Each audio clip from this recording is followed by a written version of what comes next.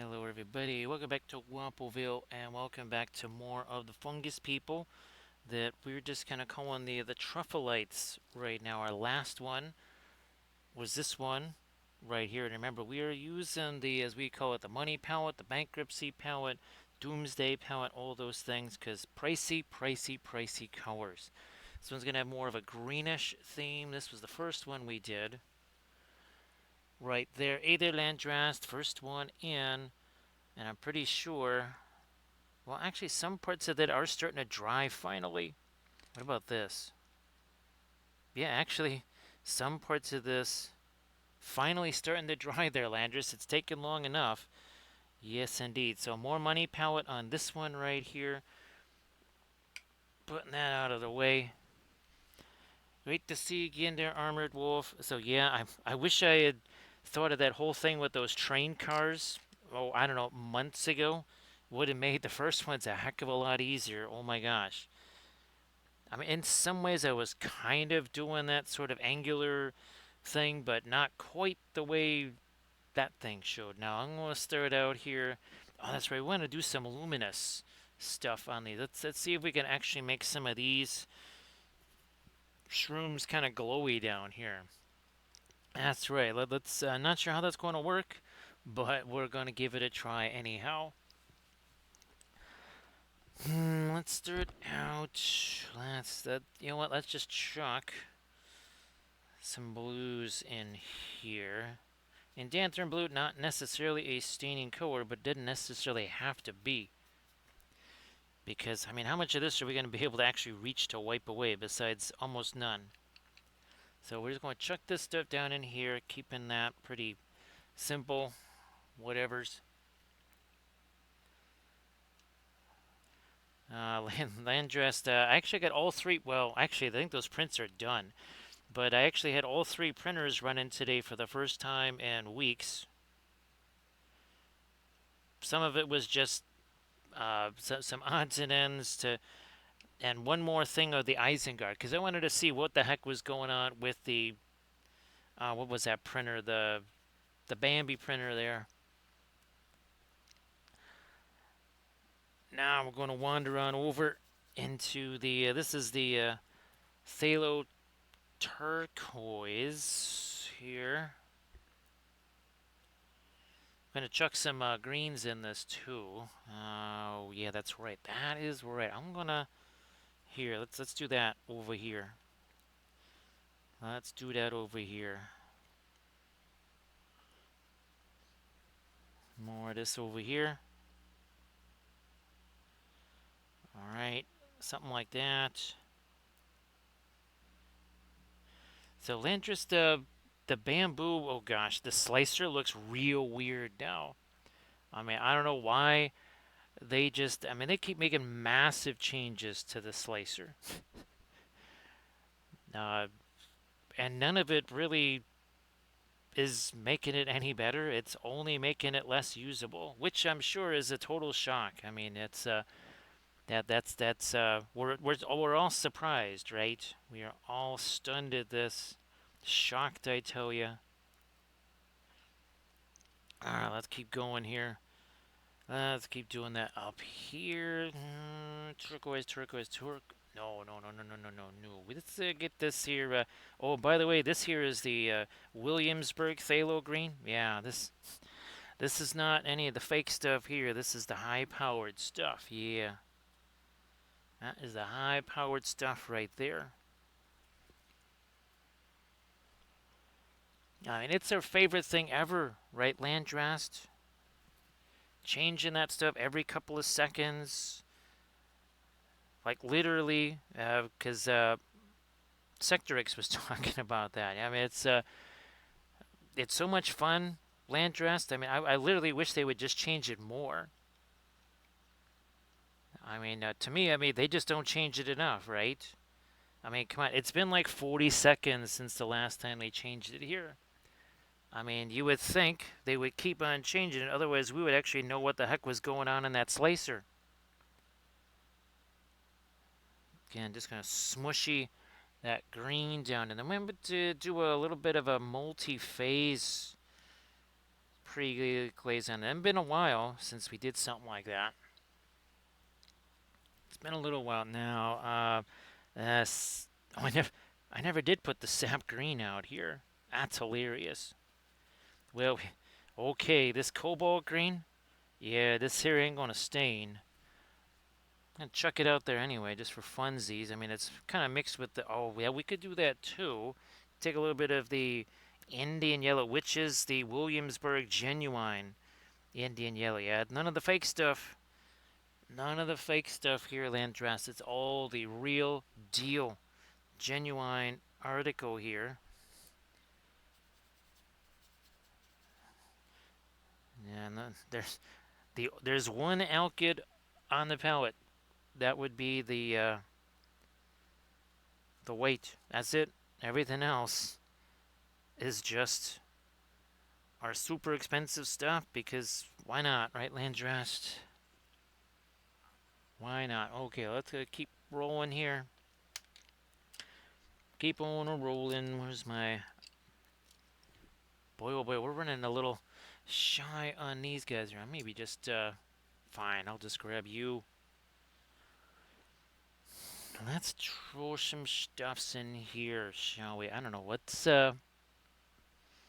roll like this. Oh, well, there you go. That ain't gonna be cheap.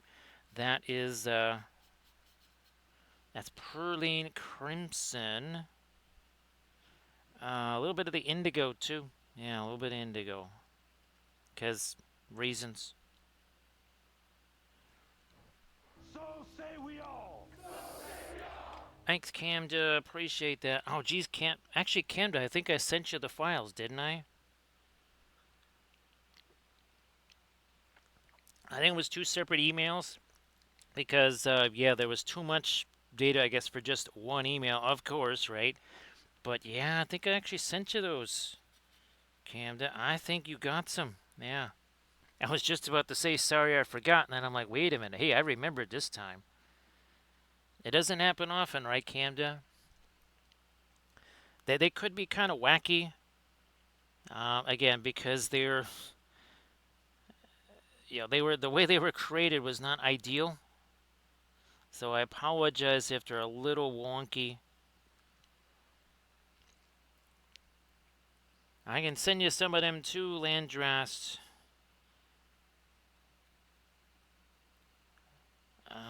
Let's keep on rolling here. If you want to paint some Lord of the Rings themed gummy bears,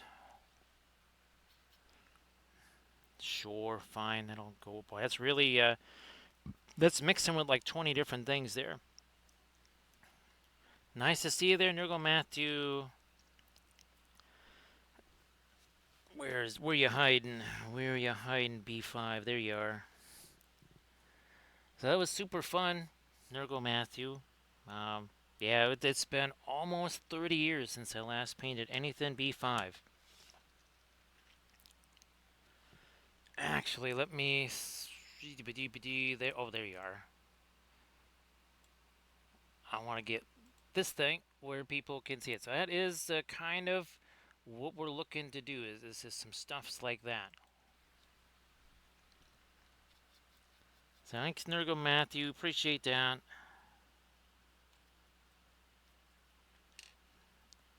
Again, none of this has to be exact or whatever's. It's all gonna. A lot of it gonna get wiped away. Oh, how's about we get some of this here? So Indian, yellow, and a little thinner. Oh, okay. That's more than I was actually looking for, but I'm just gonna do it anyhow. Whatever mixes in here is whatever mixes on here. I don't really care.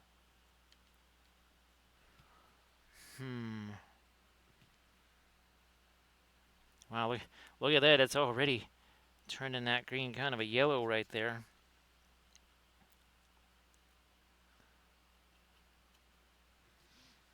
Up here, more Indian yellow. More Indian yellow. So Canada, this is more the Archvillain stuff. So the Zygomores, we painted two of them already. This was last Saturday. And then last Friday was this one right here, and it's finally start. Some parts of this are finally starting to dry.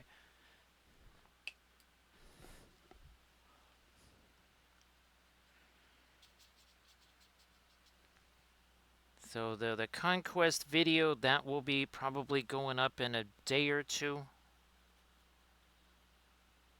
me get some of this on these dudes down in here. Yeah, I just need something on these guys. Doesn't have to be anything super special. It just has to at least be something.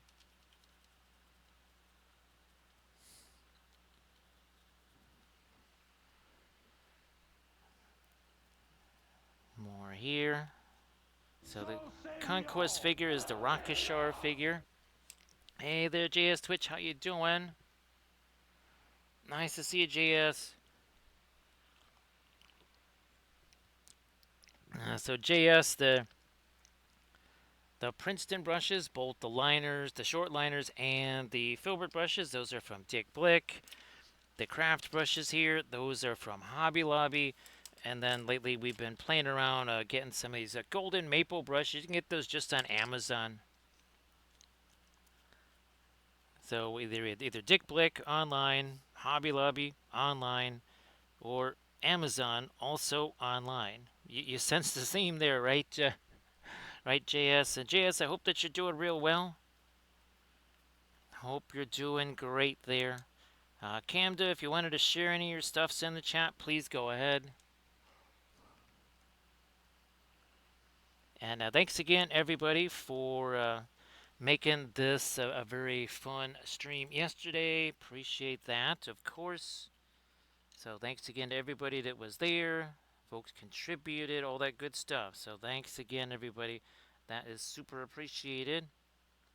Oh yeah, I think we're just about ready for some wiping away of this stuff here. Yeah, I'm gonna do that. I'm gonna wipe the stuff away. Then we are going to do actually kind of a secondary, perhaps pre-glaze almost. Let me see how that works. Scissors must be around here somewhere. Of course, it is stuck on the shelf there. Let's cut some of these guys up here.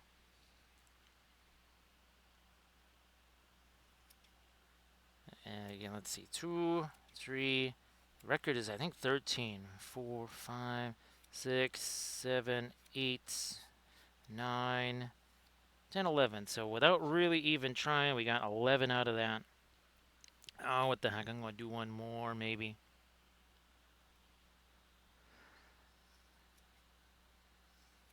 So, yeah, those crafty brushes that come in, was a set of 12. Those are from Hobby Lobby. Okay, well, that's got to be more than enough spun gaze right there. Let me see if I can find. Ah, here we go. So yeah, that's what they're gonna look like there. Again, that's just 12 now. Lately, I've been seeing them for this, which is significantly less than what they were before. So, yay us. Now I don't know if they're still like that because it was months ago when I last got those. Man, oh man, look at this. So that is the only staining red known to mankind, at least so far. That would be the Perline Crimson.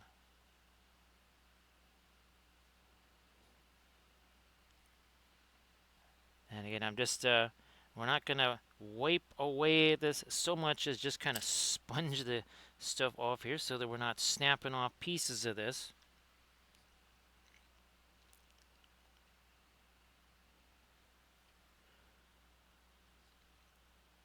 Let's also not break off that sword there.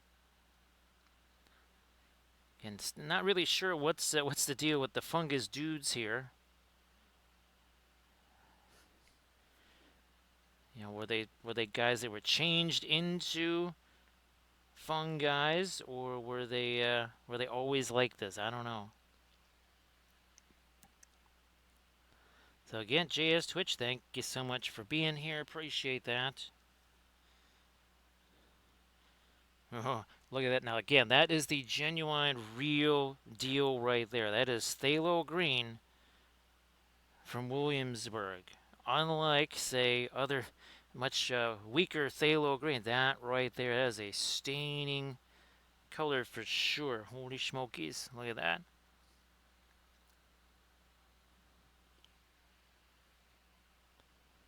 Where are we at? Here we go.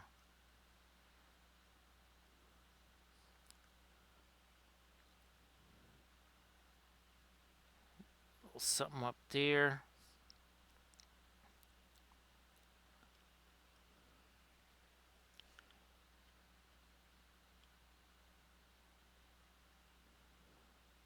More of that getting wiped away here. Actually, I don't know if I need to do another secondary round of that. I think we're just gonna start to dry brush our later stuff over the top of this and see what happens.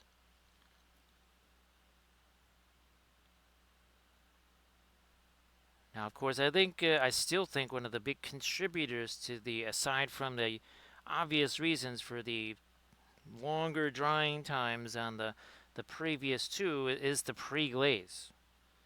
So yeah, Cam, I think that's another thing I wanted to tell that to Grand Oracle. I got to remember to tell Grand Oracle when he comes in that I think that the pre-glaze also has something to do with the extended drying times, because a lot of the staining colors also happen to be, well, Egyptian violet, your phthalo colors, Indian yellow. Those are longer drying time colors right there. So I yeah, really shouldn't be too surprised then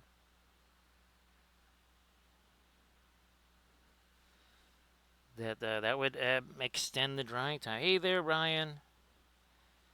So Ryan, yeah, hopefully Ryan, you kind of all the creative juices get going again, and it can be, I guess, just a little bit more of a routine.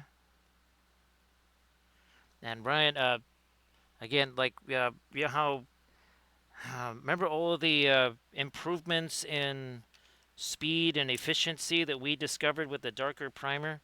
I meant to actually mention then all the messages there, Ryan. I'm going to just do a little thinner over here to try and get rid of some of this stuff. Now, I meant to actually shoot you a little message about that, Ryan, as I think that is another contributing factor, again, to the, aside from the alkyds, to faster drying times and all that sort of stuff, is the fact that there was no pre-glaze, which meant no colors that were, well, higher up on the drying time scale for sure. Nice to see you there, Dark Horse. And of course, Ryan, if you want to share anything in the chat, please go ahead. So, Dark Horse, yeah, this was our Flat Thursdays last night,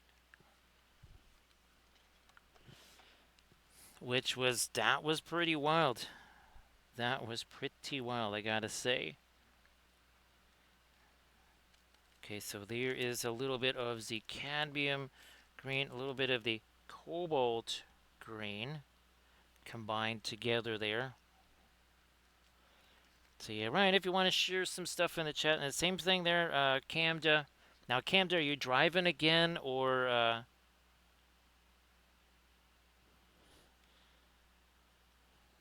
here we go. Camda, oh geez, I'll have to, if I can find it, I don't know if I can, but it's this one geography YouTube channel, and one of his videos, it was one of those that explain, why nobody lives on the western side of Tasmania and all that kind of stuff. Well, it was basically why nobody lives up north, and he and he says, well, if you say Darwin, that's not a major city. So in his nomenclature, Darwin is not considered a major city. Now, also, I was wondering about Brisbane, because well, it's like Brisbane is in the north. It is in Queensland. Everybody, check out that Instagram link that Ryan just shared. So thanks, Ryan, for posting that. Bit more of our warmer green right there.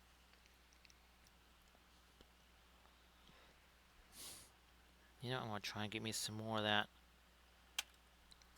over here too. Even maybe even more of the cadmium green and some of the Indian yellow.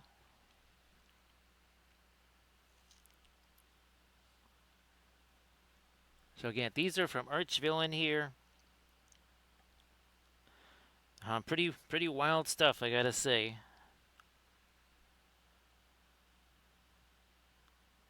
These will be all different, I guess. Yeah, there'll be some little different shrooms down there.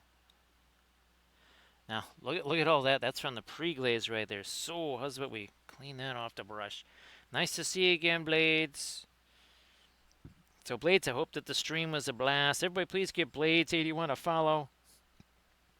Sorry I couldn't join you on the stream there, Blades.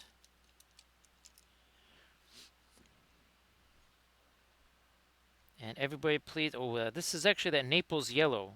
Yeah, this is Naples. It's not the Indian yellow. That is Naples yellow. I actually kind of forgot to put Indian yellow out on the palette. So we'll see what this will do here. So Blades, if you want to share the dragonfly, because you just finished that, right, Blades? Yeah, you want to share that in the chat, please go ahead. And of course, everybody, again, please give Blades81 a follow if you could. Look at that. That's like a pink highlighting over a... oh, here, let me do some of that in there. All kinds of crazy colors going on here. Lots of crazy colors. And get rid of these guys here. We don't need those. Don't need that. Then we check out that Instagram link that Blades just shared. This is the gambling stuff, Landras, that Kathy's sister sent. I can't remember if yours was Williamsburg or Gamlin. So I got Indian Yellow down here. It's the Brilliant Yellow Pale. Sorry, Valfira. Yeah, it's Brilliant Yellow Pale. That's, well, I figured we would just give this Naples Yellow a try. Again, it's not the same as Brilliant Yellow Pale. So nice to see you there, Valfira.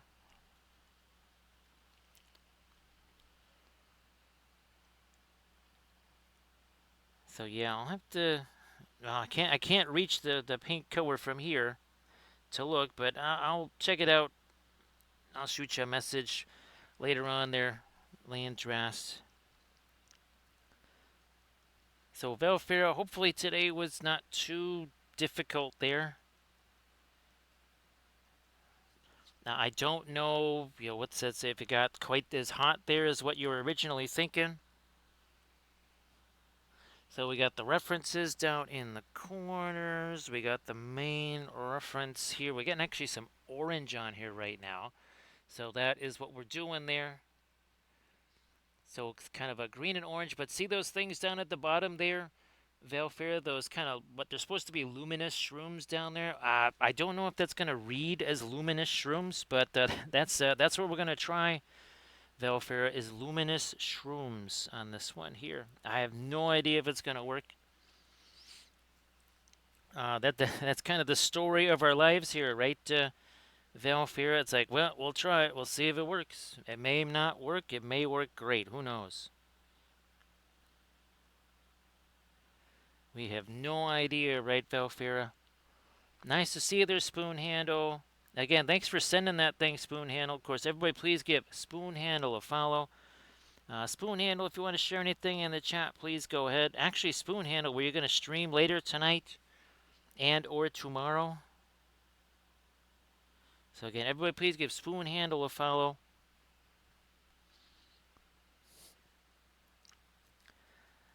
So yeah, Valfira, we're continuing the palette of doom here. Valfira, yes, the palette of doom. The palette of great cost. You know what? I'm gonna Chuck a little bit of the orange up there, just for a little bit of funsy there. Maybe a little over on him. A little something, something there. Look, look at all that. That's all of the pre-glaze getting on there now. Some more hero quest minis for spoon handles. Everybody, please give spoon handle a follow if you could. So I saw the tomatoes there, Valfera. So Valfera, I think just about again. I don't know if it was the replant specifically or if it just they just came up later. But I think almost all of the tomato stuff that I planted is now coming up. So yeah, I think just about all of it is coming up now. So that's good. Yeah, we'll see how this works out.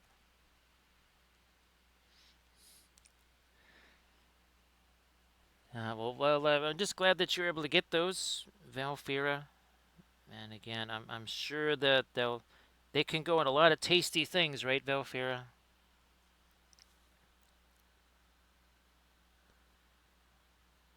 Let's not get too much of the cooler green down in there. And the idea is as many wild and wacky colors as possible here.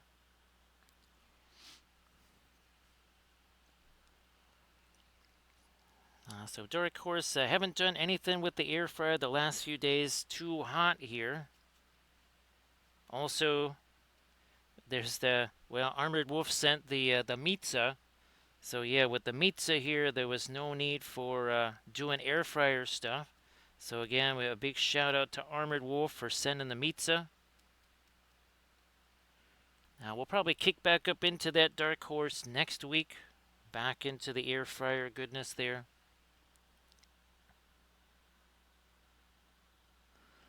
Now, where's my little glowy ones that we want to do down here?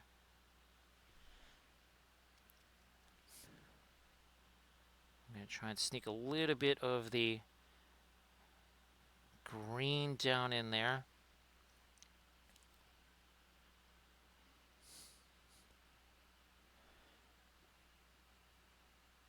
So we started out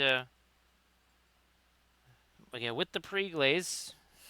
You can see a lot of the after effect of the pre-glaze right there.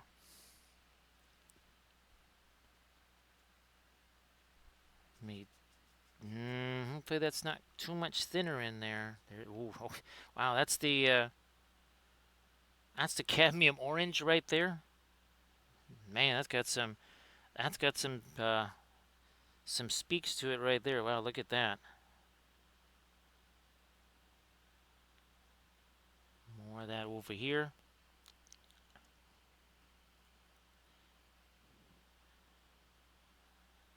That the autocorrect monster is unforgiving, right, Valfira? Yes, the autocorrect monster spares none. Valfira, yes, he spares none. He goes after everybody.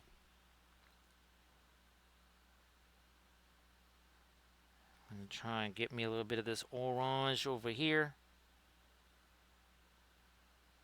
Just because. Maybe a little bit more of the yellow ochre. Just because. Changing that up a little bit.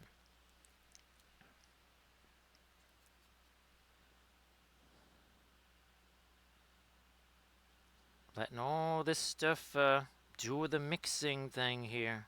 Because why not?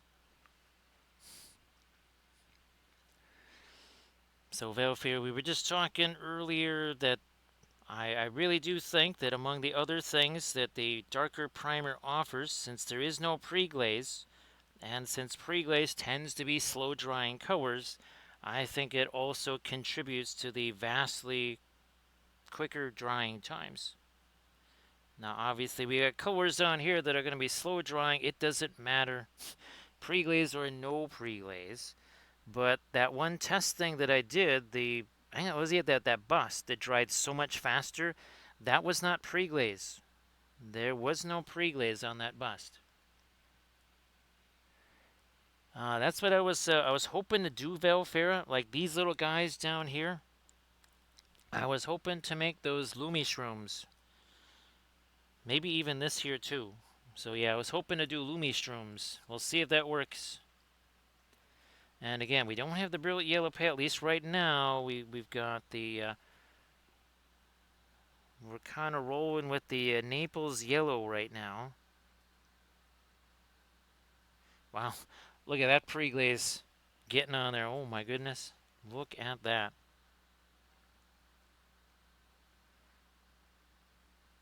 Because we weren't able to wipe too much of that away. Because, well, getting sponges down there a little bit of a challenge. Okay, now we're starting to see some of that. Nice to see you again, Shrugs. Well, it's still a happy Friday here. So happy Friday there, Shrugs. I hope that you're doing fabulous. Hope everybody's doing really, really, really good. Where's my... No, no, no, no. I want the phthalo green here. Let me try to start hitting some of these shroomies here. Again, as almost sort of luminescent as if they are casting some light here. Down onto the, maybe up this way too, but maybe even this over here. So Shrugs, I don't know if you had a chance to see the 2D stream last night. But this is what we did last night. That was first time I'd had a chance to do a B5 painting in a very, very, very long time. So that was super fun last night.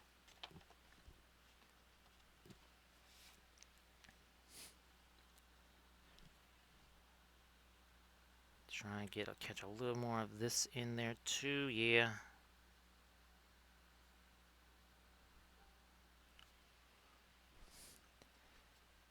Yeah, it had been a very, very long time since we last had a chance to do anything B5 related. I had to kind of do a little bit of a thinking about, okay, what exactly did the station look like? As had to go down memory lane quite a bit there.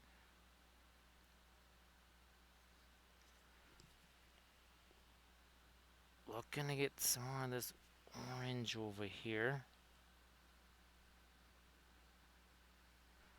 Some of that down here too.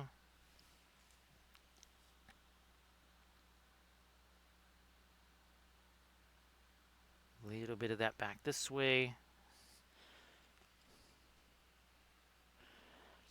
Thanks, Rugs.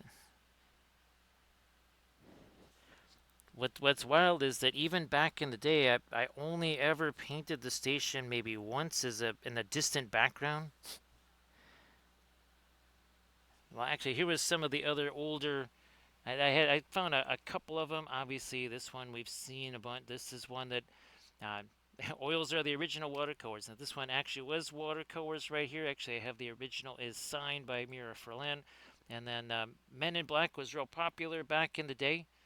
So did Minbari in black because, of course.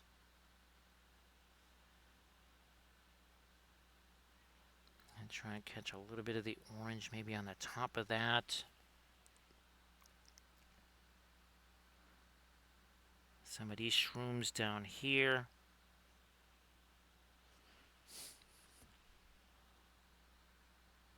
Nope, that's way too much thinner on it. Let's back off of some of that thinner right there.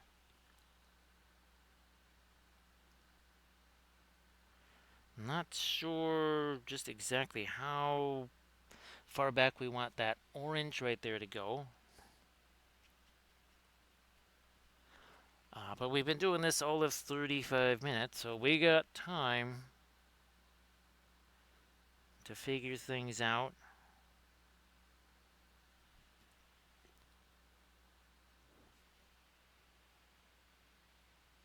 These are just regular resin prints right here. The FDM stuff, that's only for the really gigantic miniatures. Well, the really gigantic, more like the busts, really. That's kind of the primary usage there for the FDM printer. So yeah, not these little guys here. I don't even think these would work. Well, there might be a way to print those super gigantic on the FDM printer, but I think a whole bunch of this stuff would disappear. Or the forest of supports would be so hard to get through that you just, well, wouldn't be able to get through it, and you'd have to probably kind of abandon that idea. I don't really see that working. And again, if it was really, really, really super gigantic, it might work. But boy, it would have to be really gigantic.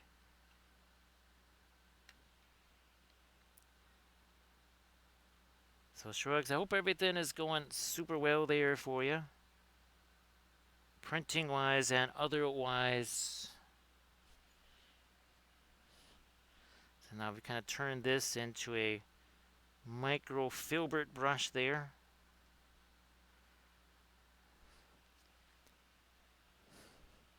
Yep, micro filbert time.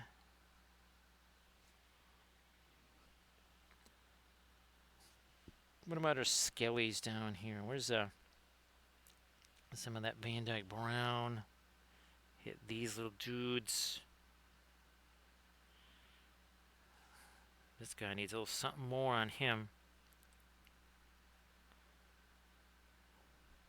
Not much there.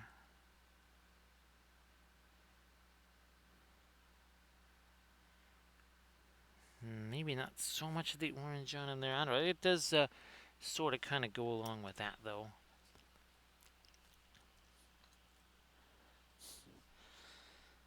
Shrugs, one of the things, well, let's see.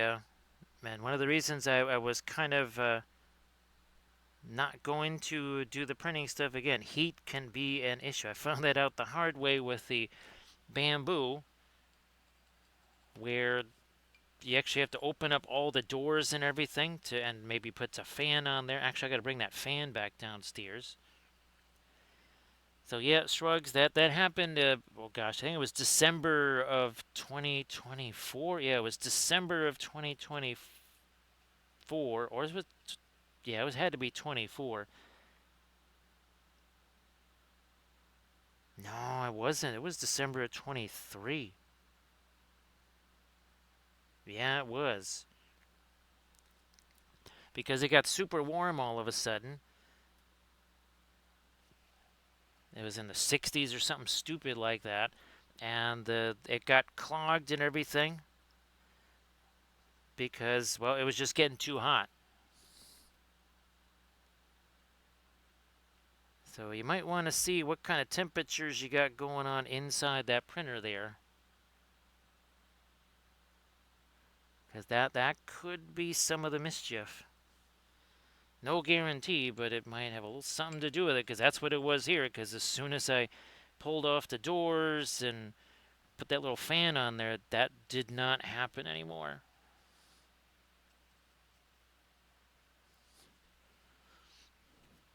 So yeah, you might want to do a little double check there on what the temperature is around your inside that printer there.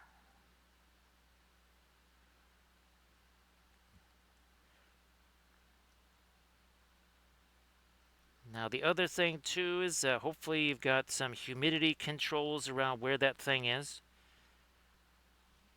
I basically have about 10,000 square feet worth of dehumidifiers in an area that is definitely not 10,000 square feet. It is significantly less than that. And all that is to try and make sure that there is no that we don't have untoward amounts of humidity and all that kind of stuff.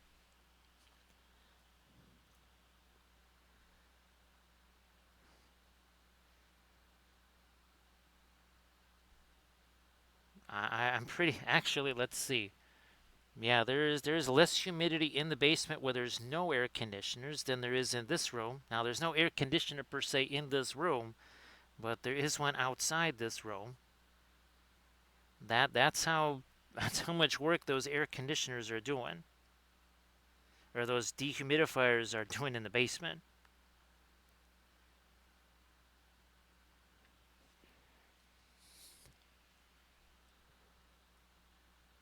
So yeah, maybe giving that a little bit of a check, not the worst thing in the world to do.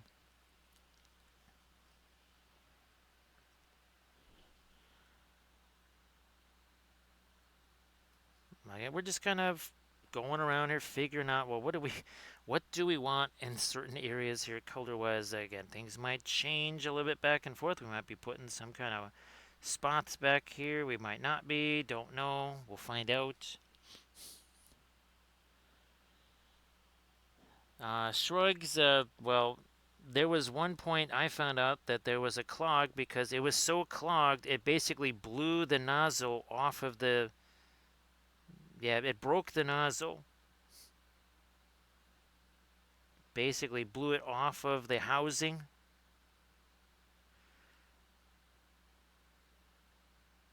So, yep, that was another one of those hard lessons learned. Nice to see you there, Sector X.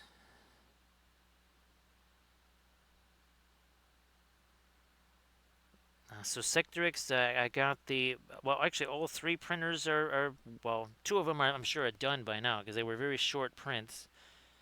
But the bamboo, I got that going again. Very first thing when I turned it on was like, oh, there's a firmware update. So did that. The slicer looks really really weird.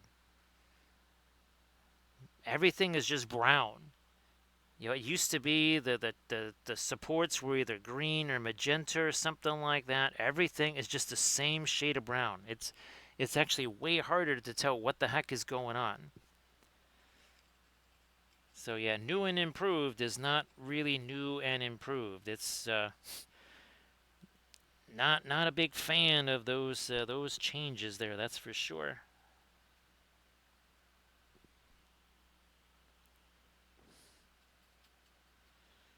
So yeah, why they chose to do all that malarkey, I have no idea. But it definitely makes it less convenient to work with. I'm sure that was their goal. That's pretty much been their goal from the start is, well, let's see. There's got to be, we can make this less convenient to work with. There must be some kind of way.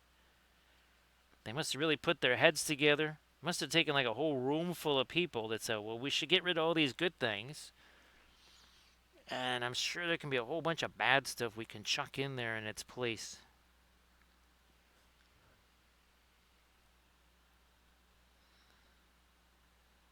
Yeah, it's just becoming a bigger and bigger virus, right, Sector X?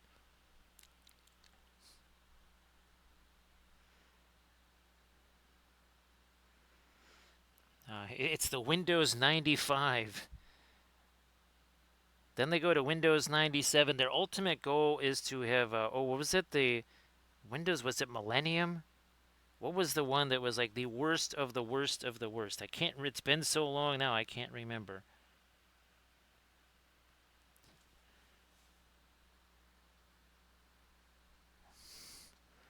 Let me lighten up a little bit more down here. Again, that's just using this, that's Indanthrone blue. Again, just looking to find as many different colors as we can in here.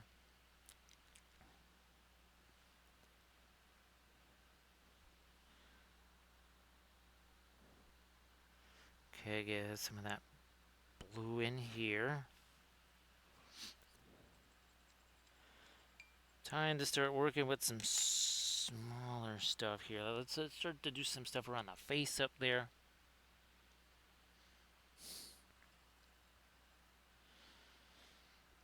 Naples yellow, cadmium yellow. Okay. Well, there's a combo we've never really had before. Let's see what happens. It has Naples yellow, cadmium yellow.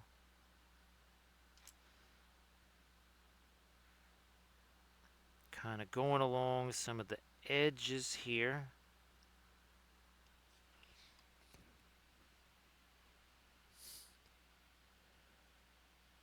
Yeah, no rubbing alcohol on the plates there for sure. Just I don't even use soap most of the time. Most of the time, it's just water. Same old glue sticks. Just get them off of Amazon. Don't even remember what they're called. Not even sure they're really anything all that special.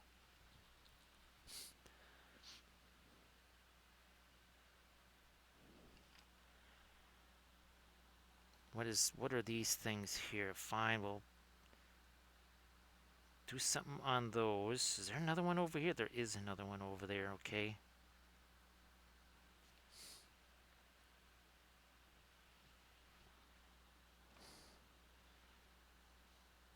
Let me see if there we go. Maybe if I put my thumb this way, I can try and get something lighter on that.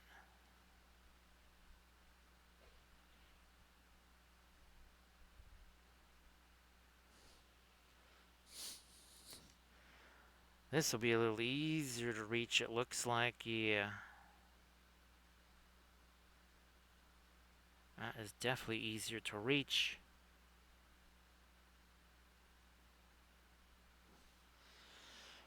Let me see. 47 minutes ago, how much color did this have? And how much paint did it have? Oh, it had none. There was nothing on here whatsoever. Nice to see you there, Night Whisperer. Everybody, please give Night Whisperer a follow. So, Night Whisperer, if you want to share some of that stuff in the chat, I know you got a whole bunch of fun things to share. Also, everybody, please give Night Whisperer a follow also while you're at it. So great to see you there, Night Whisperer. Yes, I'm pretty sure you get. Was it the first one or the second one, Night Whisperer, of the truffle lights that you got to see there? I know it was one of the two. And again, we appreciate everybody last night that helped make the birthday stream a spectacular event. So Armored Wolf, I finished off. It must have been the caramel frosting cake. That one, that's all gone now.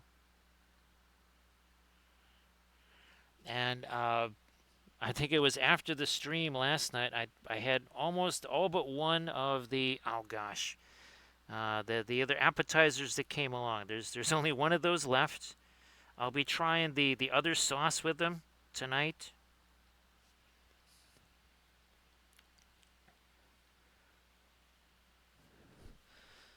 Sectory, well, actually, Sector X, most of the pizza went into the freezer.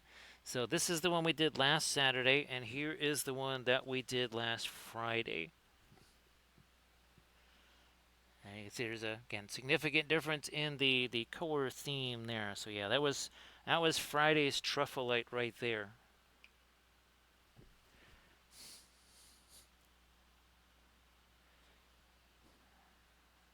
So yeah, Sector X. Some of those supplies went into the freezer there for further rations or for future rations there. And of course, Night Whisper last night on the birthday stream for the first time in a very long time. 2 million tons of spinning metal all alone in the night. Yes, indeed, a place for wanderers, diplomats, and adventurers. So last night was indeed the birthday stream. And again, Armored Wolf kind enough to send a pizza. So we very much enjoyed the pizza, the glorious pizza. Thanks, Shrugs. Appreciate that. See you in a bit there. So Cam, again, I'm glad I actually got you those files. And Cam, to have fun with the kids there. I'll shoot you a message after the stream, of course. So yep, Armored Wolf, bestest moderator on Twitch, of course. That is indisputable.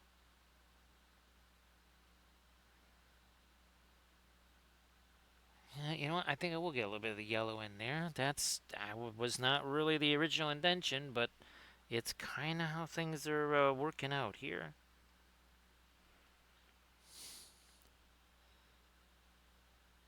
So have fun there, Cam. I'm sure you will.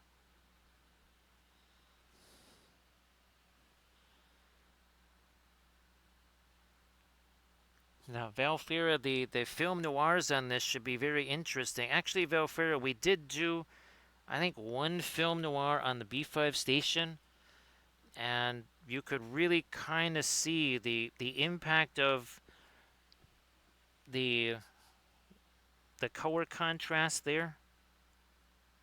Uh, the edge contrast. Sorry, that was you could really see that came to the fore for sure on that one. So yeah, Night Whisper, I really, really, really loved it, and again, I was showing off some of the other B5 stuff that I did years ago. Again, really, really loved the B5. That was a definite favorite of mine.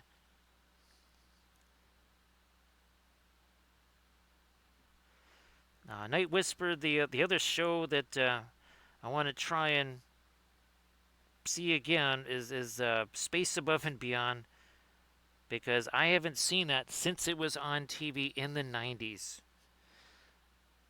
So I've pretty much forgotten a huge portion of it, so it'd almost be like something brand new.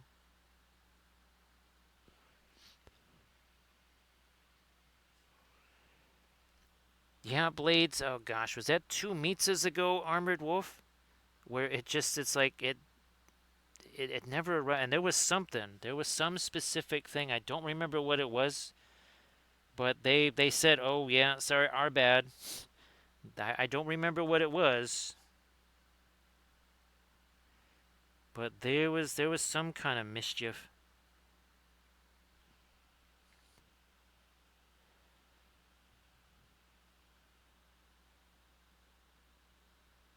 So yeah, Night Whisper.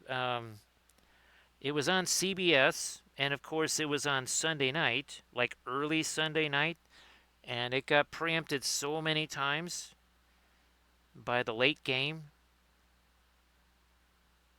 And you have to figure, Night Whisper, that was before, every game took 7 hours to play because every play gets reviewed. It's like they called a timeout. It was it was a run up the middle that got no yards, and he was clearly tackled after no gain. Well, we got to review it. We got to review that spot.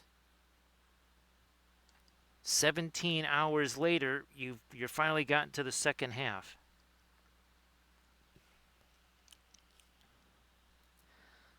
Yeah, I think it actually didn't work out so bad, Blades, having it the next day. I forget what it was, but it actually kind of almost worked out a little bit better. I don't remember why, because, again, if it was more than 5 minutes ago, I'm not going to remember. Actually, I'm not sure I have the 5 minute memory span anymore either.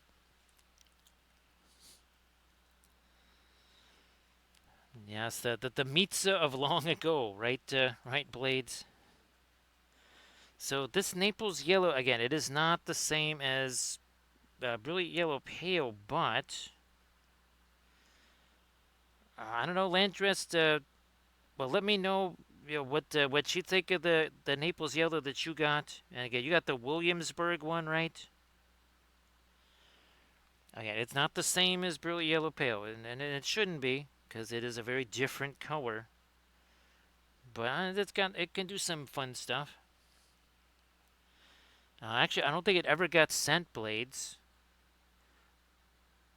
That was my first thought, blades, is that somebody got a Mitza on the street instead of on my street.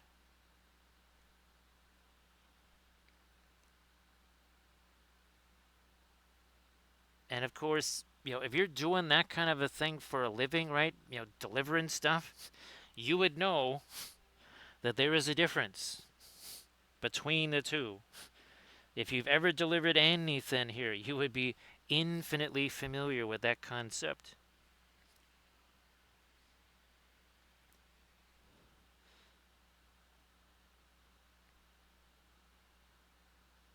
Now this is going to be interesting down here. I really want to try and make these things as luminous as possible here. Let me see if I can make that work. We're going to have to do another little greenish glaze down here then, if that's what we're doing with these. Also got to start making this here lighter. Let's start making this lighter here. Oops, that was too much. Let me take this again. This is the wow. Yeah, this cobalt green is very interesting. That is really interesting. That see, I don't want I want the Indian yellow. I wanted the. Let's try the Candinium there. That's the Roman version of cadmium. All right, now we got some of this and some of that. Okay, we got a few little different things here. Blades, those were really amazing. And again, like I said on the stream, I figure, okay, cake, it'll be a piece of the tiramisu like usual. It was a whole separate bag. It came before the pizza did, and it was what's well, like I was saying last night, the cake part of it. I mean, usually, okay, frosting, it's you can make that taste pretty yummy, but here the cake portion of it was really fantastic.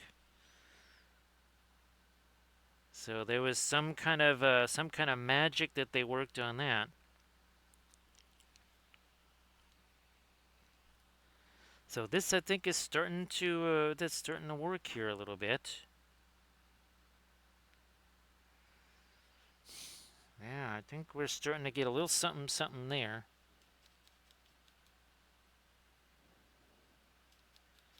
Now this is the cool. I think that's actually some of the brown with our Naples yellow here.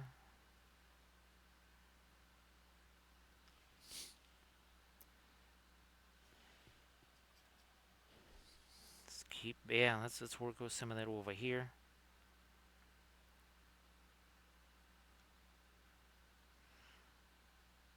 Down here now, even more the Naples yellow.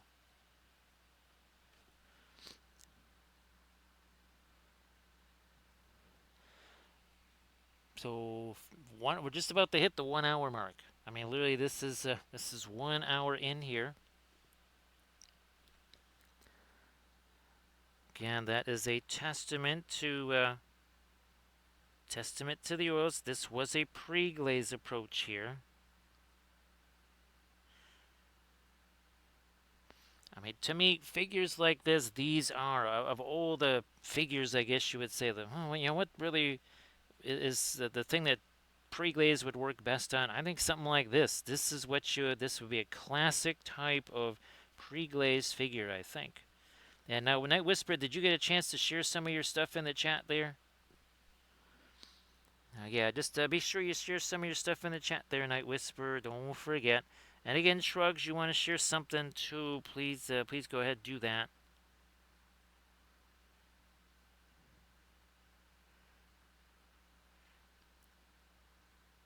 So yeah, Dark Horse. It was super fun painting that B5 there. Actually, Shrugs. I wanted to see if I could find me some Battlestar Galactica images to paint. I actually do have a Babylon 5 Earth Cruiser, and I also have, and I'm pretty sure it's, well, new BSG Battlestar Galactica. I even tried to print it out, but I'm pretty sure that was before I had the any cubics. So I'm gonna see if I can find that.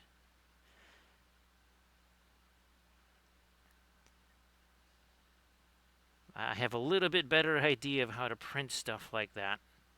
And that might, who knows, maybe that's something I could also utilize the FDM printer for, like printing some of the really big parts of the main hull or something like that.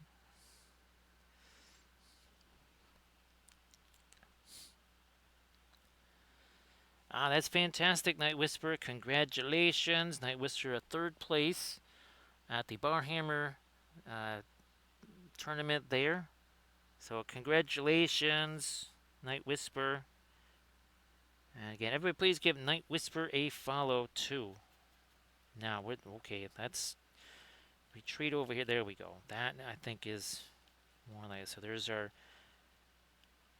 Perling Crimson mixed with that same Naples yellow. Again, I don't know if that's a series 2 or 3. It's the Gamlin version. So everybody check out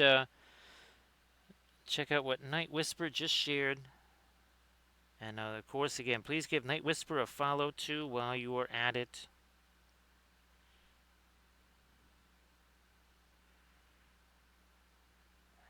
Yeah, we're just underway here. We're kind of fewing our way around this sand. Okay, what do we want to throw over here? What do we want to throw over there? Might make it maybe like a pearline red out on the palette, or that permanent crimson. Maybe we throw that out there at a certain point here. See if that might add to some other things we're trying to do. So everybody check out the Insta link that Blades just shared. And again, everybody please give Blades 81 a follow. Now here we're actually taking that cadmium red light, mixing that. We mix some of that with our Naples yellow.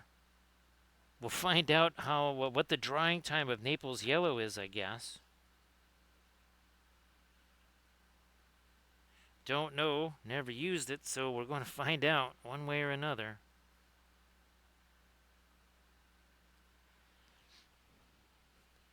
So everybody check out that again. That's the dragonfly there that Blades just posted. Come on, more of the white here. Let's break that down a little more.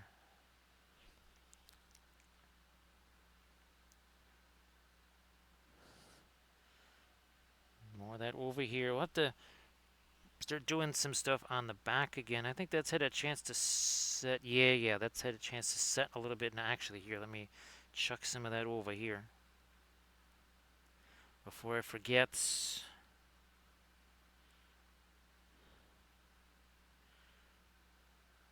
We're here on his arm.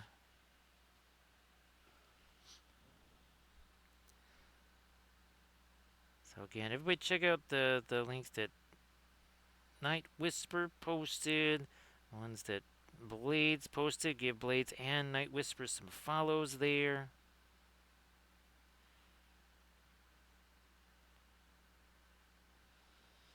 So again, now we got almost like a skin color going over the top of that green.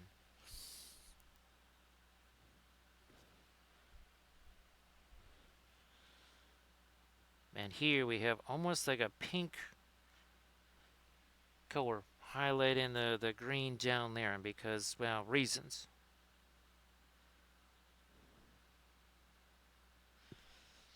Get back into this Perling Crimson here.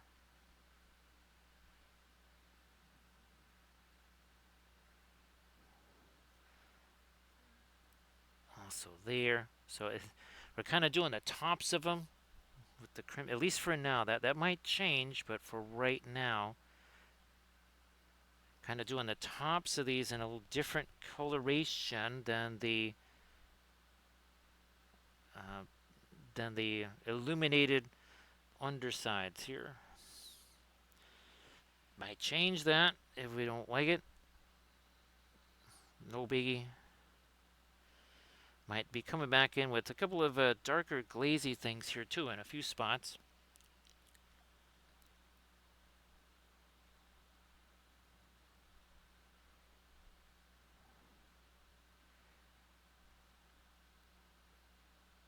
More of that red up there.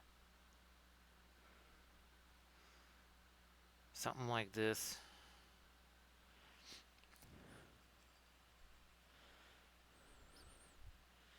Orange again. Maybe with some of our cadmium. Let me see what this looks like. These are a lot of these are combos that I've either never used or haven't used in so long. Maybe a little bit more of the orange, a little less of the yellow. I mean, they are both cadmiums. By the way, both of these colors.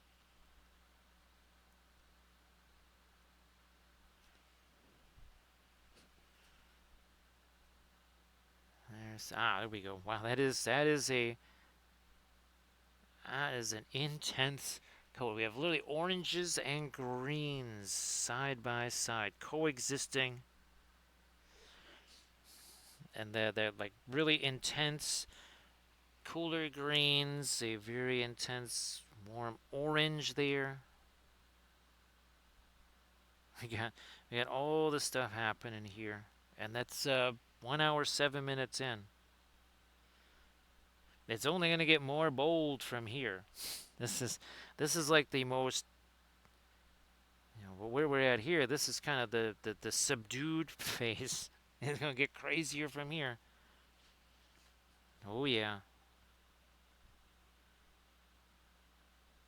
Try and sneak me some of that orange up into here if I can.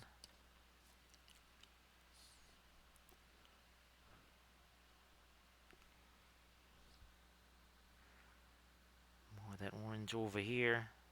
And whatever these things are. And now down here.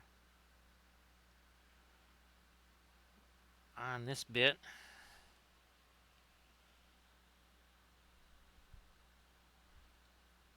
A little too much thinner on there. There's a little more thinner than I wanted on that brush. No big deal. Again, we're barely over an hour into this. We got some time to do stuff here.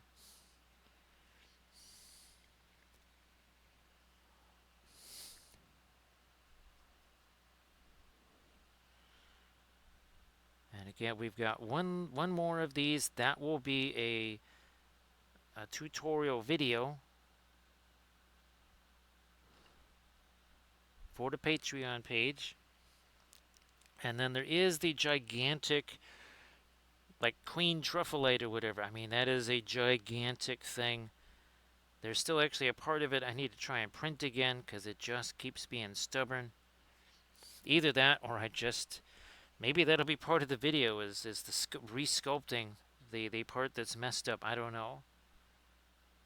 That could actually make it an interesting video then. I've tried printing this part out twice and I refuse to print it out a third time. That's what the series will be called. Alright, let's keep going with some of our lighter orange now on this side over here. Again, we might try to get ourselves some spots in there too. And I'm thinking actually I like the idea of the luminous green spots instead of necessarily the orange. So I'm going to be curious to see how that looks. Now again, this is covering right here only because we gave that a chance to set. There's also a difference in the consistency. Thin over thick, vice versa. Now, Night Whisper, geez, I don't. I know we've been talking I wasn't sure if you've had a chance to really kind of play around with the Paul Rubens Alkids yet. Really give them some exploration. All right, let me go back to again the luminous green, which I think should also maybe be on the cooler side. Let me try this. Let's see what happens with this right here. So that's the Naples yellow, and that is our phthalo green combo there. Let me see what happens with that.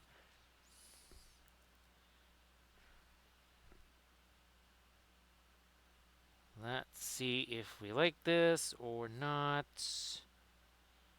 Maybe it'll be great, maybe not so great. Also going to try and break this down a little bit too, I think. After this stuff has a chance to set, we're going to do the same little trick there where we kind of tone it all down, right? We take a blending brush to it and we soften the edges of them.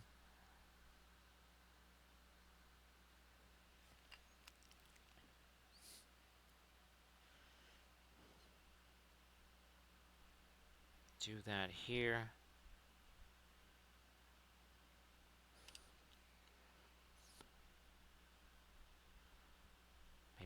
Maybe even some bigger one. I don't know. Maybe, well, let's see.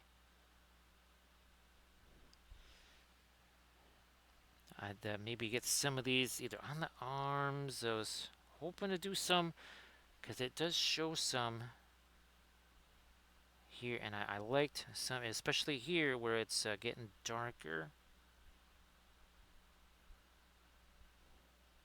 Nope, those all got way too regular. So we have to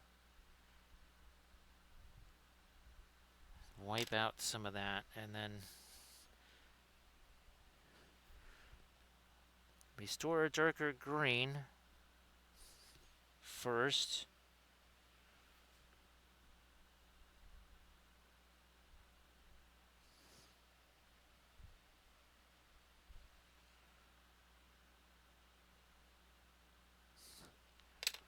Alright, let's try this again, see what happens.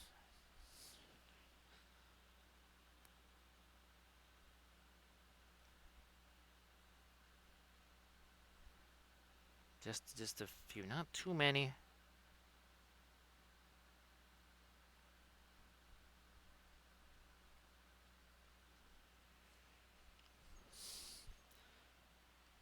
I can still go lighter than this if it's needed.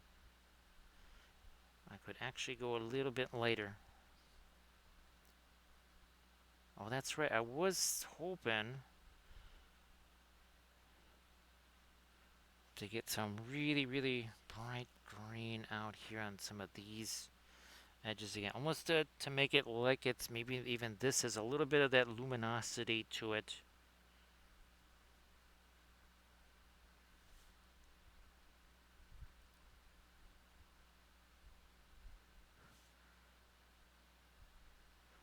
And yeah, just 1 hour 13 minutes. That's it. We again did do some pre-glaze on here.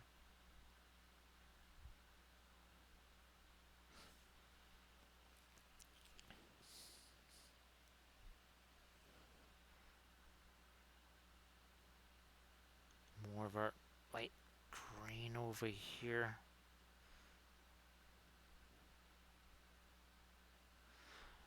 Then we'll do like some kind of a darker green glaze thing in there. The same kind of stuff we normally do when we're trying to have some source lighting.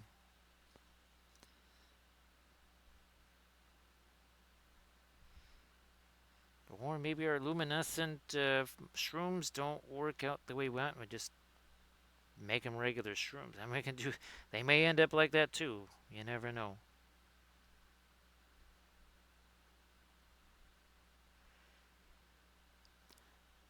I mean, we've already made changes to this even in these early stages, so why not be able to continue that?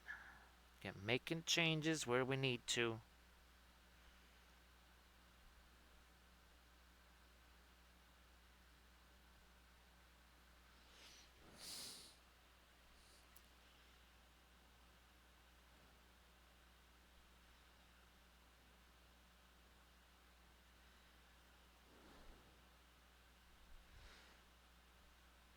Actually, I don't know, Armored Wolf, the whole class thing. I wonder if I'm just better off bringing, let's say, like the Paul Rubens, bring in some of the really big FDM printed things, and then just almost doing more like a demo or something like that instead of trying to do a class per se.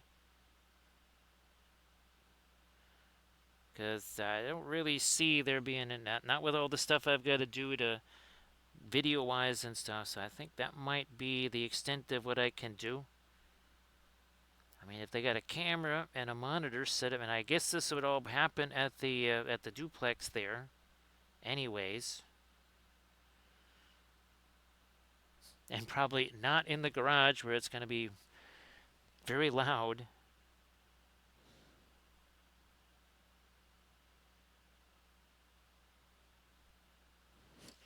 I think that's about it with what we can do with those. Now let's get something here on these blue areas. We're going to take this. Where's me white? There it is. Start breaking this down. That is the Indanthrone blue and the white together.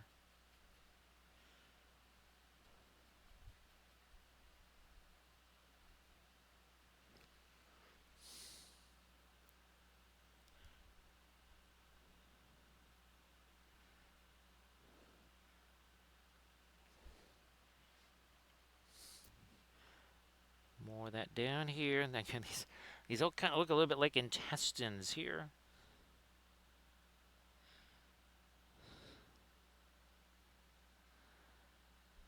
Make sure to give these kind of a bluish tinge so that when we start working over into this green here, shows up that much more.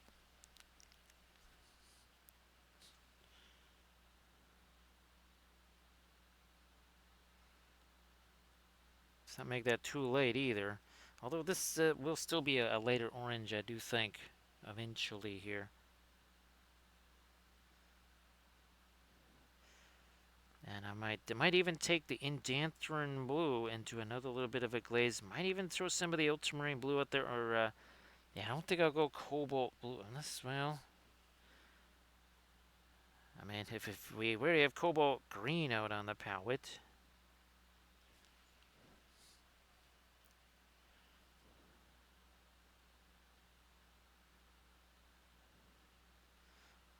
More of that out here. Okay, fine. Some of the blue's gonna get on the ground then. Whatever.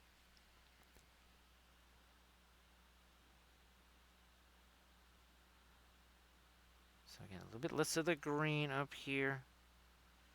More of the blue.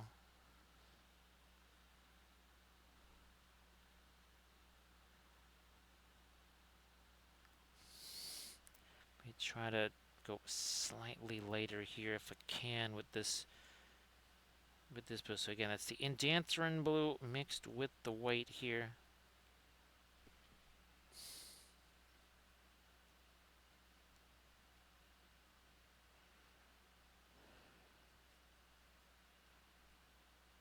All right, Mortis.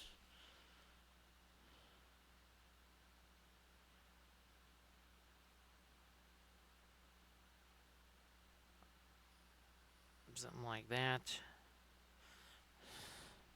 That might be getting a little bit later than I wanted it to be.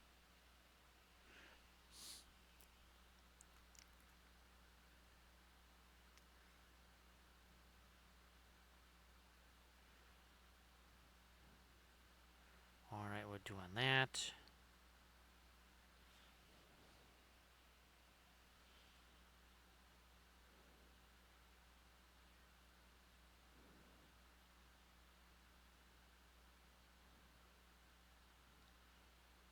More of that here. Okay. Turn them over. I want to see, maybe I can get some of this blue on these guys too.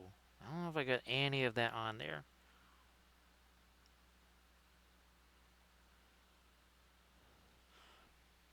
So yeah, who knows? Maybe we throw some more of the cobalt or some of the cobalt blue out on the palette. Maybe we'll try that.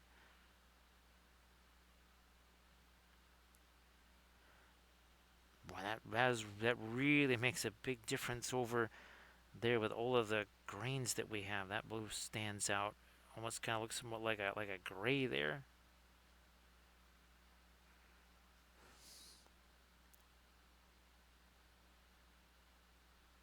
Some of that blue all the way back in here. And again, didn't really bother doing any kind of a wiping away of this indenturin blue back in here.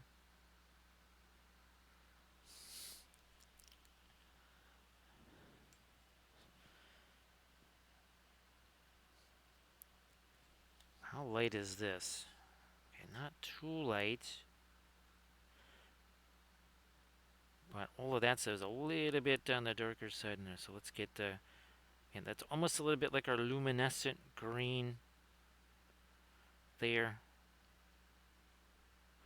And that's what we're really trying to create down here. And I think we'll still have to try and make that even lighter if we can. Well, I think we can. I think so. I don't think we got too much of a light down there yet.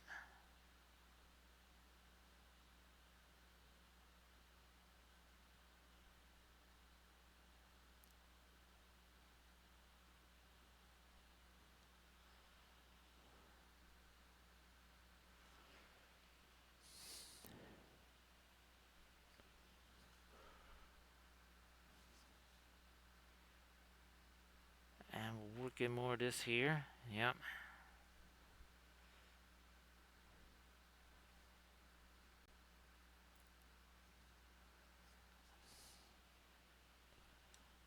Let me try this. Yeah, more like what we've got over here. So, try this. We're also going to say hello to Wicked Minis. Something wicked has just entered the stream. Everybody, please give Wicked Minis a follow. Of course, Wicked Minis, I know you just finished your stream, so you don't really have too many photos of what you were just working on, unless you want to skedaddle off to the photo booth. But you got work in progress or whatever that you might want to share, please go ahead and do that. So, Wicked, this is number 3 of 4. We call these the Truffleites. They're from Archvillain Miniatures here. Last Saturday we did this one. So you can see a very different color theme there. And last Friday, so 1 week ago, that was the very first one. There just might be one or two bright colors. Oh, and by the way, we're calling it the money palette because we are using some expensive colors. So yeah, this is from Archvillain here, and again, here's kind of the theme that we're working towards. What we did was we took as many pictures of fungus and tree fungus and mushrooms we could find, and chucked them all into the mixer there, and said, okay, come up with a color scheme for this figure using all these crazy shrooms. And this one's supposed to have kind of like the luminescent shrooms as well. Thanks, Wicked. Now, last night was our birthday stream, and we did something we have not done in a very, very, very long time. That would be this right here. So we painted this one up on stream last night because B5 was my favorite show. And this is the Babylon 5 station right there. So we had a blast with that. Now, the week before that was this right here. That was Hobbits in Space. And then the week before that was this here. 1 second. There we go. This was our Battle of Midway observation. So we had flat tops for a flat Thursday. There's oh, and also too. Here's this was also part of that observation week, and yes, there's no decals there. Those are just painted straight up the old-fashioned way. Because yeah, yesterday was well, it was our birthday stream, so yes, indeed, there we go. And everybody, again, please give Wicked Minis a follow if you could. And of course, we've done plenty of our 1/1800 scale ships. So here's another thing that we did not too long ago. I think this was 2 Saturdays ago. We painted this. That is from Bellinnock right there. Oh yeah. Then there was the Linseed Racer. We painted this on of course Indianapolis 500 Day. So yeah, there's the Linseed Racer. That was super fun. Well, yeah, all kinds of wild and crazy colors here. Wicked Minis. And again, if you want to share anything in the chat, please go ahead and do that, of course. And appreciate the raid as always. Wicked Minis, I did not. I was running around so much, I didn't get a chance to go see what people were streaming. So we've got. We don't actually have the cobalt teal bluish, do we? We've got Perline Crimson, all series 6 of that. We've got Pyrrole Orange, all series 7 of that. We've got Cobalt Green. I think we might be putting Cobalt Blue out here. There's 3 different cadmiums: cadmium red, cadmium orange, cadmium yellow. Actually, no, 4 because there's cadmium green. Again, if you want to share the NIDs there, Wicked Minis, please, again, go ahead and do that. And again, everybody, please give Wicked Minis a follow if you could. So basically, Kathy's sister sent me a whole bunch of these Gamlin paints that she had, and there was all kinds of really expensive colors in there. So I thought, okay, well, we have to use these somehow. They can't just be sitting there and unused. So we just figured that of all the miniatures, these Archvillain ones, actually, Wicked Minis, I've got the really, like the big boss lady printed out, which is like 10 of these together. Hey there, Slang. How you doing? Everybody check out that Instagram link that Wicked Minis just posted. And again, please give Wicked Minis a follow if you could. So Wicked, again, great to see you.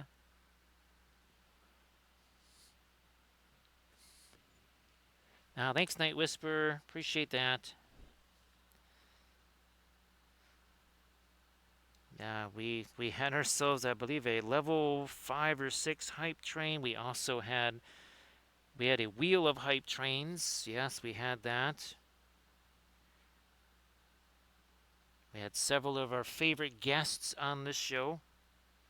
I think even Prinkles showed up at one point. Actually, Bobo made an appearance too.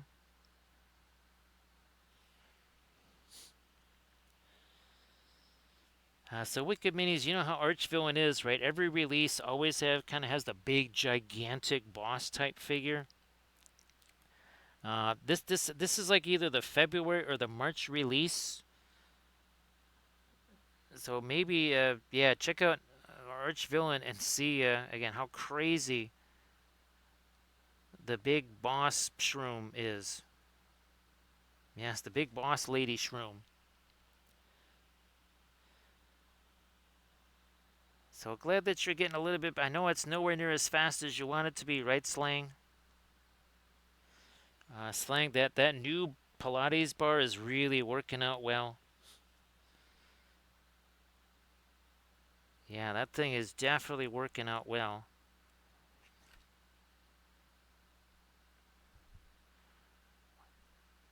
Definitely a little bit more reliable than the old one, as in it's probably not going to snap on me like the old one did.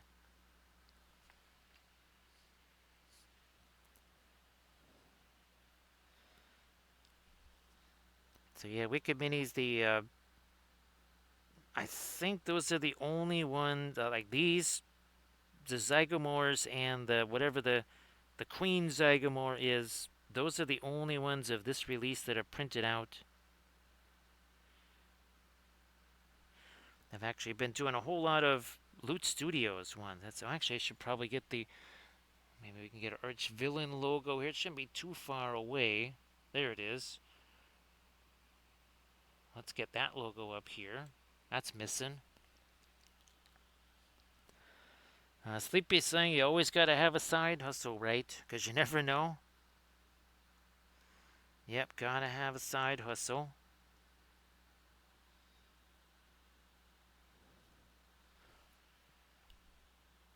I don't. Let me put these over here. Just a couple of these, maybe. Is that going to be too? No, I don't think so. Just a couple of them there. Nah, that's not too much. I don't think. We can always make those a little lighter.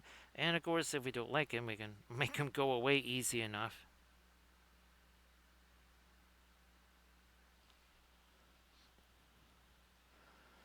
Yeah, Wicked. I don't know if I think I might have had a few of the Archvillain sci-fi figs. They might have like been a promotion or something. Maybe it was those some of the very first sci-fi figs, but I don't have any other ones of those.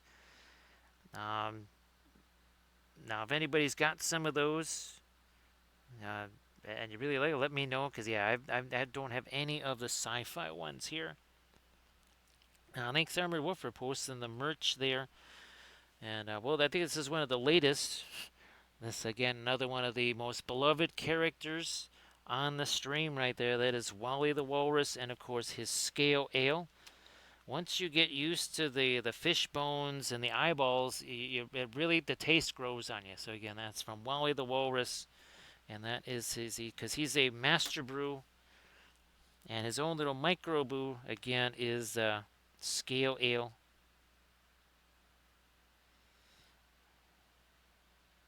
Now that should be interesting.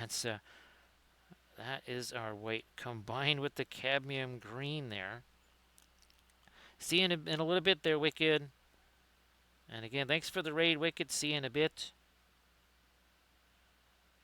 Breaking this down. Let's see if we can. Oh, yeah. There we go. It might still need a little touch of our phthalo green, though. Let me try that.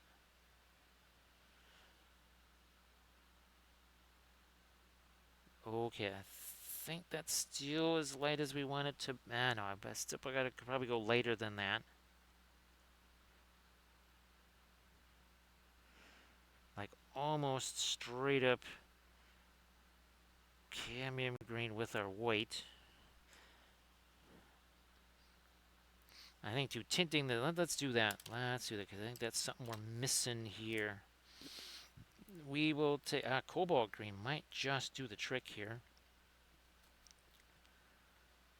Cobalt green. Okay, yeah, there we are. Maybe that might just be the missing link here.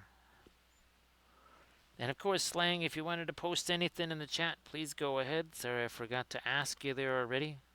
But yeah, you wants to post something, go ahead. And yeah, hopefully it won't be too long now, Slang, before you can kind of get down to painting again.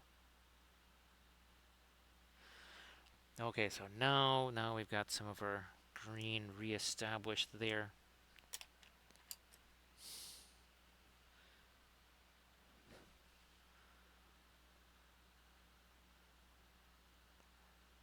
Pop some of this back into there for the time being.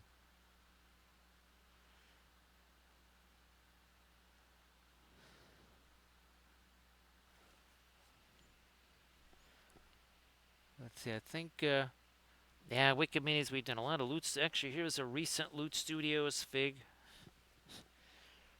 We've done a ton of these for sure. And, oh, and actually, if you check out the recent Insta post there, I think of, well, let me see, do we have the, oh yeah, that's right, there was a, that was one of our favorite Loot Studios figs of all time right there. Really enjoyed doing that one.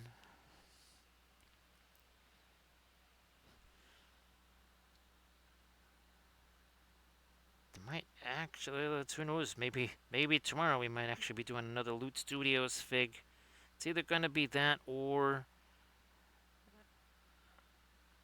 what was it, a Bellinok bust. It could be something like that.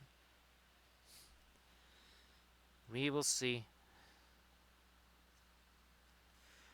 Oh, that's right, this gotta be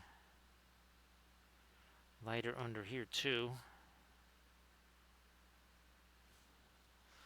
These also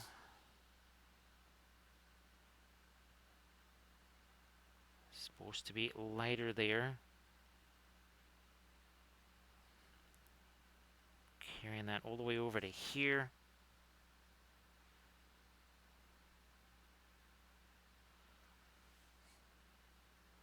maybe some of that down here.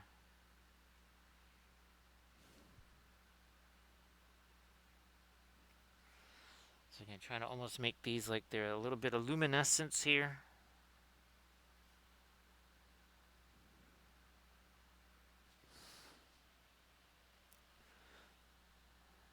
Perhaps even carry that onto his shroomness here just a little bit.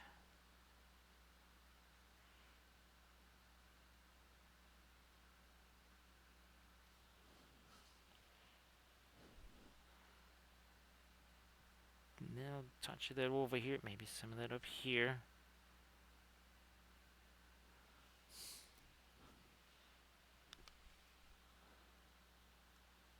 All the way up here with some of this lighter green there. All right, what's happening down over here? I think we need to get some of this lighter green to spill out over here onto this. Again, the idea is to kind of have this be illuminated here by these shrooms.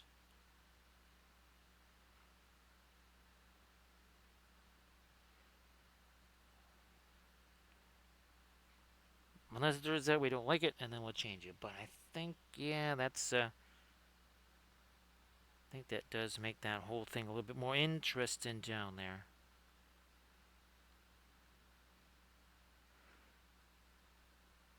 So also it's nice little compliment again to all the reds that we've got there.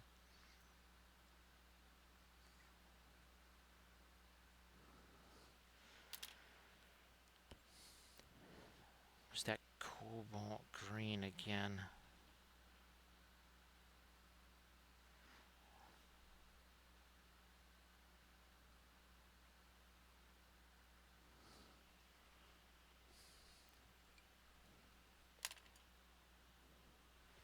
Continue with this later stuff.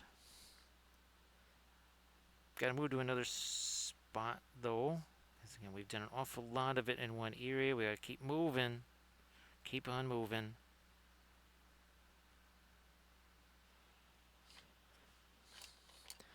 Now here, maybe some ginger greens. We'll take that Naples yellow, mix it maybe with some of this again. No, no, no. I want a little more of that and maybe some of our brown again. Come on, more of that. There we go. That's a little bit more of the Van Dyke brown there. That's a very dingy color now.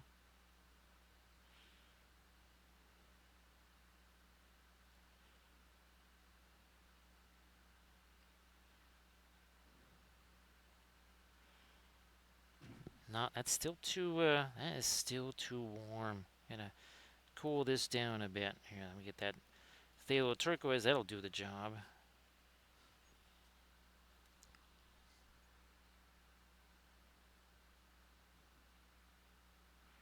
That will do it. Whatever this guy's face is made of here. Again, I think zygomores, what Archvillain calls them. We just call them the truffleites.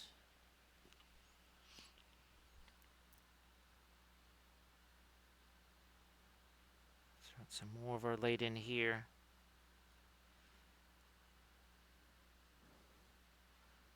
Also up there now.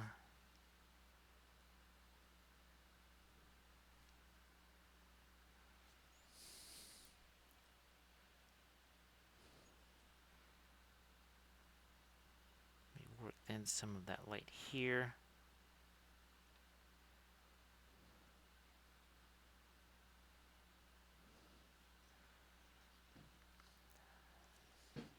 Back to our maybe yellow ochre here.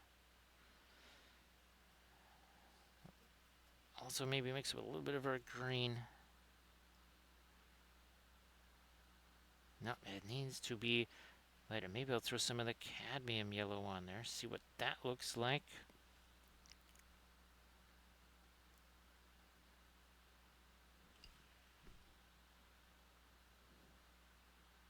Yeah, there we are. Maybe some of that over on this guy's face as well.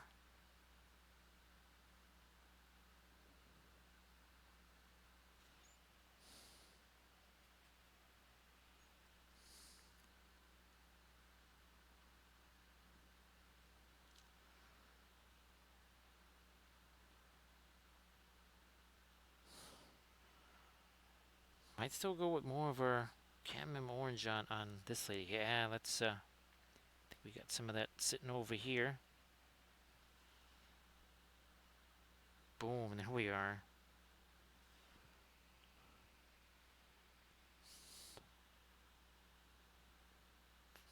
Further down.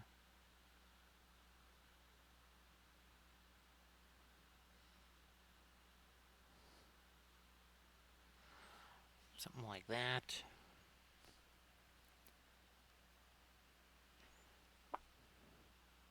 Got, yeah, you know what? I'm going to get me some of that on this. I'm going to get me some of that over here.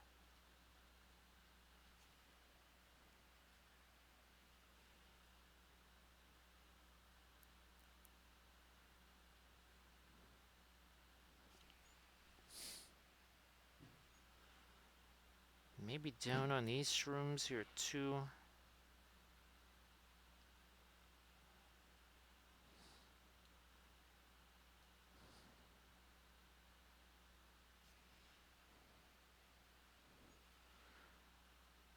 Back over to this side. Letting that mix with the green that's there. Oh, by the way, 1 hour 42 minutes ago, how much paint did this have on it? It had none. Zero. No paint whatsoever. It's all been done in less than 2 hours. It was just gray primer. That's what it was.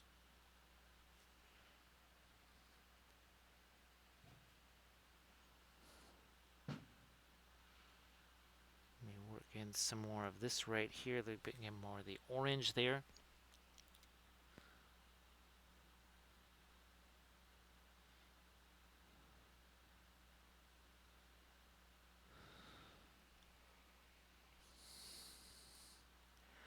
We need to get some more of our either a blue down there or something, huh?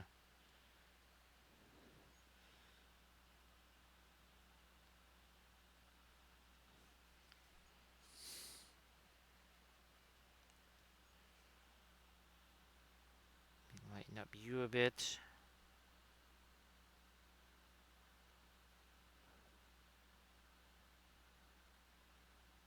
Also over here now, yeah. These might still get a little bit light. Let me play around with that real quick here. See if that does make a difference. And we've got our white. Break that down even in here, even lighter. Taking some of this green over here. Making that as light as possible. Breaking it down with our white. Here's some more. Not a big old chunk like that, so gotta keep breaking this down. Oh yeah, that can definitely be later. And I can still go later than this, actually. This is not as late as we can go here. We're also going to be coming back and we're going to be toning down some of the edges on these things. Hey there, Grant Oracle. Thanks, Grant Oracle. Appreciate that.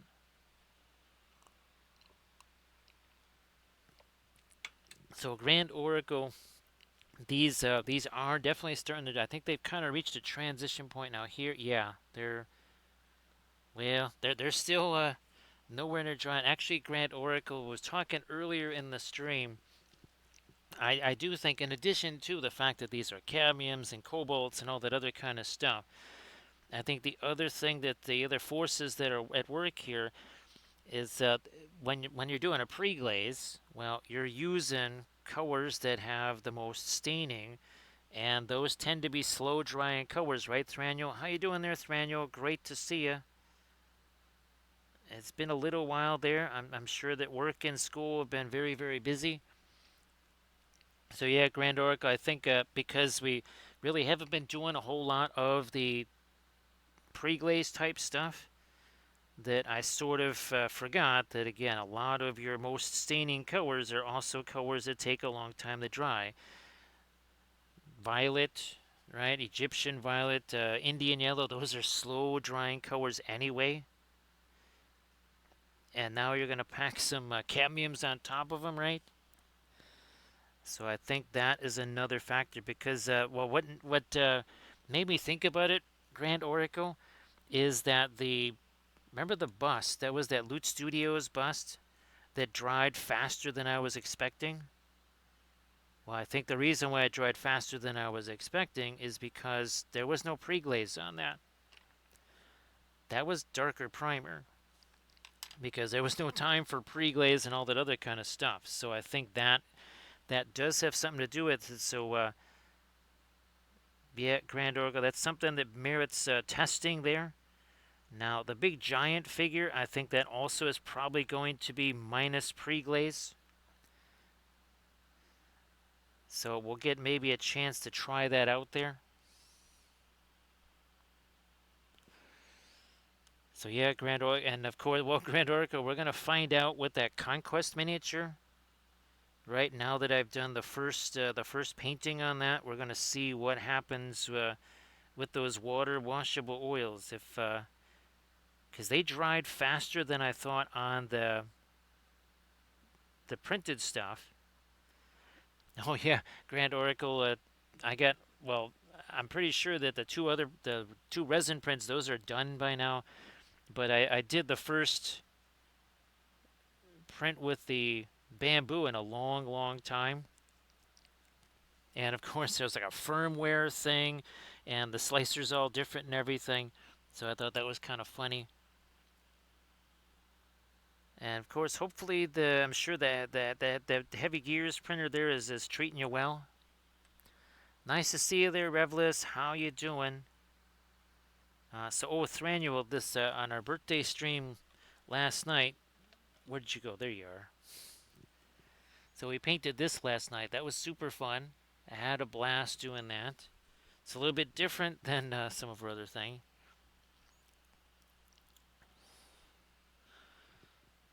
Well, Revlis, hopefully that shows up very soon and works exactly the way you want it to. So, Grand Oracle, hopefully you have had a chance to maybe get set up for a big weekend of painting there. Well, painting and or printing. Either way.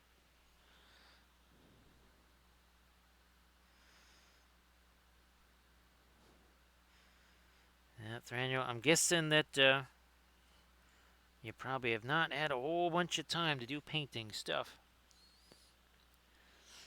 Ah, that's good, Grand Oracle. Actually, Grand Oracle, there is no Brilliant Yellow Pale on the palette. This is that Gamlin Naples Yellow that Kathy's sister sent.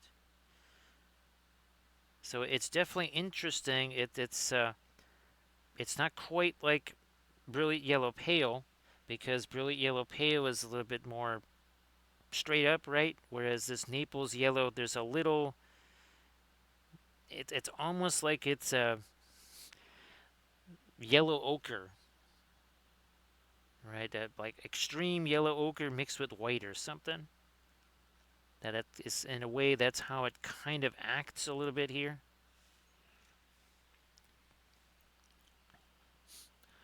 Thanks, Daniel. Appreciate that. Yeah, it was quite the birthday stream. And of course, Armored Wolf is kind enough to send not just the pizza, but a whole bunch of delicious cakes too.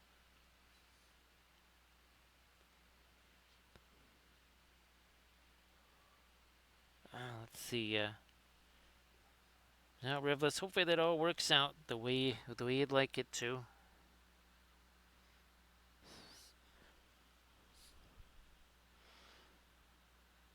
So yeah, Grand Oracle, more of those seedlings came up. So I'm pretty sure that just about every single plant, that thing that I've planted there is going to have some kind of a seedling.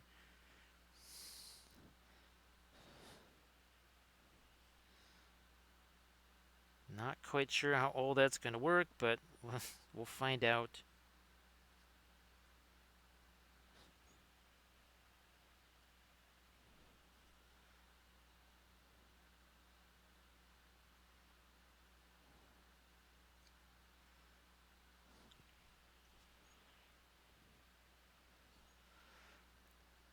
Touch more of that over here, like you do.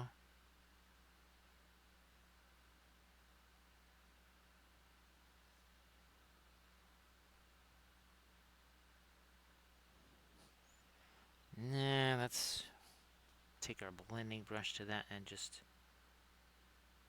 take that away for right now. So yeah, 1 hour 51 minutes ago. This how much paint did this have on it? Absolutely none. It was just a flat gray primer and nothing else. There was no zenithal. There was no nothing on this thing.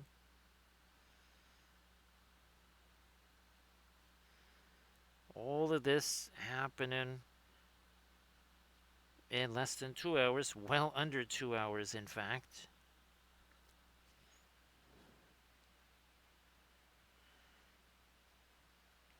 Might still throw that cobalt blue out on the pan. I'm not so sure yet. I think maybe we'll stick with what we got. We already have the cobalt blue on one of our other ones. That was the first Zygomore that we did.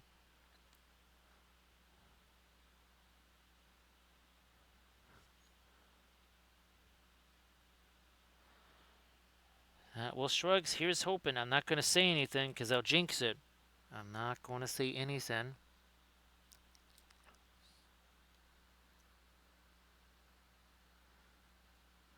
But that was definitely something that happened to me again. It was December of 2023, and everything had been going really great, and then all of a sudden, it was not going at all, and it was all jammed up, and it was a thermal issue, which was really ironic because the whole point, well, one of the big points of the bamboo was because it's an enclosure. It's all enclosed. It's like, okay, well, now I'm taking off the top, I'm taking off the sides, the door, putting a fan on there. But here's hoping that all does the trick for you. Yeah, we're just, of course, too. I think now that this is the third one we've done, I'm a little bit more familiar with these sculpts. I'm starting to see some familiar things, with each one of these. So it's not quite so. What in the world is that? Like it was the first one, where I had no clue what it was I was looking at, what I was even trying to paint. Yeah, at least here I have some kind of an idea. It's like, all right, I've seen that before. I think I know what that was supposed to be. Again, we're getting some of our kind of reddish orange up in there, peachy reddish orange.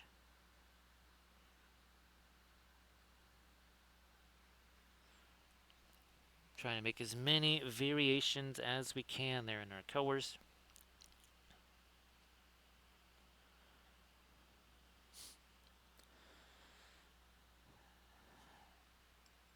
Yeah, Grand Oracle.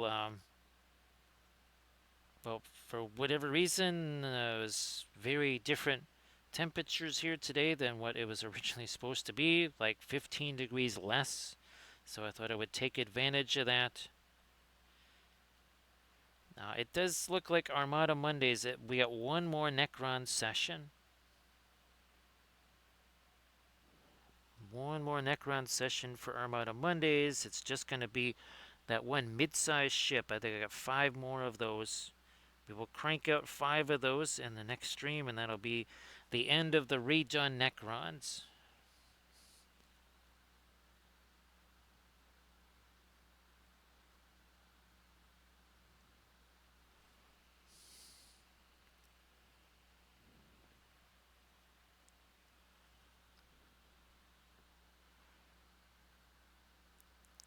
So yeah, Grand Oracle, what Shrugs was talking about, it sounded so much like what happened in that December when things got super warm.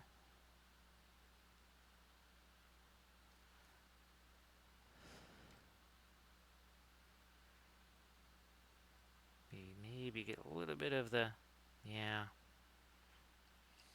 We might change that back to, I don't know. We'll see how it goes. Again, we're still not 2 hours in. Hey there, Eighth Gate. Great to see you again.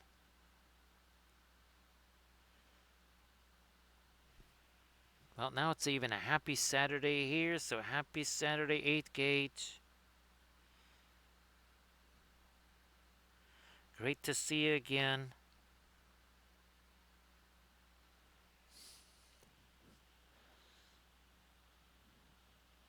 Oh, that's fantastic, Shrugs.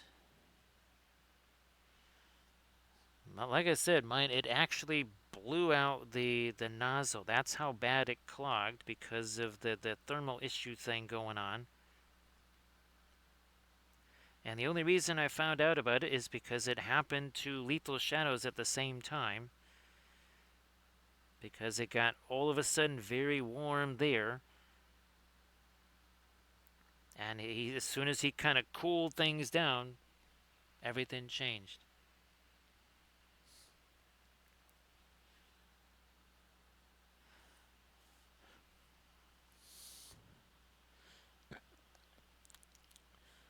So yeah, I am not opposed to more meats and more better. That's for sure.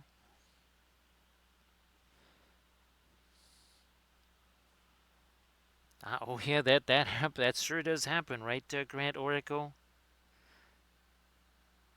Where you got one result and all of a sudden another dice comes in there, slams into it, and oh, now it's a whole new result.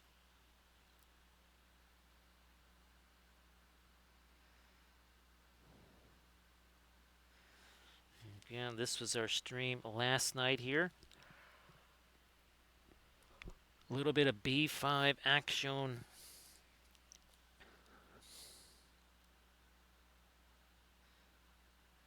Oh, and of course, thanks to everybody that wrote on the Facebook thing there and all the birthday wishes and stuff. So that's appreciated. Lots of folks did that yesterday.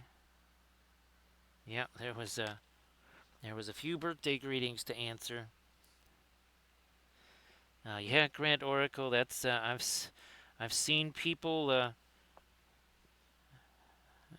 It wasn't just a bull in a china shop. It was a bull in a china shop display case. There was always a few folks that just wherever their fingers went, destruction followed.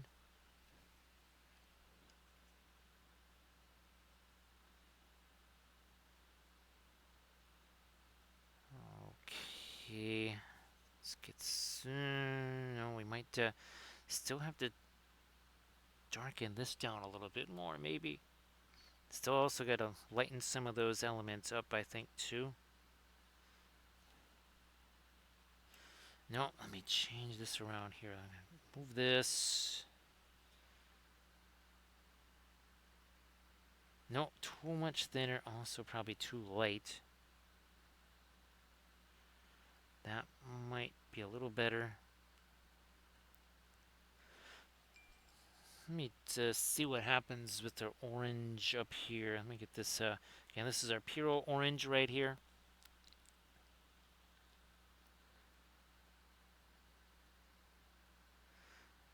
That is. It's the translucent color that paints like an opaque. It is really bizarre. This is when it comes to the oils, that's the kind of thing that you're gonna have. There's a lot of colors like that that sort of go against the grain and say, okay, this should always do this. Well, not with oil paints. And it can even be the same color if it's a different range or a different brand. It could act very differently. Because let me tell you, asphaltum in the water washables is nothing like either the Richardson asphaltum or the Gamlin version. I mean, as in, it's a whole different color. not even in the same universe. It would basically be like comparing Cobalt Blue to Alizarin Crimson. That's like how similar they really are, as in not at all. How it even got the one. Of course, the name is spelled funky too.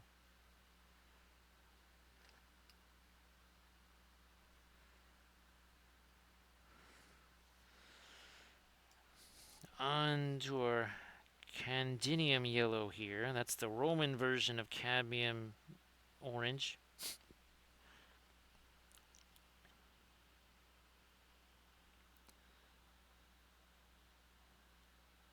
All the way up here. And this can still get lighter too, by the way. That can still get lighter. There's none of our Naples yellow in there, much less white. But we did have to, even this, we had to give this some time to set. So yeah, we just now crossed the 2 hour threshold here.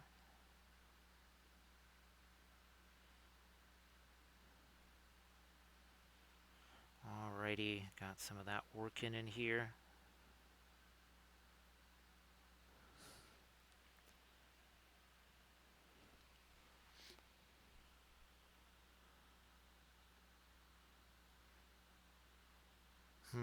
Is that getting too late over here? I mean, it's not on the other side. We might have to continue this further more towards our green here, see how that plays out.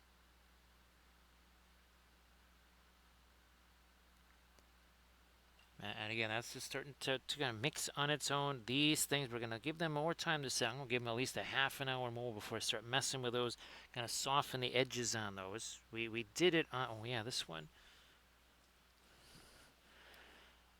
So those edges initially were as hard as those edges. We are going to soften those up in the same way that we did on that one.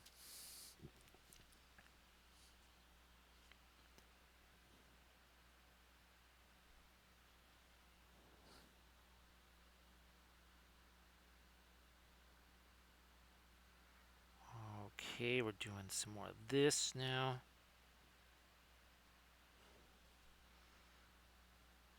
A little bit of that lighter orange right into there.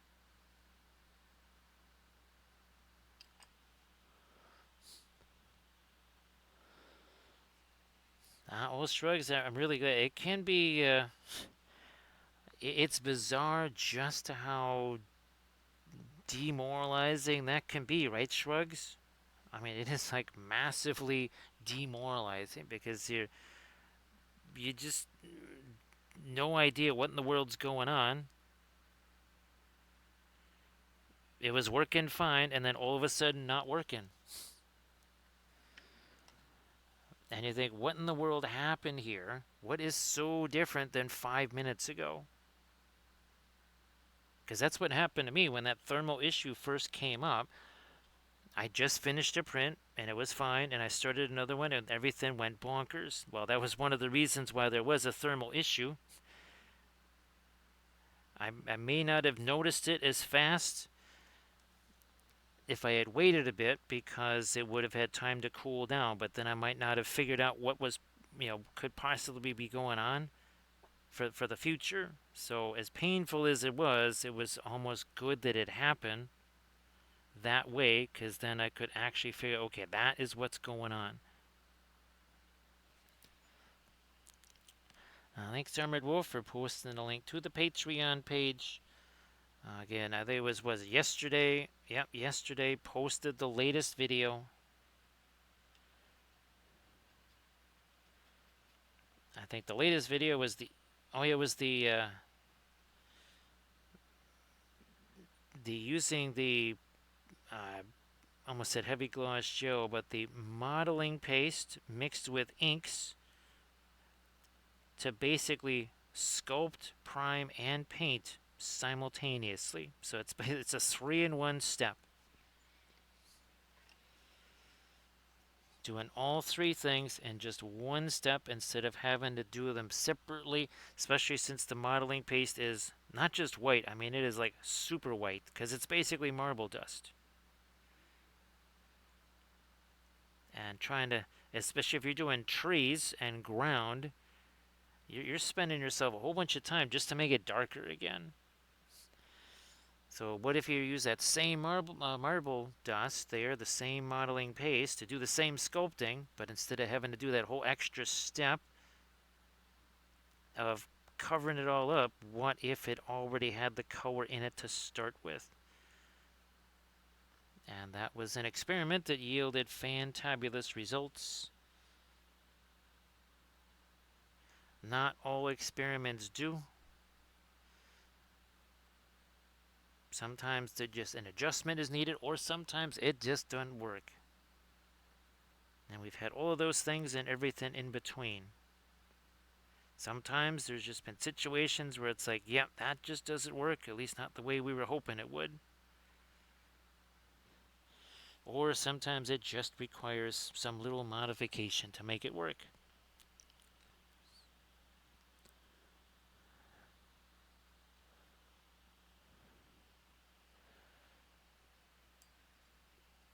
Yeah, Shrugs, I mean, it stopped everything cold. Everything was going great. It was just moving along. And it was the proverbial, like the cartoon thing where they pull the brakes on the train or whatever. And everything comes to a screeching halt and everything crashes into everything else. That was very much what it was like. So this is still Naples yellow. This is still not as light as we can go. We can go lighter than this.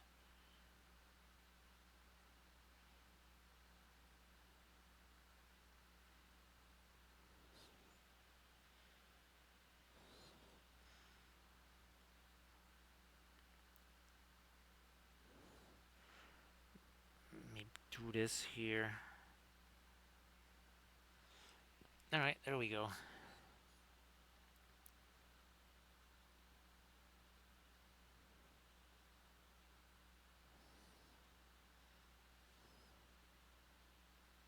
What's happening over here? We got this going now. There.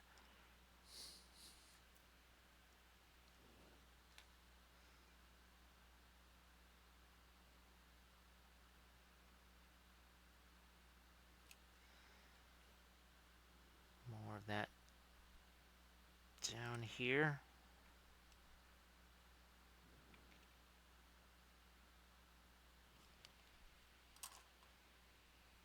Nice to see you there, Michael.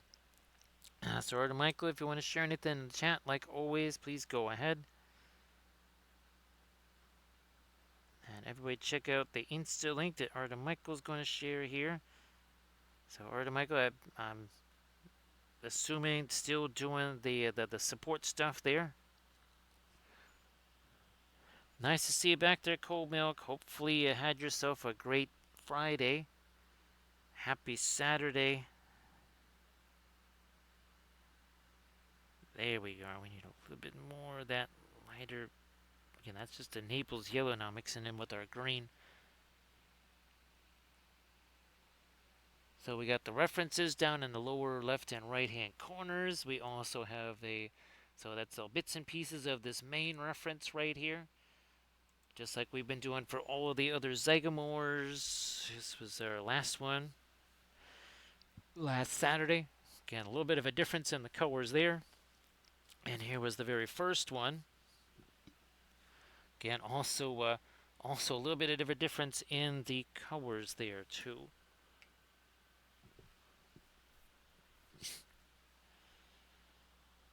So everybody check out that Instagram link that Michael just shared. And again, 2 hours, 9 minutes ago, these were paint-free objects. They were just gray primer, and that is it. As recently as 2 hours and 9 minutes ago. So I know that when you're looking on the phone, the references are pretty tiny. But there's always some kind of a reference in the lower corners there. Now again, using the techniques that we have now. Oh, actually, here, Grand Oracle, I have to send you some pictures. So it's those cars that I was doing for the family train set there that are literally specific to various members of the family. And it only occurred to me now. Obviously, it didn't back then, months ago, back in what, November/December. But I was able to make some really interesting reference pictures to work from, superimposing all kinds of images onto just basically an open, not a boxcar, but an open. Oh gosh, what were they? I forget what the specific car is called, but it's literally just an open pit. That's all it is, just an open car. It's not even as fancy as a box car, because at least a box car is closed up.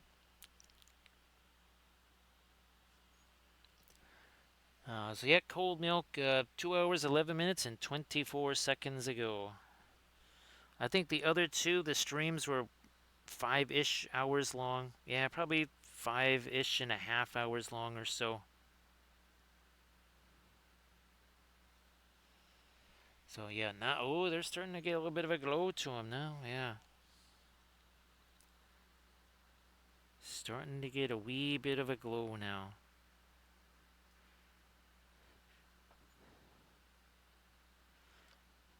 We don't want to go too bonkers with that.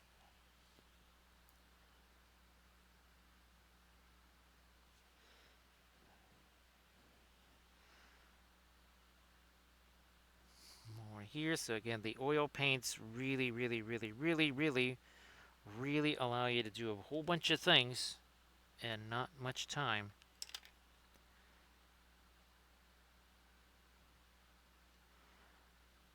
Hashtag no layers, of course. No layers.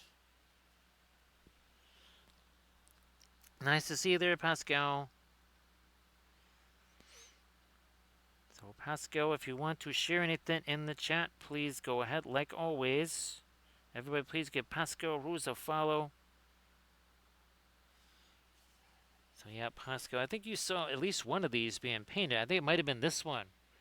Yeah, actually, I think we might have rated, actually, Pascal, after we were painting this one, right? I think we might have rated into you. Like a little bit of a difference in the color palettes there. And of course, last night, our birthday stream, for the first time since about 1997 or 98, had a chance to paint some Babylon 5. So almost 30 years.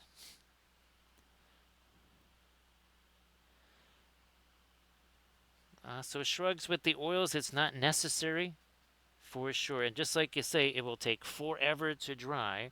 It also is going to be very difficult just to paint, period, because you're going to be piling up paint on there like it's like you're using a dump truck or something. So yeah, that it's just you don't want to really start piling on that paint like you're saying there. It's also not necessary, right? Because here, I basically went orange right into this green. Uh, it helps you because you don't have to then say, oh, I need to mix this color and this color and this color to get this. Instead, you just throw a color on there, another color, and then you mix them together right there on the figure. So it happens all by itself.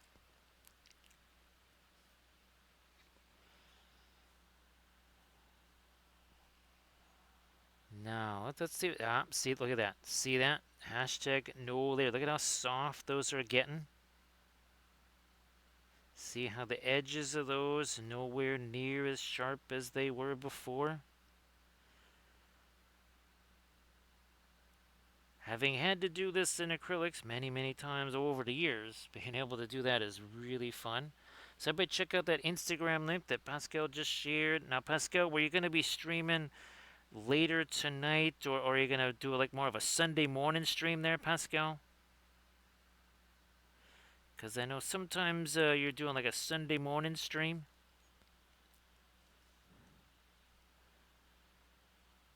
So Shrug on the Patreon page there. I bet you even now after all this time, there's probably still I think there's definitely more acrylic videos on there than there are oil painting videos. And again, the latest video that I was just working on, or I just posted with the tree supports, there's no oils on those. That is actually all acrylic paints. Where was Oh, here we go. Yeah, we've been really enjoying whether they're from Liquitex, Golden, or Green Stuff World. We've really been enjoying the inks.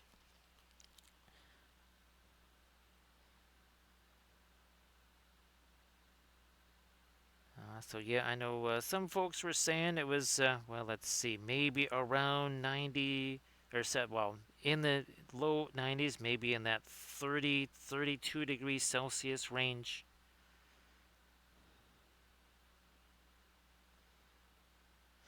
So again, see how we've kind of softened the ends of those a little bit. We'll soften those some more. Here, let's do a little something on these guys here.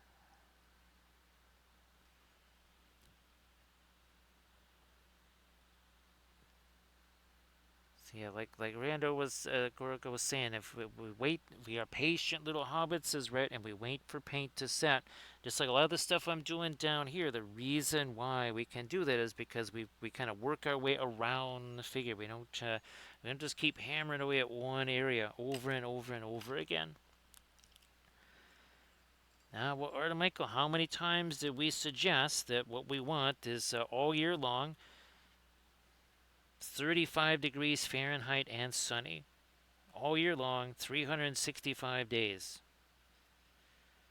Never gets above 40. Let the other places where they need to grow stuff get above 40. We will take our well under 40 temperatures there. If you need to have some snow, fine, we can have some snow. We can deal with snow.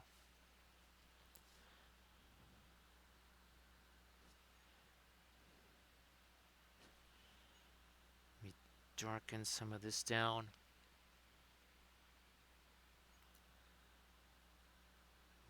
Do some of this here. There you go.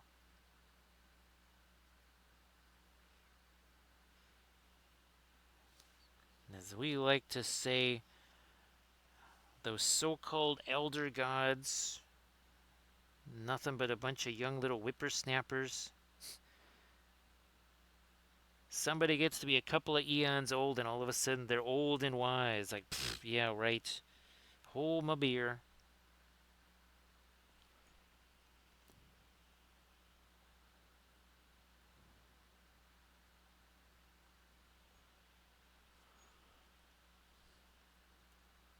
So yeah, that's don't So mind me. say we Winter all. all year long, right? Surface tension. We know what it actually surface tension. Do you still have the giant death orb in the sky there? Thank you so much, surface tension.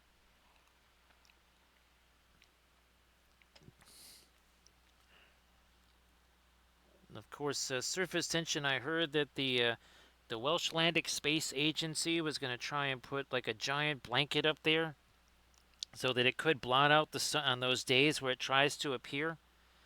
Yeah, it was going to be a special protective shield that they were going to launch into space.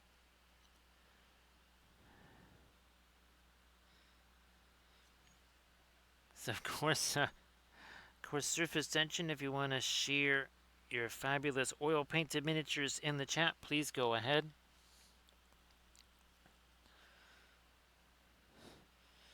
Well, Arda Michael, I guess, well, you'd only have to worry about genuine hurricanes there. You wouldn't have to worry about nor'easters and hurricanes.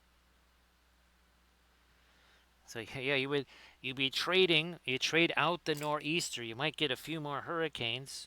I guess it kind of depends also where you're going to be in Georgia. Are you going to be in the mountains, or are you going to be kind of more in the lowlands?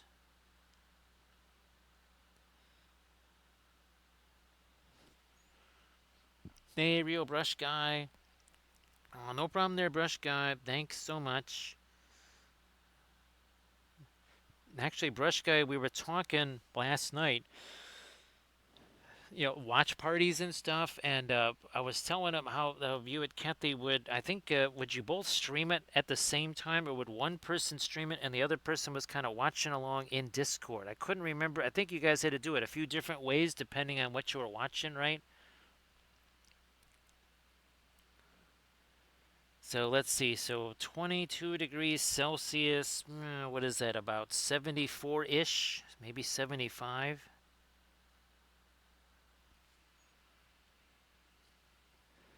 So everybody, again, check out that the Mastodon link there that Surface Tension just shared, and again, fabulous oil painted miniatures, real brush guy. Why don't you also share some of your stuff in the chat there? Everybody, please give Real Brush Guy a follow as well.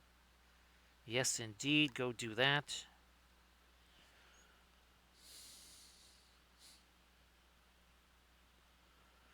So yeah, Brush Guy, because we were talking about. Oh, that's Payne's Gray. I want the or the Indigo. I want the Indanthrin Blue. There we go. Space Above and Beyond. If somebody had Space Above and Beyond, then we could watch that together because it's been so long. Because the last time I saw it, it was just on TV, and I thought I've forgotten so much about it. It would probably be almost like it's brand new. I mean, not quite. I do have enough memories of what went on, but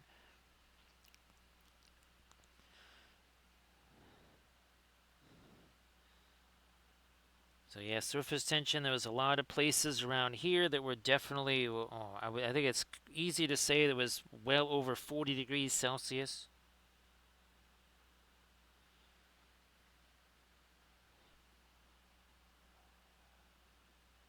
I would think upwards of about 102-ish Fahrenheit. So that's got to be in the 40s. Everybody, check out that link that Real Brush Guy just shared.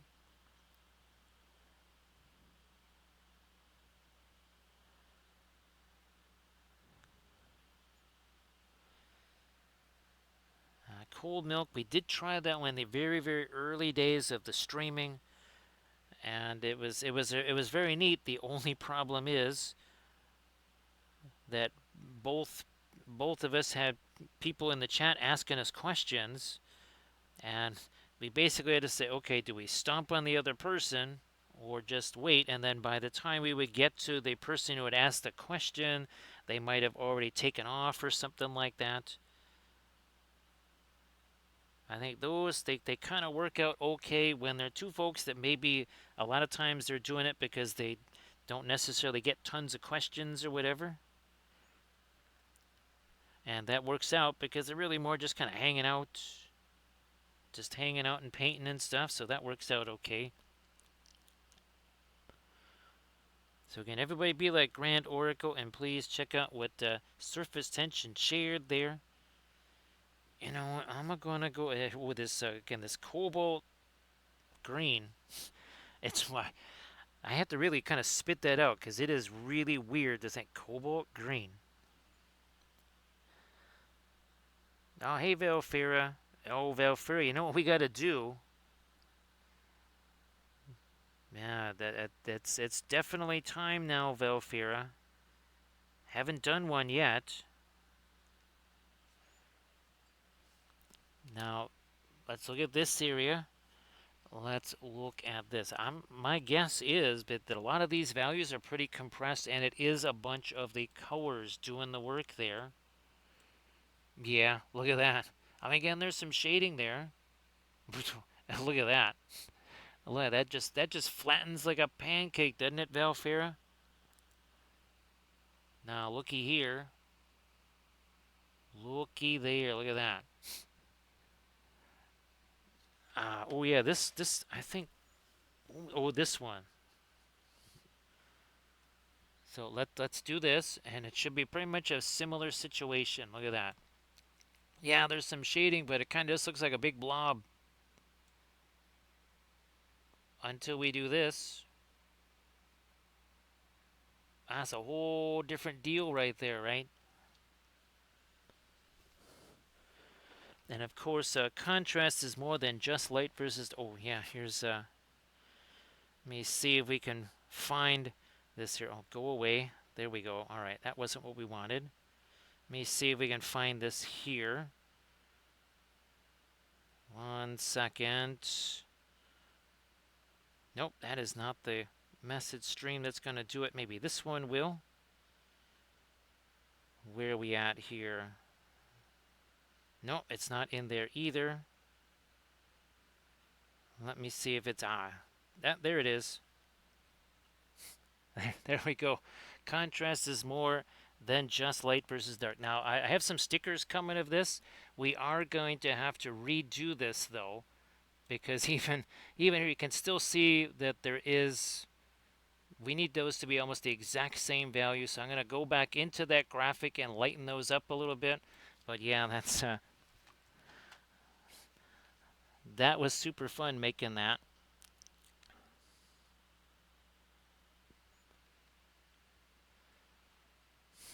Cold milk. Our our, uh, our enterprise, right? That was pretty wild to see that in black and white because, well, aside from the whole various types of contrast, but to see, well, here let's grab that one. Where are we at here? Yeah, we'll go old timey newsreel here. There you go, old timey newsreel. And now there it is again.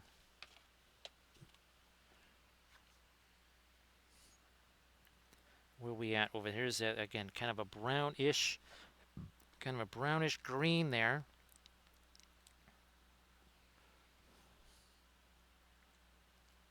Let me do a little. Yeah, let's look at a bit more of this Van Dyke brown. Oh god, and that cobalt green. Yeah, Van Dyke brown, cobalt green. That sword has a whole bunch of light and midtones, and yeah, see this side has a whole bunch of darks. The other side was just a bunch of midtones.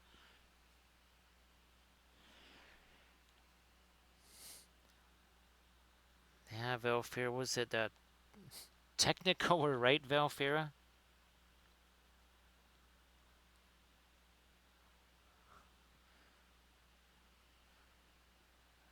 So yeah, cold milk. That's well, we have our book of Wapple, of course, and one of the most important things is that contrast is more than just light versus dark because so many people get super frustrated when they're doing what is that the paint contest thing and they get told, well, more contrast, and they're like, okay, what exactly does that mean? Does it mean just more light versus dark? Because well, all these things you saw, they had some light versus dark. But when you took away the color contrast, the saturation contrast, the temperature contrast, all of a sudden didn't look quite so nifty anymore. And of course, you can do that with your own minis. You can take a picture of them, right? You go into your phone app there, you kill the saturation, just make it essentially black and white or whatever. You look at that and you go, all right, yeah, that's not quite it yet. We need some more. And texture contrast is another thing. Edge contrast is another thing.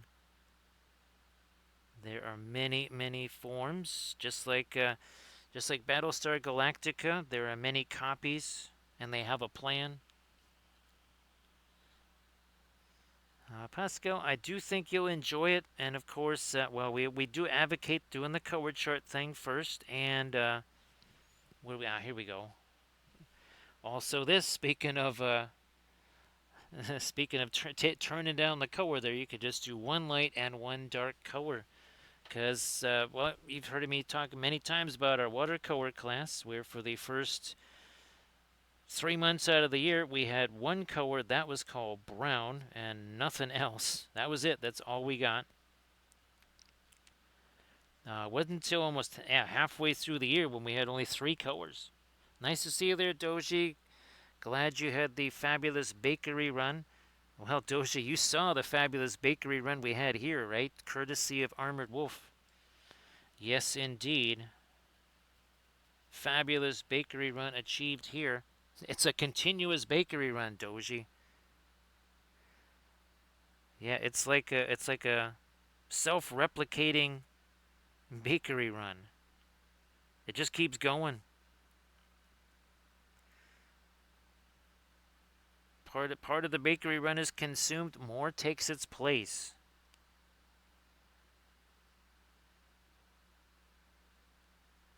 Quite the tragedy, right, Doji?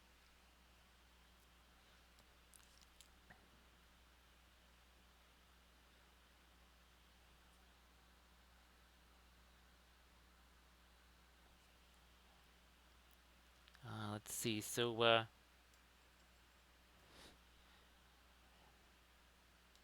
Now the Hobbit movies haven't seen though. Well, I've seen bits and pieces of them. The parts that I stayed awake for, I saw. The other parts where I was asleep, not so much.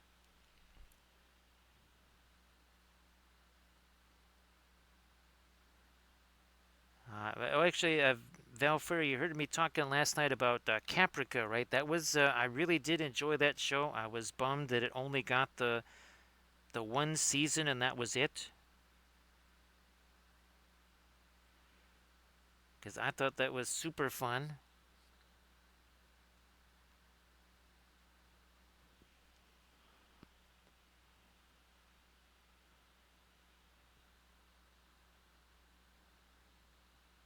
So if you're talking about these right here, these are the things that we advocate that people do because again, you can find all kinds of fun things. It's not just what it looks like. You end up finding out, okay, what happens?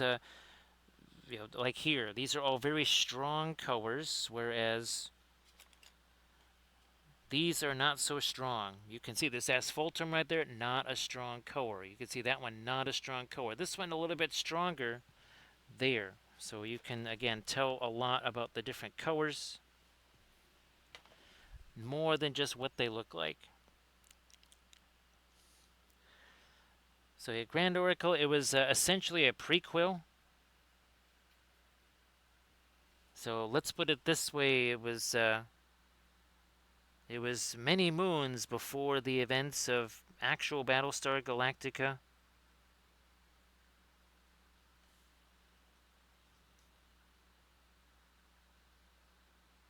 There was another show they were supposed to do, which was going to be it was Blood and Chrome. That's right. Yeah, that was supposed to be another one they were going to do. So Goring, I just use it's just a hot press illustration board. So you could just illustration board it. I like the hot press stuff because it's got a little bit more smoothness to it. So yeah, they're just little pieces of hot press illustration board here, and that's by Crescent. Same stuff that I use to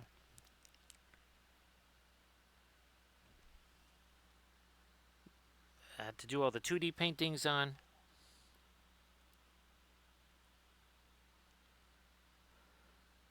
So Blood and Chrome was something that they basically filmed in little 10-minute segments. And I think they were actually thinking seriously about broadcasting it on YouTube. And it was these little 10-minute segments, and obviously all the 10-minute segments together basically ended up making a 1 hour show.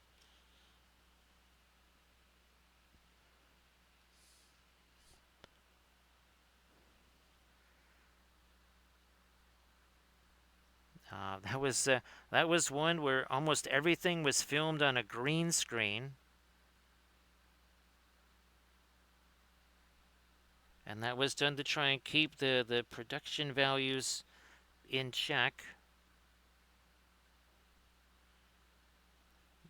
Since obviously a lot of it was kind of well in space anyways. Okay, trying to get a little bit more of my blue down in there.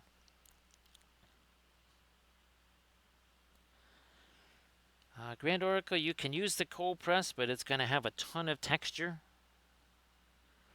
and that's why I prefer the hot press stuff. Actually, well, the other thing you could use Grand Oracle, you could get yourself some very cheap matte board, like just get white or some, like a color that's not very expensive, and just use the other side of it, because the other side is white, and while I think it's a little bit thinner than the illustration board there, it would be almost the same.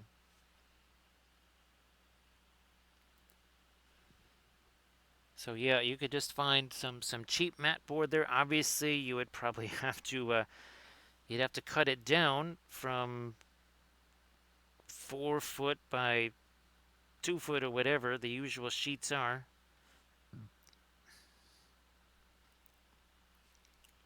But that could work. That's a possibility.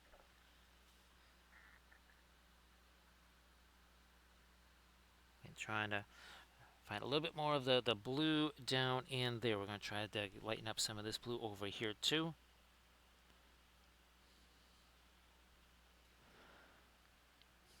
I used to paint on masonite all the time.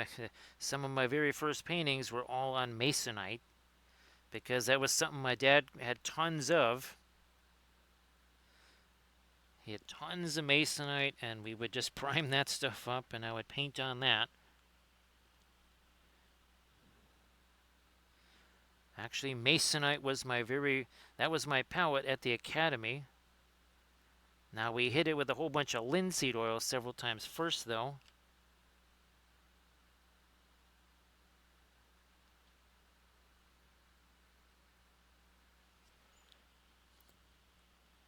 Nice to see you there, Neshlin. Happy Saturday.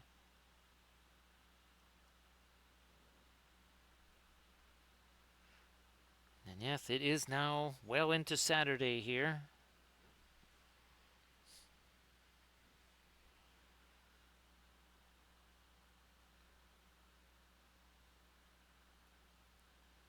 Oh yeah, I think it was it yesterday or the day before that those the golden maple brushes arrived here. It was these things.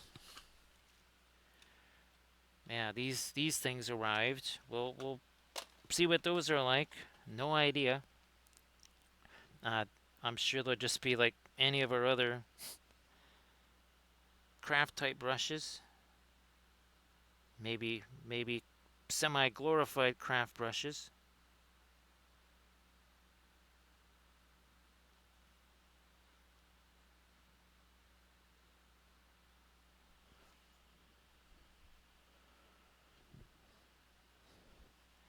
Now I do have I was bequeathed dozens of canvases. Now they are too big for doing on stream, but we can use those for painting photo backdrops. And that is something that I'll be able to do in some tutorial videos.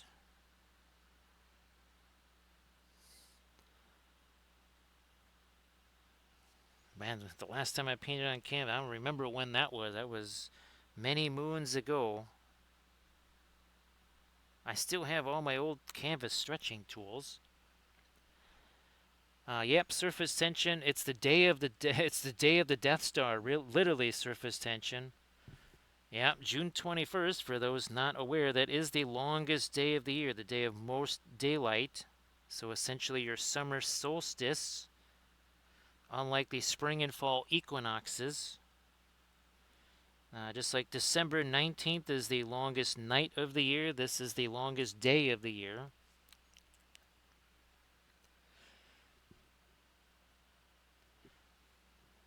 Valfair, it should be really interesting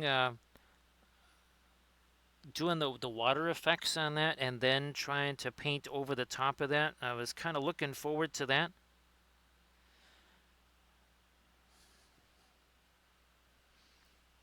Because I think we might have done something vaguely similar to that, but not quite to that extreme. So it should be really interesting there, Velfera.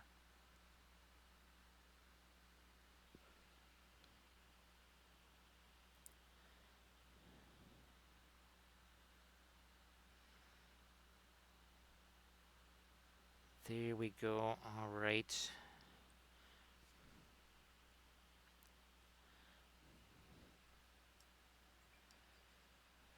So yep, surface tension. Soon it shall begin. The time of grayness, right? Right, surface tension.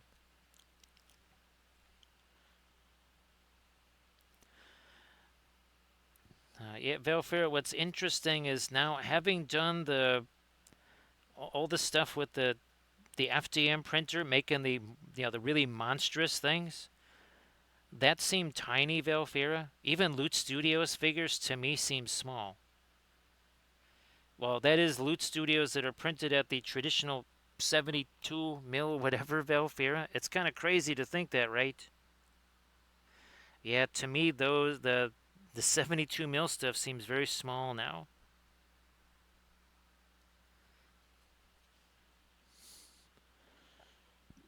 Grand Oracle, I had no idea. Geez, if you maybe send me the link just as a reminder there, Grand Oracle, because actually, is that Trench Crusade? Did that Kickstarter end now? The one for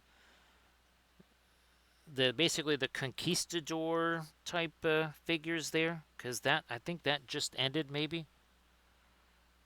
And then of course I'm still waiting on the.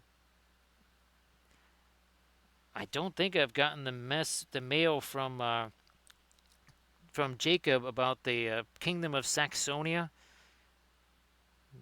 To basically I guess send my mini factory email address or whatever.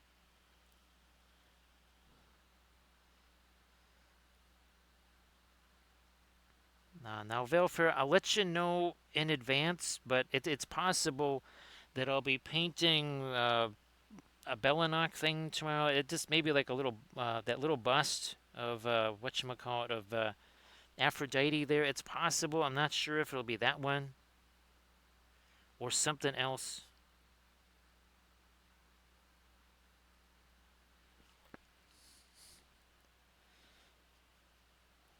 Again, I'll let you if it's going to be anything Bellinok, Velfer. I'll let you know in advance so that you can give Bella a buzz there. Oh, actually, I did put the flock and four. I got to get these pictures to Bella, Valfira. If you could remind me, I got to send her the finished pictures of this now that all the flock and foliage is on there. Okay, I'm actually glad, Grant Oracle, because I'm just like, what am I missing here? I kept looking and looking and looking. I did not see anything yet. So thanks, Grant Oracle. That actually kind of I think that kind of answers like what is going on? Why am I not seeing that yet? Oh, yeah, I might have seen that Grand Oracle. I might have. I think I probably got emails for it, but I was so busy probably trying to do stuff for streams and other stuff. I didn't see that.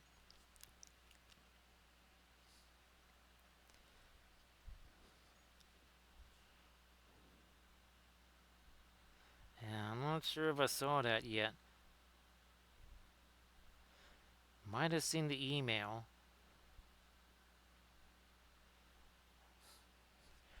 I still got to go through like the last couple of months of Loot Studios, Grand Oracle.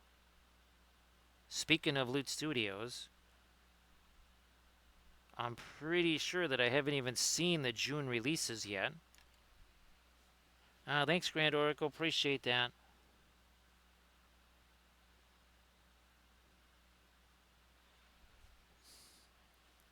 Any more? Yeah, here's some more of this. Again, that's some of the same stuff we've been putting down here on these. Again, we're trying to kind of make these seem a little bit kind of on the luminous side here. Hopefully that is what we're seeing, that effect there.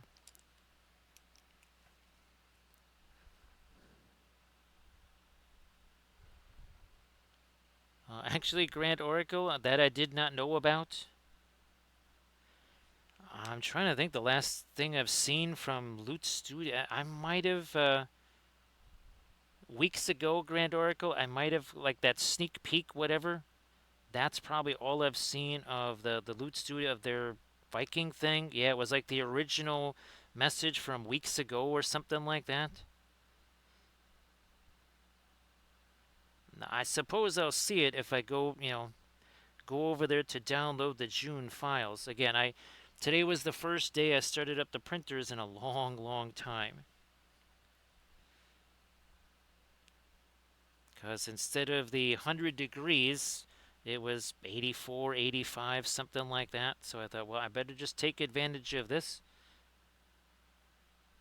See if I can at least try to print some things. They were very small things. More pieces and parts. I found out that the Repulse, there was no turrets on the weapons sprue. There was all the launches and the boats and some masts, but there was none of the turrets on there. So I guess those are the same turrets for all Queen Elizabeth class battleships. They were very recognizable. So I guess when I do get the Queen Elizabeth files, I'll just print out those same turrets. So see you later there, Doji. Thanks for being here. Again, Doji, I don't know if you had a chance to share your fabulous oil painted stuff in the chat.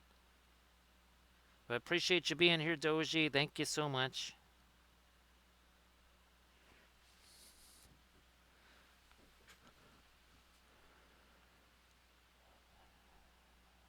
Okay, so yeah, I think I might have very, very briefly seen something about that Grand Oracle.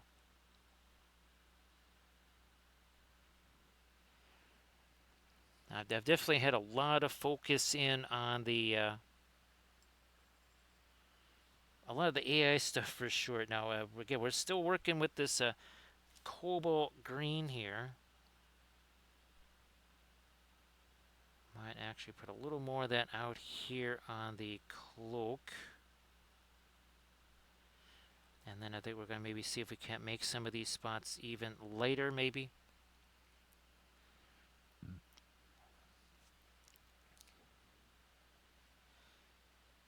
So, Nishlin, again, I hope that you're doing well. And really had a blast on the birthday stream last night. Again, painting something from Babylon 5 for the first time in just, well, basically almost 30 years.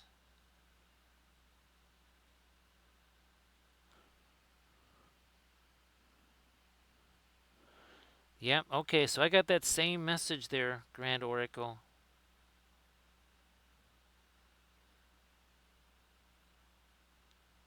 Yep. I mean, it's okay. It's not super essential right now. I mean, I already have essentially probably 3 full cities of Edoras that I could paint right now already that are all printed out now.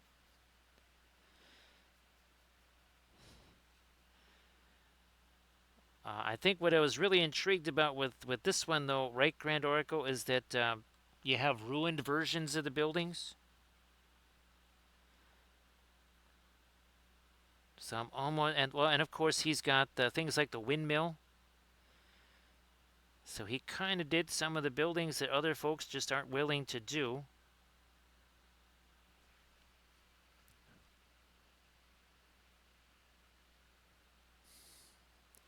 So this is a combo here of the cobalt green and a little bit of our indigo.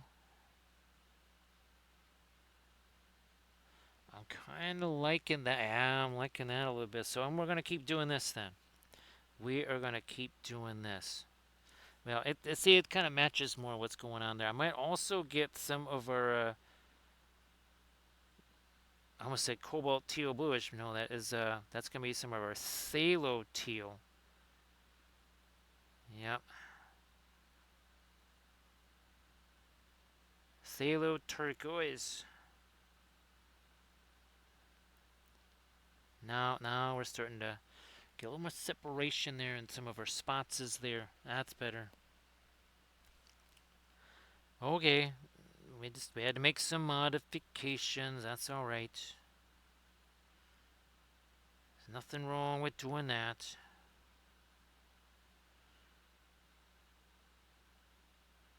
Yep, and now those spots really do stand out a whole bunch more. Let me see if we can keep doing this here again. Spreading this out here.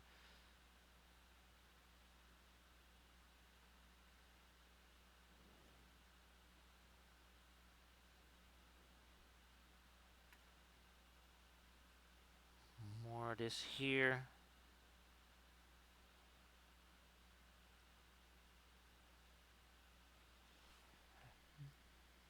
Yeah, I like the fact that it kind of gets darker, then gets later, then darker again. That works.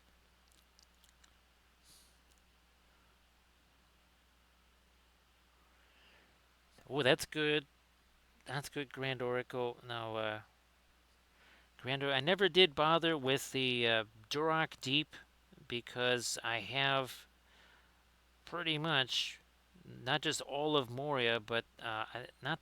Oh gosh, the same folks that did all my Easterling terrains, the Hobbit holes, and I always keep forgetting uh, Hartolia. That's it, Hartolia miniatures. I already have all of his dwarf stuff, so I don't think I'll be getting Duroc Deep. I already have Tor Ithalos, Kingdom of Azragor, and then all of the Patreon stuff, like the Hobbit stuff, Isengard. Yeah, that actually what's printing out. Well, it might actually be done now. It should be, because we're what 3 hours in. Yeah, it might just be done printing that Isengard thing.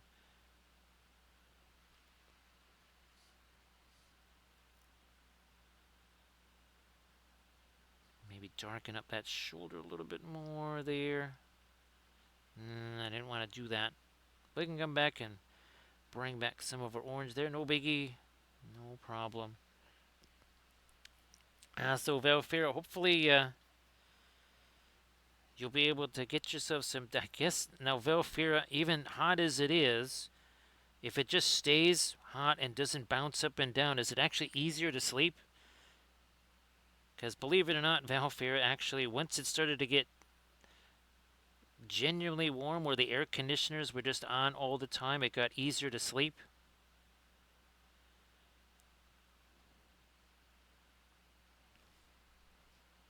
Hey, Sea Dragon, welcome back.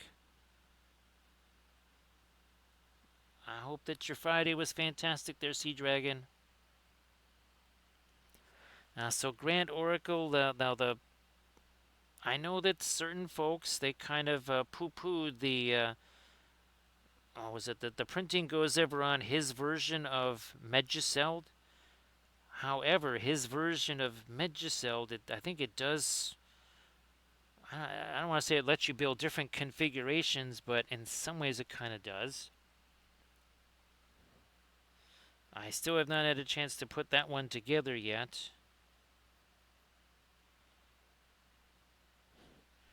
So, Sea Dragon, glad to have you here again, of course.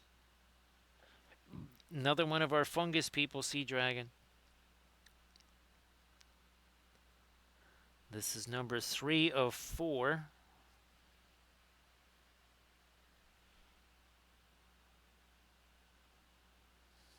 Drop some of this down into here, also over into there. Again, that's our Indanthrin blue.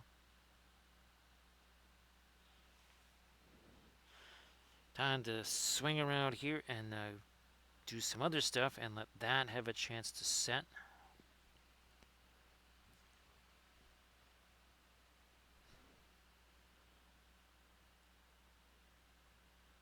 Come on, a little bit more here. So Grand Oracle, Velfir, I think oh no, I don't think I did. I'll send you those, the picture of those train cars. I think I sent you some of the ones from back in December that I did. Again, they're very specific to family members. That's a kind of a project my brother was wanting me to do.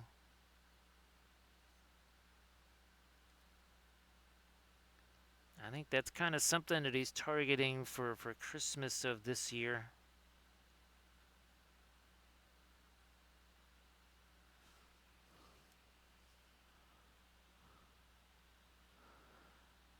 Actually, Grand Oracle was that the thing you sent me? Because that had the Hobbit stuff, right? Grand Oracle.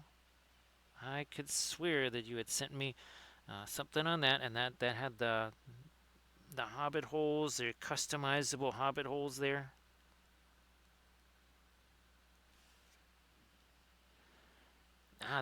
That's fantastic, Sea Dragon. That's three more than I have.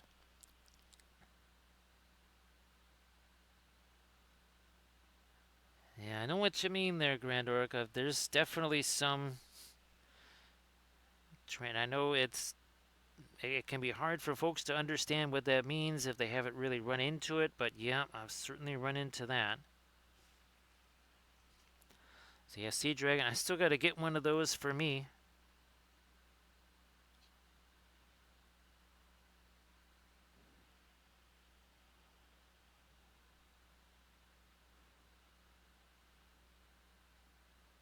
Cause yeah, that's I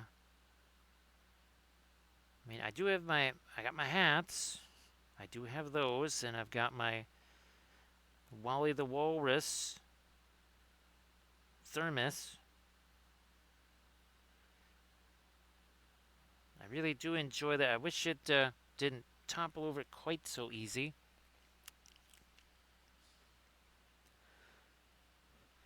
So again, continuing with the fungus people here, we're almost now at hour 3.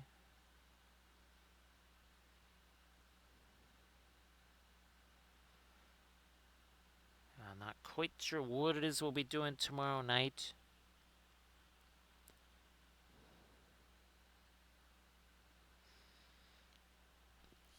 Well, surface tension, there's always room for improvement, right?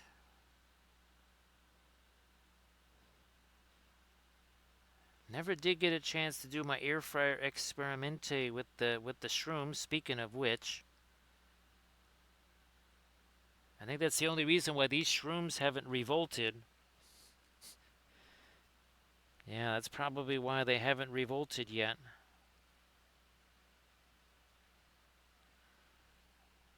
I'm gonna try. There we go. Yeah, I gotta try and make this even darker here. It's still gotta be some of the green though. Yeah, that's it. And hopefully that also helps to make that seem more like it is glowing. If we do that.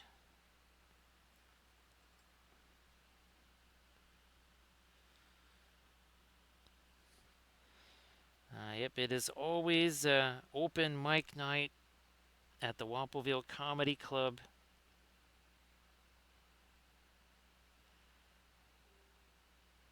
Let me keep working in some of that. Yep, there.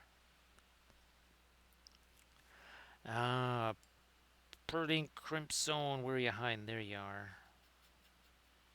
Pearling Crimson, going to make a appearance again over here.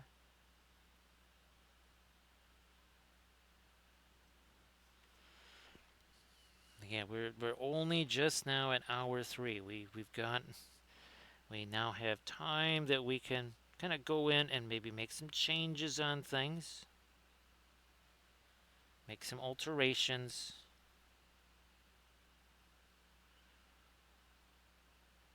That's the fantastic thing about the oil paints. You kind of get all of your basic stuff installed real fast, and then if you want, you can spend more and more time kind of doing those more elaborate, okay, more color changes, freehand, whatever.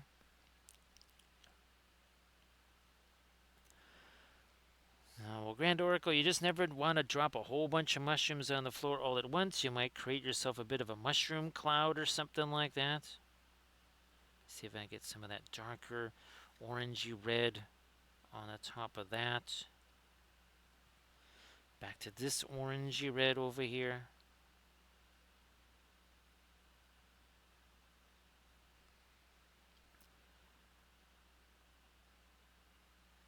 I think, well, that's right. The recoil always does the limericks. That's right. Oh, yeah. Wait a second. Time out here. Time out. Let me get this.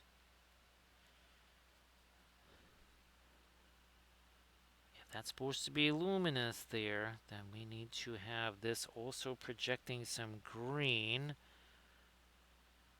over here. I was speculating there might be some. Probably need to get that in again all the way down there because again we're trying to make these Look like they're that kind of luminous things there.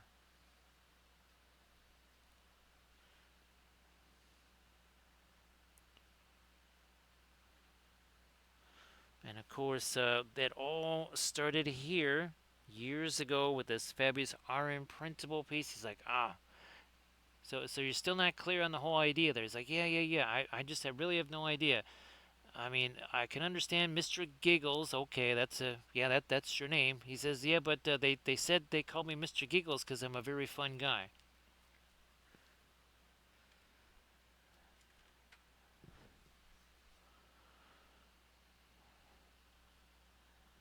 Well, you always got to be aware of those mold lines, surface tension. Now, who knew you could eat some of those mold lines, surface tension?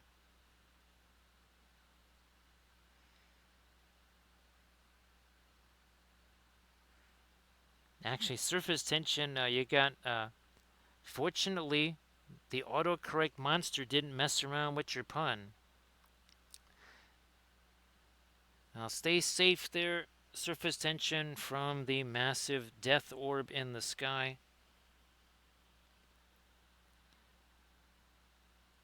But appreciate you being here, surface tension. Thank you so much.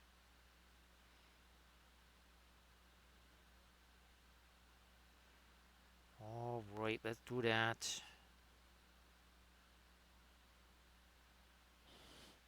So again, a little bit of a green. Now this I'm gonna hit with the, well, I'm probably gonna be throwing some of my modeling paste in there too to fill in that or something.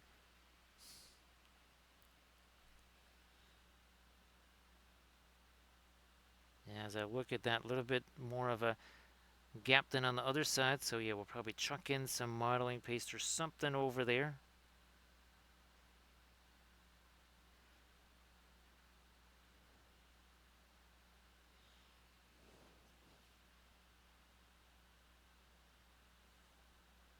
I'm gonna try, see over, this is a little funky right here. I'm gonna try and get some of that green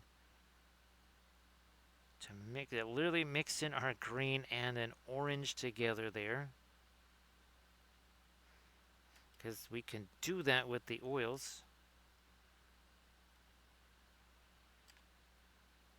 Oh, more orange along this line too. All right, I see it there. Let me start out with the pure orange here. Let's do that. And also, again, no death grip on the brush either. None of that malarkey.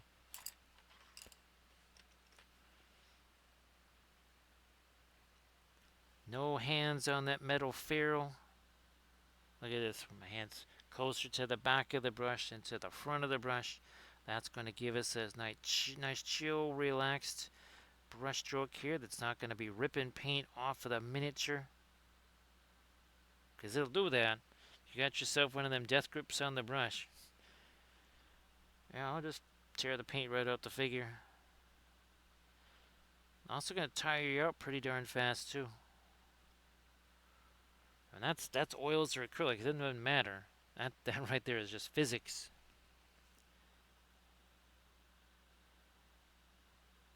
And stoke up some more of an orange here. Whoops, that went a little further. Huge tragedy, right? Tremendous. What are we to do? Oh, how's about that? All gone.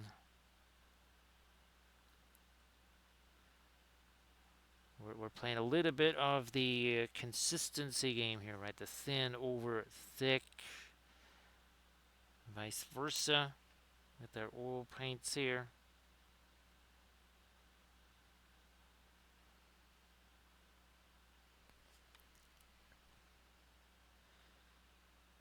What else is going on down here? Yeah, something like this.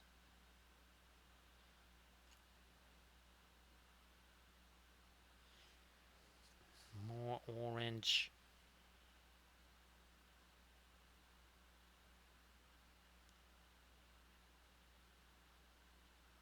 Like you do there.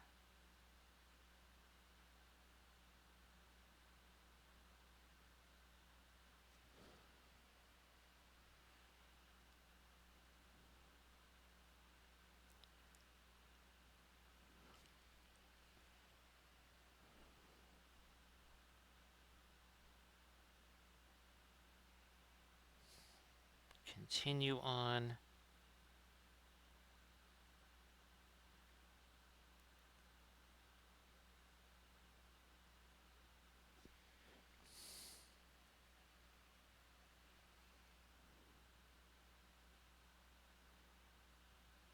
Wow, look at that. That's again, that's that pure orange, the semi-opaque that paints like an opaque. It's bizarre.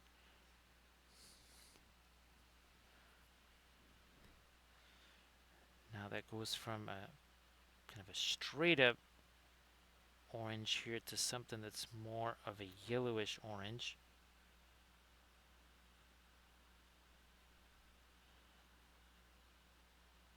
Work that in over here.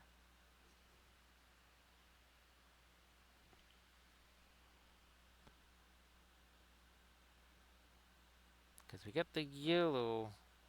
Now I want to get me some orange along the edge of this here. Same maybe up here on the head, face, whatever that is supposed to be. Oh, that's right. We wanted to. I'm gonna make this darker then, so we can do the lighter dots. All right, where's my phthalo turquoise here? So we're gonna change this up. Gotta be willing to kind of roll with things here. That's what we're doing. And roll with that change. Thanks again, Armored Wolf, for posting a link to the Patreon page, where again we just posted the latest video yesterday. You do that $15 army painter thing. Get your popcorn ready, because well, you've got 13 years worth of videos to binge. Every video that I ever filmed since basically 2012. And well, you're going to keep those snacks handy, because every month I usually put up about 20 more hours of new videos.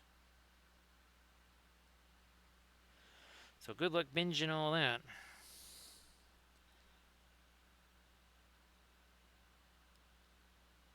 I know years ago someone tried to calculate if you were to basically never leave your chair, just like press play and it never stops. I'm pretty sure a couple of years ago it would have taken some like 84 and a half days to watch it all continuously. And that was years ago. So there's a few more minutes to watch now. Just a few.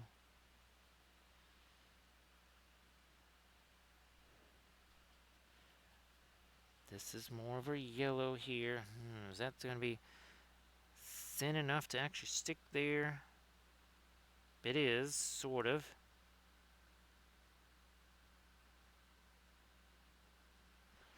I'll go a little thinner. See what happens. Yep, that's it.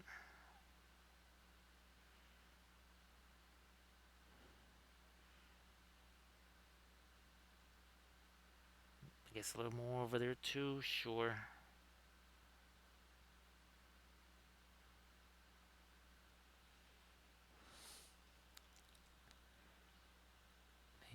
Maybe I'll throw a little bit of this yellow down on this guy here.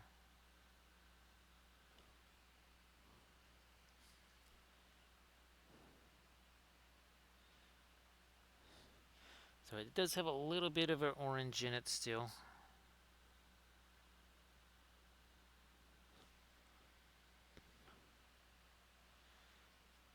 Got another one of our fabulous Archvillain miniatures.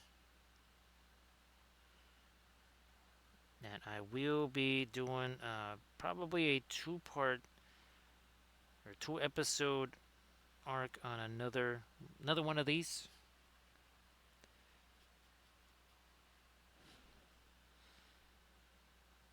That'll be on the Patreon page as well. And then I got a very long series on the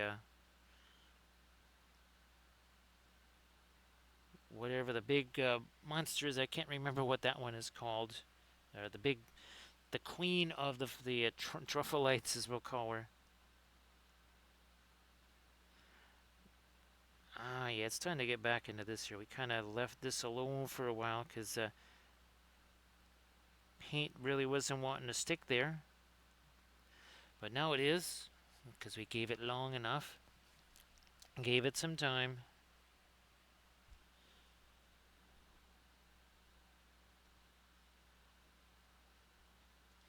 Now we've got some more adhesion there.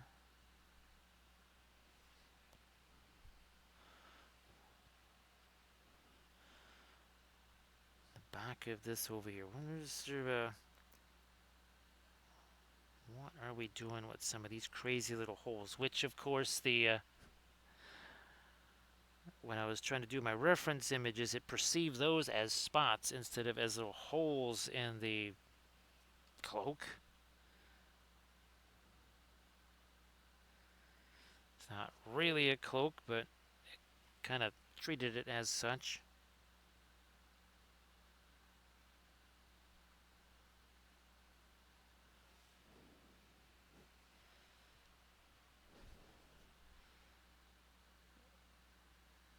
Alright, let's get this light in here. Some of these we haven't done any of our little... Yeah, I haven't done anything on the bottom of this one either. Yeah, we're missing a few of those. That certainly makes a difference. Let me see what we can do up here on the top part of the head. I'm not going to call that hair. I'm not quite sure what that is really supposed to be.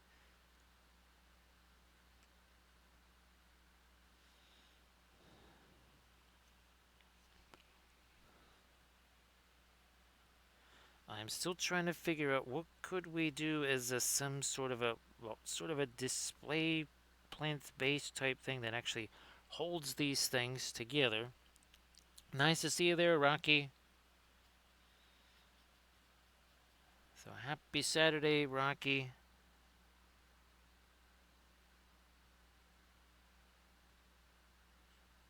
Yesterday's stream was very fun. We were enjoying our birthday stream. Let me see. I want to... Where's my green here? So combo there. We'll have a few things. There's a little bit of our cadmium green in there. So Rocky was very fun because last night on my birthday stream I got a chance to paint something I haven't had to paint in a long time. It's been many, many years since I last painted some Babylon 5 stuff, so that was super fun.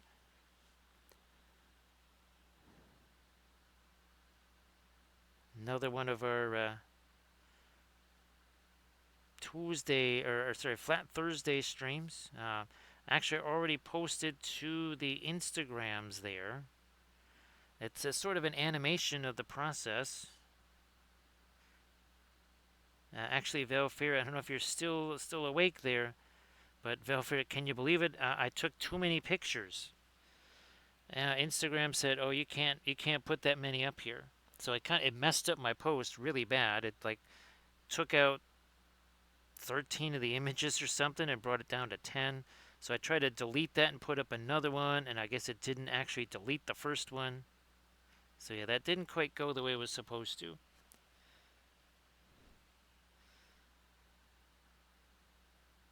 So hopefully you've been having yourself a good day there, Rocky. Or at least a good morning. Certainly early in the morning here. It is 2:05 a.m. in the morning.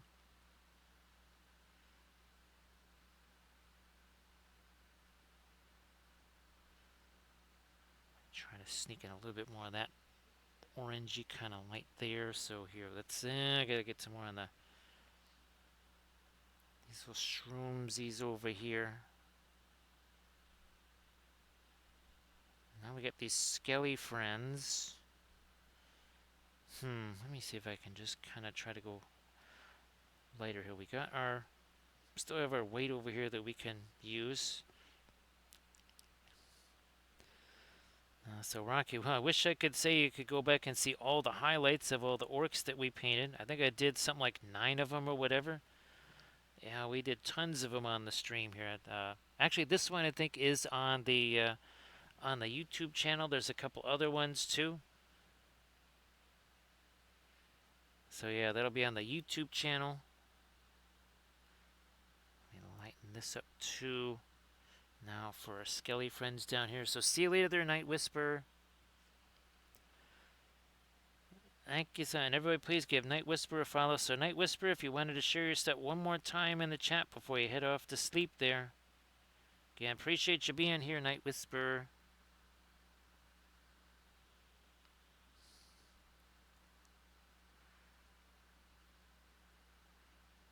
I mean, there's really not a whole lot different with them than what I'm doing right here, right now.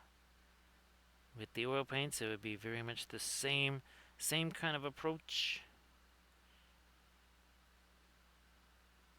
Wouldn't be all that different than what we were doing with the Trench Crusade stuff. Be very similar.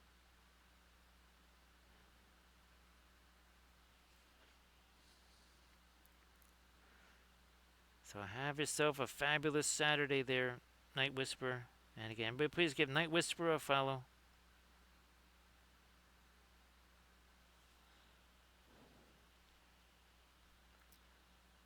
Nope, nope, nope, not that. That's for up here. Where's my, there we go. Some of the, a little bit of that burgundy has also kind of worked its way into it as well.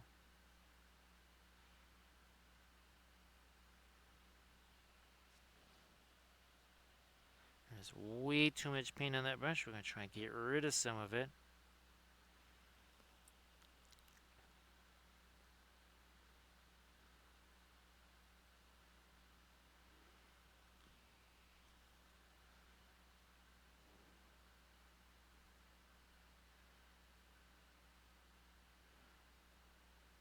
We'll see if this one takes quite as long to draw as the first two have. We have plenty of cadmiums and cobalts on her, so most likely it will.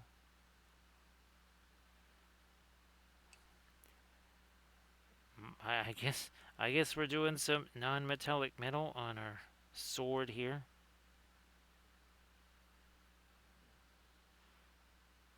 Such as that is.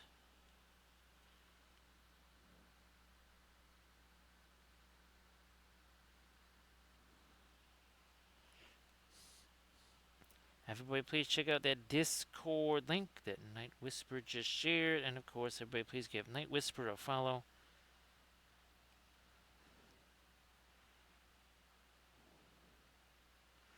More of our, this is again, probably just about as late as I can go. I could maybe get some of the, some of our other fast mat weight out there if I really want to go that much later. Hopefully that's going to mix with our green just a smidge right there. Yeah.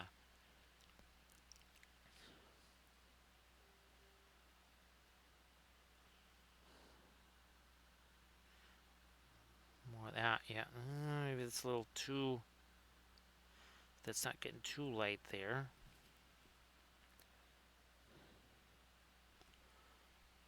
Yeah, well, now we're, what, 3 hours, almost 3 hours, 20 minutes in.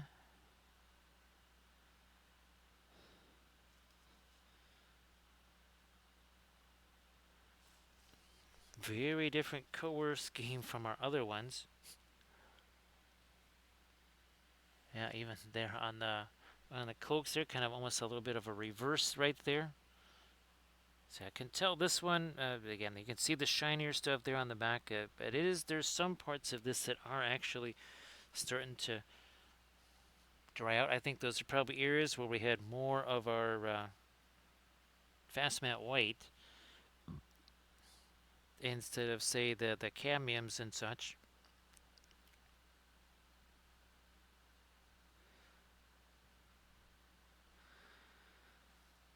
Let me see what we can do for this guy here and give him a little bit more of a, well, for lack of a better term, a face. Nope, nope, that is too. I gotta get me some more of the, some more of my burgundy color there. Okay, that's it.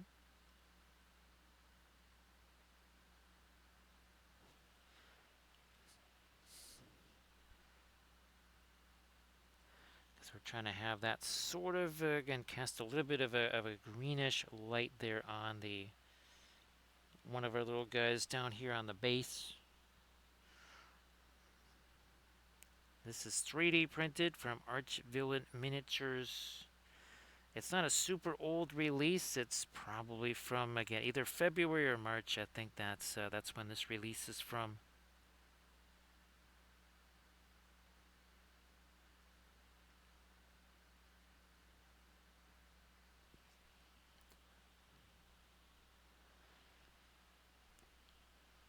So cold milk can hopefully,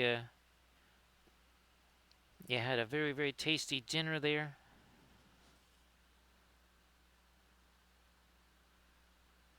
Cold milk. I don't know if you had a chance to see some of those older streams back then. We'll be putting some of these again up on that new YouTube channel here. But oh, I already passed them by. Yeah. So this stream we painted 15 goblins in 12 hours. Yeah. So I'm hoping to. We call those the Saturday challenges. And again, if well, like all these Zygomors, all this stuff, the old episodes, if you can do this channel right here, Linseed Fellowship, that YouTube channel, there's not going to be any ads on there. That's not what it's for, because there was never any ads on our Twitch highlights. The whole point of that is just, again, to find a place where people can watch the sessions here. Otherwise, they just disappear completely. So I would say go look at some of the past Twitch sessions where I was painting multiple figures. There was there was this stream where we were painting. Oh gosh, what were they? The Khazad-dûm dwarves. We painted. I think it was 9 of those in about 11-hour stream. And again, eventually we'll be getting back to our army type stuff like that. Needless to say, there was a wee bit of a change in the Middle Earth landscape there, the MESBG landscape, anyways.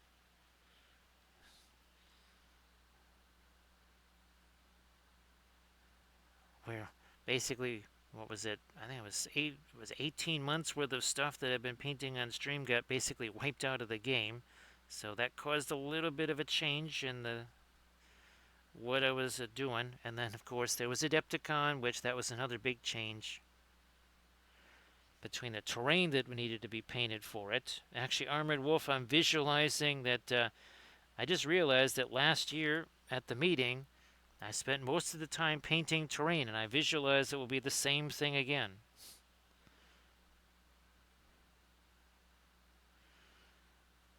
I realize that. So that's probably what I'll be doing most of the time. I guess you and me together, right, Armored Wolf, will be in the garage painting Adepticon terrain.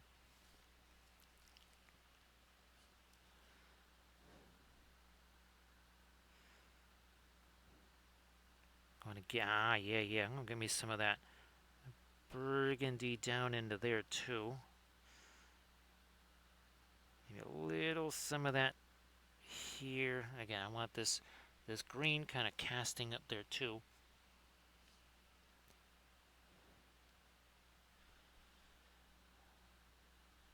So again, some of our fabulous. Look at how intense that red is. Very nice.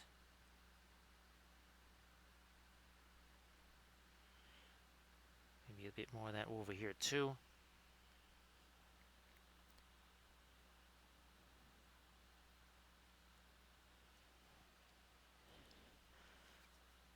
See if I can sneak some of that over here. Is that too much? Use a bit of a blending brush there. Now I'm going to try to go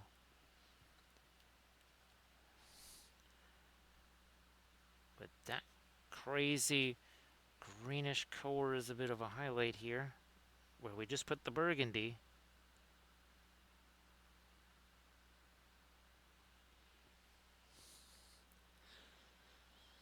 So that sounds very delish there, cold milk.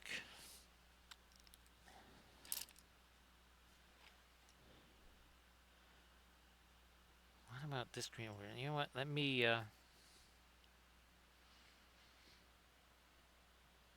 cobalt green. Oh yeah, that's right. Let me little touch of our cadmium green into that. Maybe not that much. I'm gonna go back to just the cobalt green. Come on, a little more of it here. Because I'm thinking of this as a bit of a glazy thing here. Not so much to make it darker, it's more about the intensity. Especially out here, maybe. Because remember, one of the things we have kind of learned about the cobalt colors is that their best kind of usage is sort of as a glaze, which is weird. That is not what I would have thought. Especially since they are not a staining color in any way, shape, or form.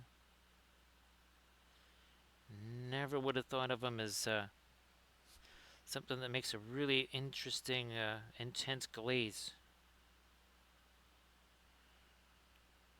But that's why we do the color charts. That's why we do the experiments all the time, constantly. Because you're never really going to know until you give it a try. Or sometimes more than one try. Yes, there are times where I've tried something and like, ooh, that doesn't work. And then I went, ooh, what if I was to use it this way? And then all of a sudden, it's a big difference. Then it works like a charm. Get me a little bit of greens in there. Oh, up here. Let me get a little bit more of a kind of like a little bit of a glaze thing going on here. I might just here. Let me get some of my fast matte white out here, just to have something totally clean to work with. Where we're gonna chuck this stuff, maybe here, I guess. Nope, that's not a best place for it. Let me go over here.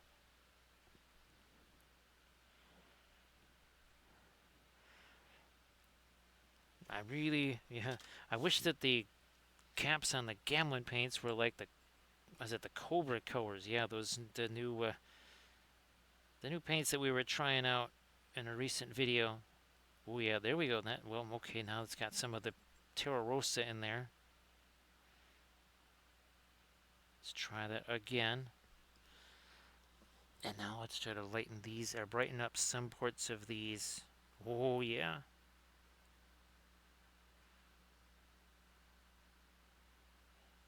Not every single one necessarily, but yeah, see that does makes a difference on those.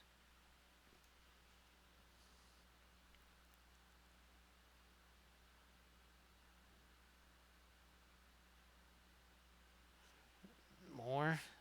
Let's do some more.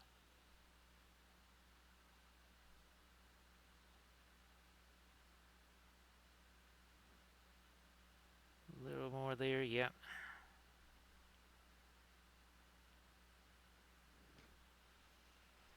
Oh, let's get some of these spots down here.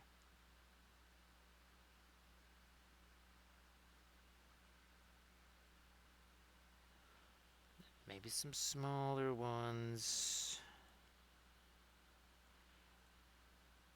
Pushing their way this out here.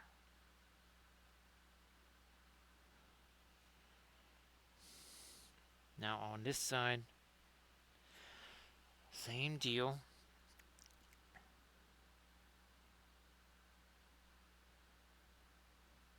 All the way down here on the legs.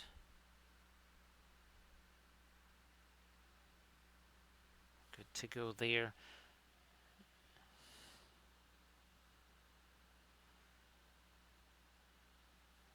Why we can't really make these too much later. If anything, we'd have to kind of go back again with some of our darker glazes to darken those up. But yeah, now we have a little, get hopefully what looks like some kind of source lighting there.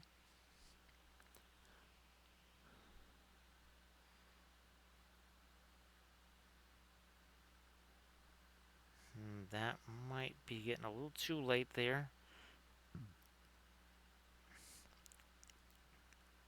That's alright. I'm gonna probably be coming back with some of my darker greens anyways. Ooh, let me get that on these. Lighter there, a little bit of light there. We'll have to again hit some parts of that with a dark. We got basically light on top of light with another mid-tone and then another light.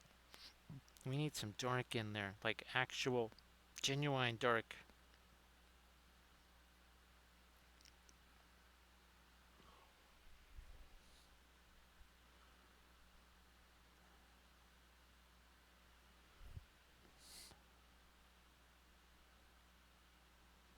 Bit more of a light there. Okay, good. What about this stuff?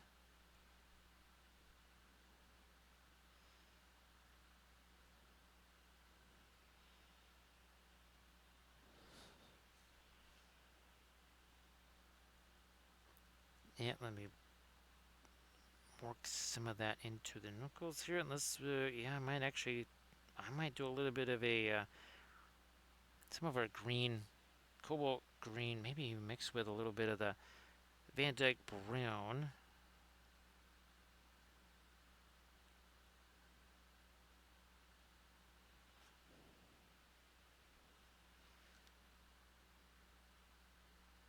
I don't want to lose some of the colors that I've got in the lights here. I've got pinks and greens and all kinds of wild colors in the lighter areas there.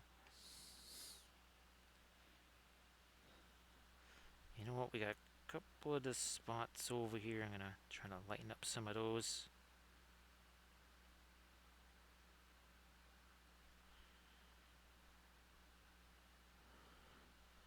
Yep, that should probably get lighter there too.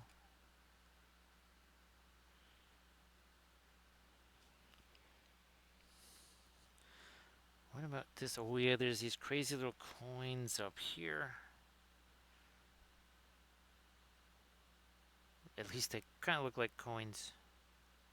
I'm gonna have to bring some more dark into that too. Yep. I think I might do a little bit of a focus up here for a sec. Actually, I'm gonna go back to this darker stuff. That's our phthalo turquoise.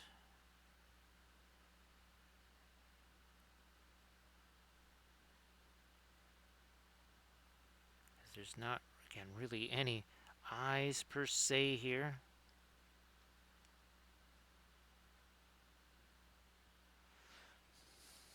Now we'll try to do the lighter spots here on the head, face, whatever it is. Hopefully it's not too thin. All right, here we go. It does make a difference, and again, I had to chill out on this because remember we were changing that from a whole different color. That was very different. Was originally there. All right, let's see if we can do this up here on this. Well, it's almost like an ear.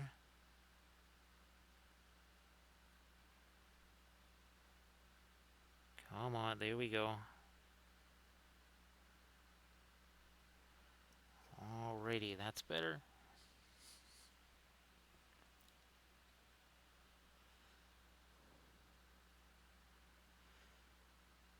Maybe catch a little more of this lighter edge on the top of this guy's head. Alright, our skelly friends here. If this doesn't really make a big difference, then we have to start maybe thinking about making stuff darker, but that is having some impact there. Yeah. Okay, I think that did what we wanted that to do.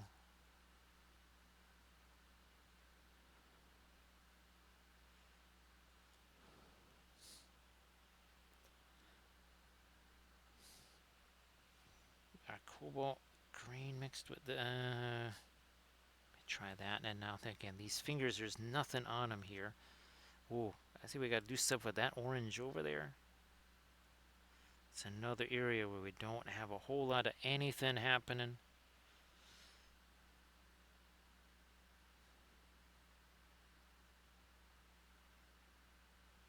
Blend some of that now here. See if I can put some of this lighter still on the finger. Look, I just got these two fingers on the brush. That is it.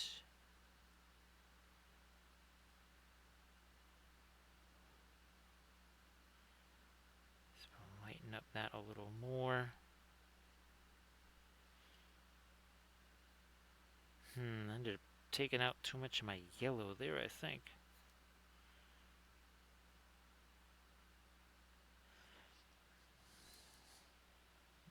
Maybe we'll try this.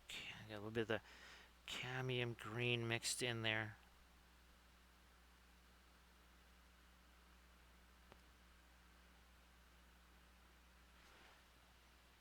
I guess more of our light. That's I think that's actually some of our Naples yellow.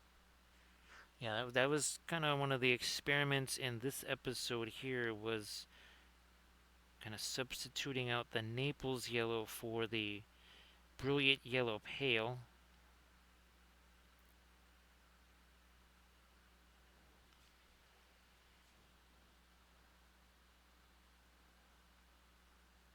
So yeah, this thing here with those kind, we'll have to do something maybe a little darker on those.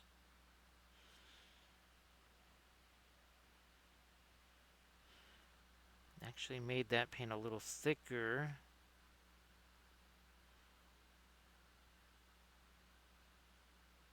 Again, thin sticks too thick, and of course vice versa.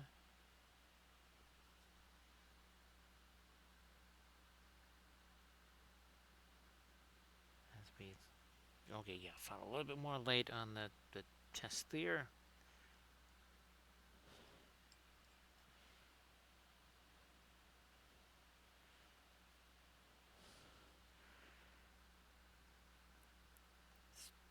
Rock and roll with some of that.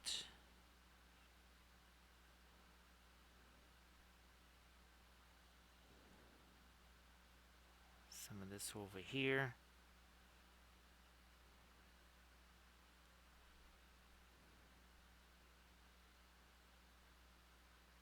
Like so. What's happening down there? We'll just separate that a bit. Now here is an area where we don't have much going on. Let me maybe just throw at least some of the perline orange here. Yeah, even just that.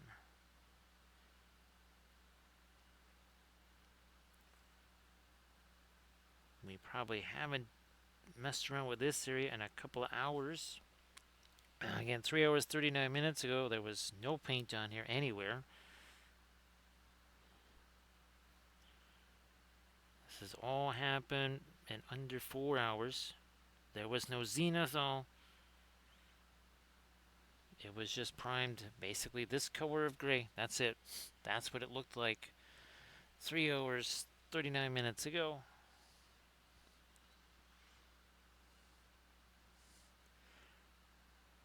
There was nearly a brushstroke of paint on here. Like the weeping angel says, don't blink.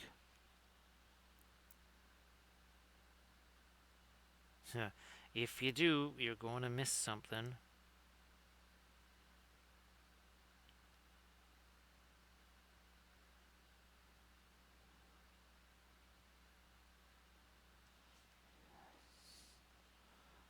letting some of that orange work its way into the mid-tones, maybe even a little bit into some of the more shadowy type areas there.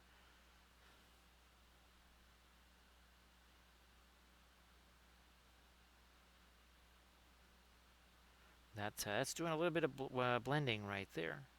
We're letting that do some blending on its own. I'm gonna throw some more of this orange up in here because now again that's had a chance to set.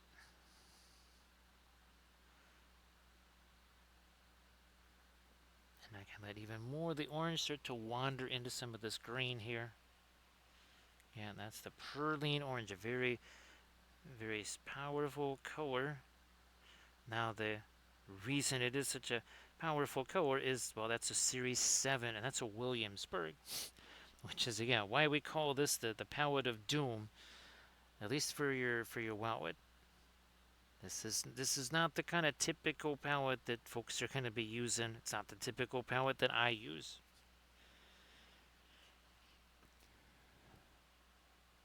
These are just a bunch of things that were gifted to me because people wanted to see, well, what would happen if use this color or whatever. So, and also too, it does provide a chance to see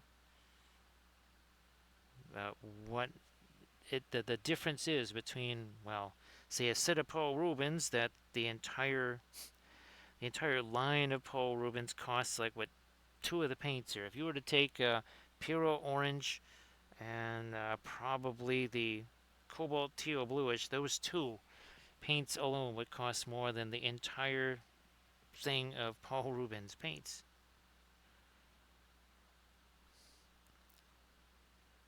There's a reason why.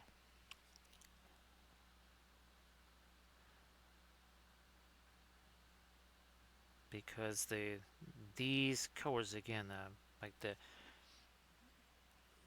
Puro Orange, that Perling Crimson, those are really, really, the cadmium colors, those are really strong.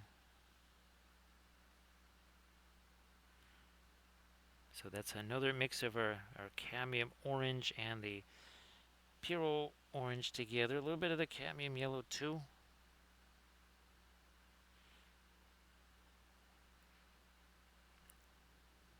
Yeah, along some of these edges we need it here. Hello, little hobbits. Spark my ganja. Thank you so much, Justif. I appreciate that. So does Gandalf. It's like, so yeah, I think I need to have a little talk with Treebeard here. He's like, oh yeah, yeah, yeah. Could you tell him we could really use some more water around here? He's like, yeah, yeah. I think he kind of diverted the river. I think he was doing something with Isengard. He's like, yeah, man. All of a sudden, there's no water around here anymore. See what happens on our big old Gandalf 6 for just that's probably the best roll he's had. Well, he did have a 6 last night, but that's a pretty good roll for our Gandalf there. Thank you so much, Justin. Appreciate you being here. Yeah, I think I think Treebeard's got a little bit of water management project going on there in Isengard.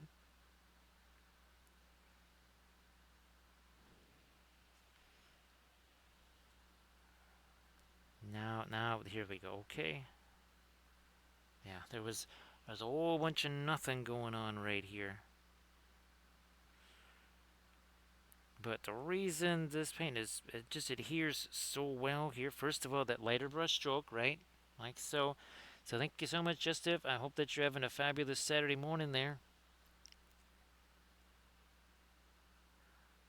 Well, again, this area probably is. Last time we messed with this was probably in the first hour of our painting here, maybe even longer than that. So potentially 3+ hours ago was the last time we really did anything in that area.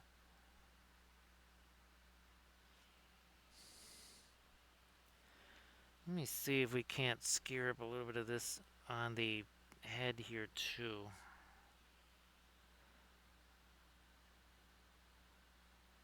So just if this is Zygamore number 3. last Friday. This is the one we were working on. So we painted that one, and again, you can see there's a big difference in our colors there. Lots of cobalt on that one. Then this was our Saturday one here. Again, another difference right there. Hey there, Stevie. How you doing? Appreciate that, Stevie. We could use a little bit of that ration right there. So great to see you there, Stevie. We had fun with this on the birthday stream last night. First time again getting to paint B5 stuff in a long time. That was super fun.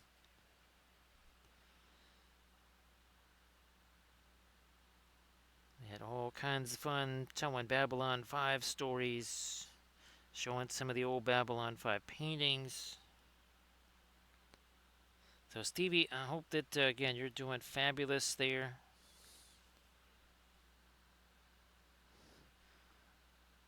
Working a little bit more of the hero orange into here.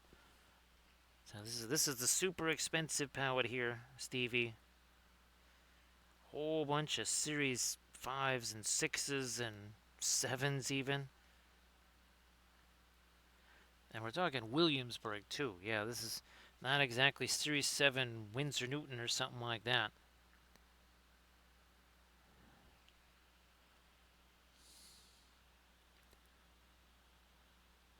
Well, thank you so much, Justif.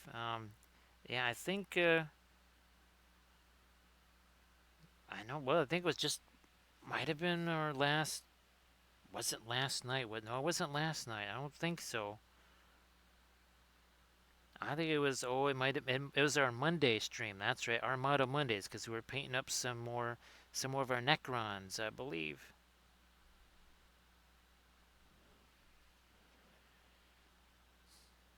So thanks for joining, Justif. We'll be doing again another stream here on our Saturday.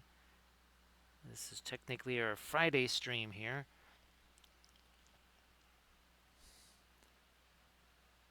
Possibly painting again something more like could be another Bellinok figure. This is one we did. I think it was actually 2 Saturdays ago, maybe. Or well, it could be another Loot Studios figure. We've got tons of these that we've worked on, so possibly one of those two.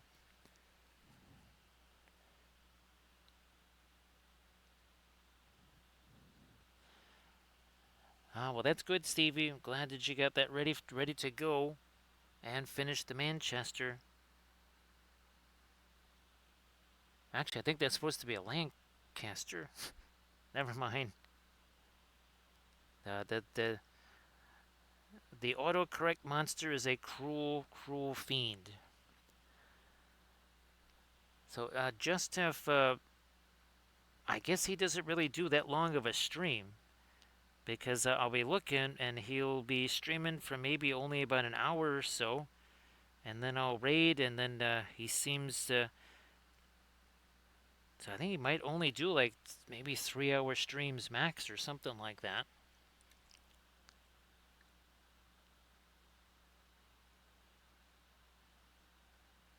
Ooh, yeah, here, let's get to a bit more of our orange down in here.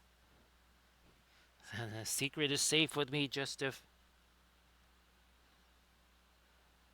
I know that for some folks, the streaming is really just kind of a place to sort of hang out or something like that.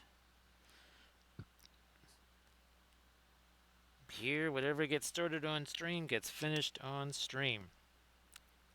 Unless something real weird happens.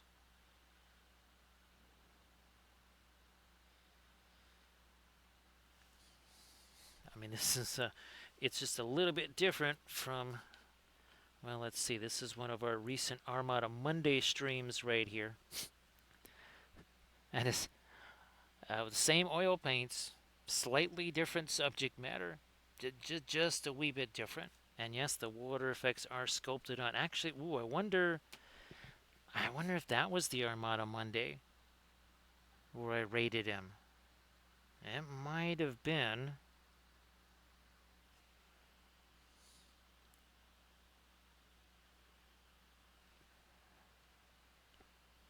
Stevie, is it a 1/72nd or is that a 1/48? Because you know I love my 1/48 scale aircraft. Actually, Stevie, I don't know if you saw this. This was part of our Battle of Midway observations. This is actually 3D printed, and yeah, that was super fun painting up this. Obviously, my favorite plane because we painted one of these before, but that was a 1/48 scale. This one, again, I had to make it smaller so that it fit on the build plate, so it's much closer to a 1/172nd.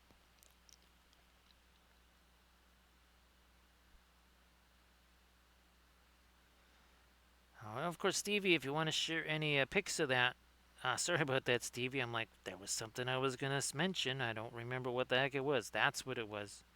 Yeah, you want to share some of the pics of that there, Stevie? Please go ahead. And oh, this is also part of our Battle of Midway observations. This was 2 Thursdays ago, flat top for flat Thursdays. And of course, week after that was where's our hobbits is in space here? There we go. Hobbits in space.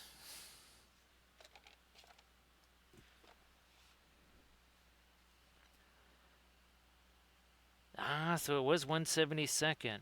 Yeah, Stevie, it's. I know that the Dauntless was a pretty decent, a sizable plane, just like say a Stuka or a Sturmovik or something like that.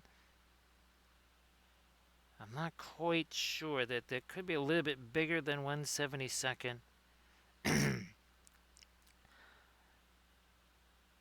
But Grand Oracle, I just keep thinking this would take forever, right? With the acrylics, it just would take so much longer. And oh gee, yeah, we're closer to 4 hours than I thought.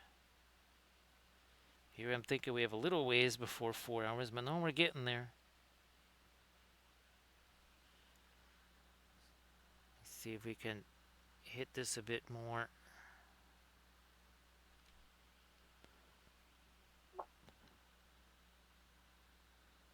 A bit more of a dark up there, maybe. Yeah. Again, that is the Thalo turquoise up there. And work that around some of these spots here. So see you later there, Grand Oracle. And Grand Oracle, glad that you're getting a chance to actually play something on Sunday. Wow, that's gonna be fantastic. Yeah, really cool. Very glad you're getting to do that. Nope, nope, nope, can't do that. We'll just have to see if that's gonna work. Yeah.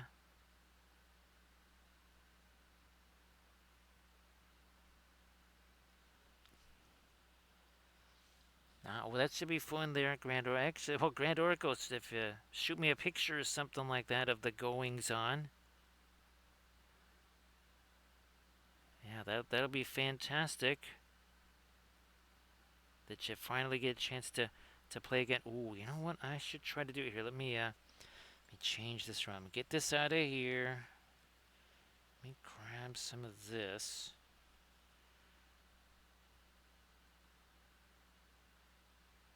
And that needs to go all the way down in there. Here, let me get a little bit of that up here too. Yeah, all right. That's what we needed up there. It's really hard to because you're kind of in the heat of the moment there, right, Grand Oracle, trying to figure out what it is you want to do and everything. Now again, here is the reference that we're working from here. Again, that's where I kind of got the idea for the luminescent shrooms there, and some of the spots was from this. And essentially, I just fed in dozens of pictures of different fungus, some fungus, some tree fungus, ground mushrooms, all this kind of stuff, and it sort of assigned some colors to places and been kind of utilizing some of those ideas again, like the luminescent mushroom things down here. It certainly can be a whole lot easier than just trying to visualize that in your head, and that especially if you're not used to say, doing 2D art or something like that, and you don't have years and years of doing the artwork stuff. And that was with the Chat GPT there, utilizing that again to be able to formulate a strategy as far as the color placement and such.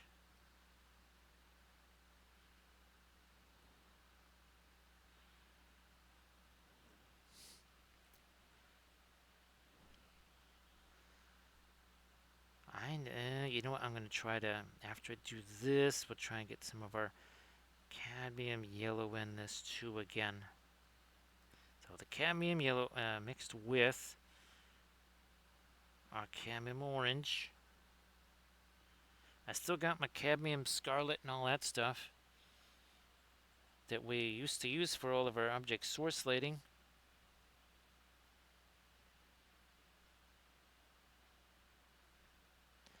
Actually, that's what we might be seeing. That's right, some of our sneaky snakes. Yes. Some more of our, these would be the Highland Miniatures versions too.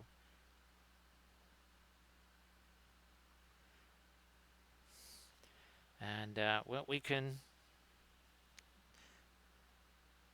do some with our, the Paul Rubens Elkids. We can do some, well, with these colors and see what the difference is. So some with fluorescent, some with none.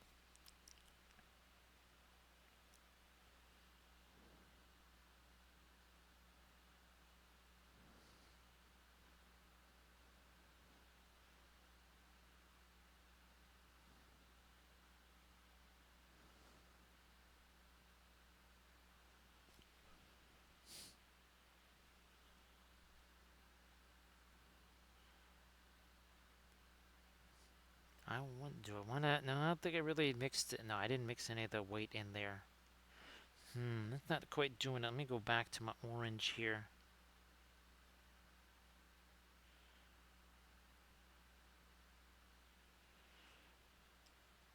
I actually need some of the, believe it or not, some of the green.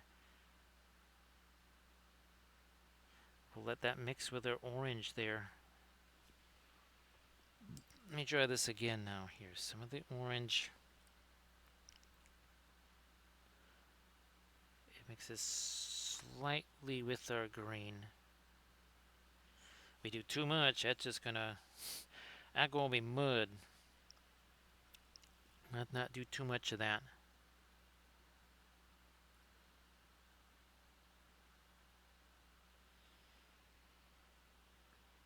Okay, so I think now we have something that's a little bit less of a crazy weird transition there.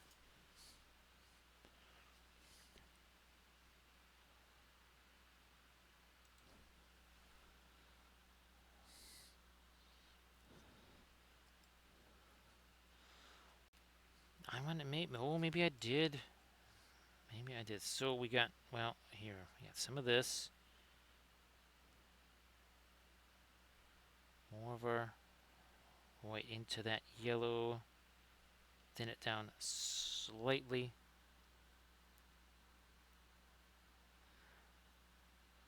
That is going to go on the edges of some of these. Well, whatever this is, I really don't know what to call most of this stuff. I don't even know what these dudes are.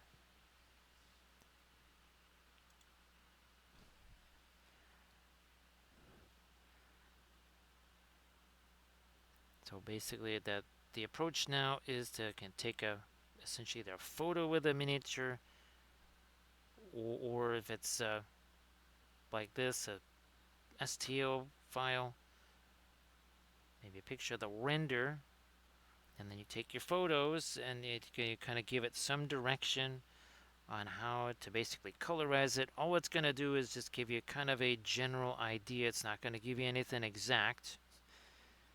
Now those train cars I was talking about, it did a really good job on those because it was a train car, and it was basically just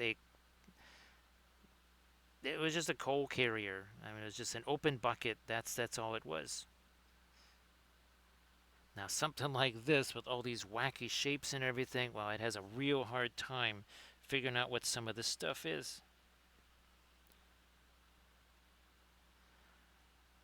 But again, it gave me some general ideas, and it did give me. I kind of prompted it to say, okay, on this one, emphasize. This one was supposed to emphasize green more. The other one was supposed to emphasize more blues and violets. The other one was supposed to emphasize things like magenta, burgundy, that sort of thing. So you can put some hints and suggestions there. And again, sometimes it's going to give you something that you had not thought about at all, and sometimes that can be very good. I've been doing a lot of these, like for our army painting series on the Patreon page. Thank you so much, Armored Wolf, for posting a link to the Patreon page. If you're having a hard time coming up with a color scheme, or even our latest army painting series, not just the color scheme of the figures themselves, but also the basing and everything. All of the basically the mural that we did on all the bases, that was kind of the ideas for that were generated with some AI. Again, it's not going to be the exact thing, but instead of just out of nowhere, out of thin air coming up with something, at least it gives you some kind of reference that you can build off of.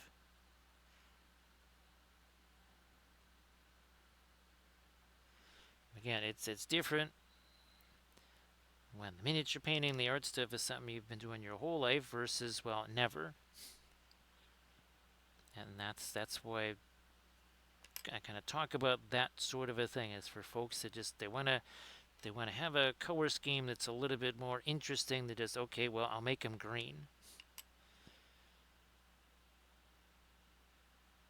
Or maybe you want to see, okay, do I want to go with more of a gold type of an armor, or do I want to go with traditional color armor? What if you could see what it looked like in advance before painting a couple of figures and going, nope, this doesn't work? At least there you might be able to see something like that in advance.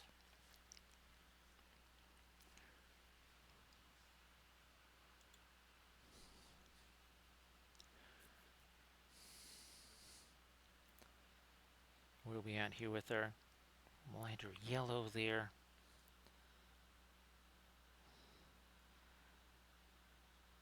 Like some of that maybe onto the ends of the nails here. Sort of did it on this side.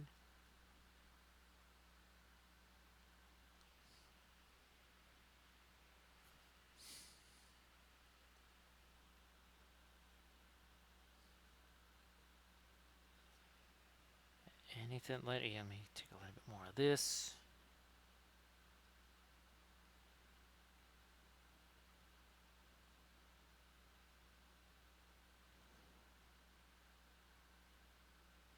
And a bit more there. Okay, oh yeah, that never got its... Yeah, we need to do a little bit more with their light down. Let me see what happens with this.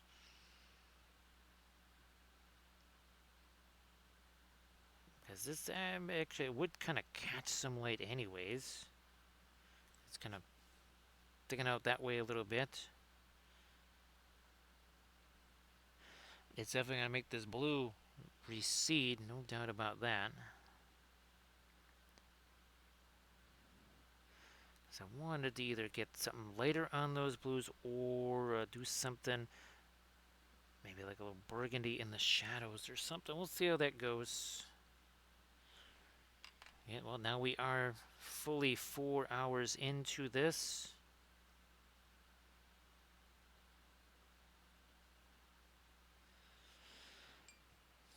4 hours ago, well, 4 hours and 4 minutes ago anyway, there was no paint on this at all anywhere.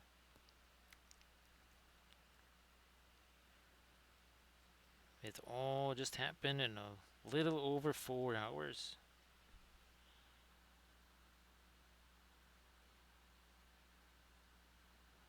Gonna try and catch a little bit more of my lighter blues and here maybe.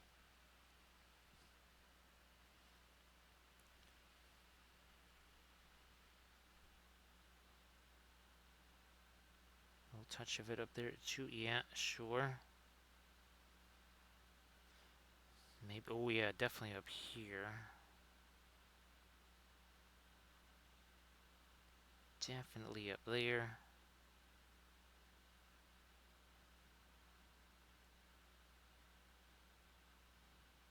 And a little bit more like so.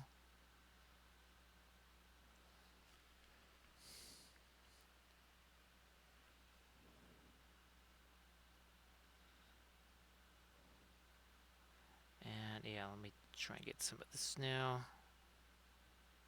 Lighter up in here.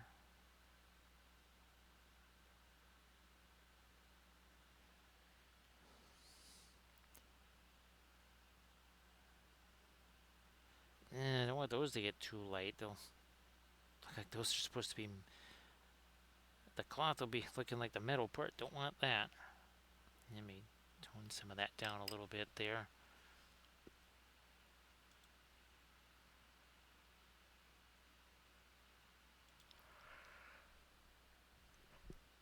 This is definitely as light as we can go with the blue. I don't want to go any lighter than this.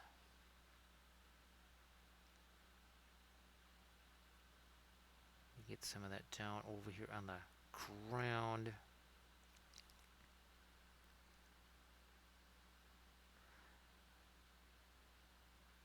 Still kind of tempted to grab the Indanthrone blue and maybe do a little darker glaze on some of this.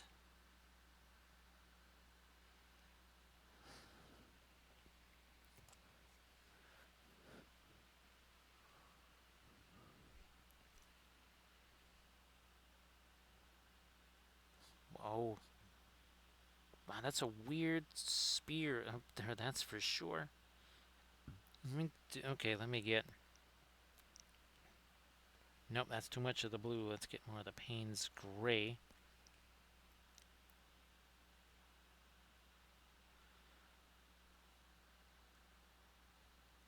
That is a very unusual shape for that blade.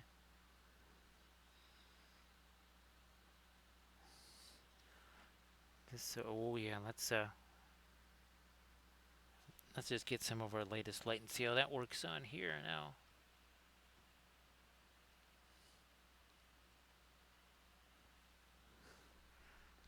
This side of our sword. Yeah, it was kind of missing that. That's too much there. Let's back off of that. I'll try me some of that down here.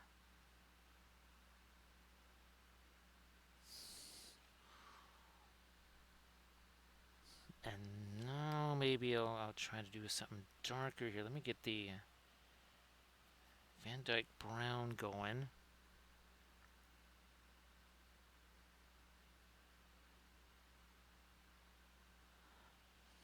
At least there's a little sharper of an edge there.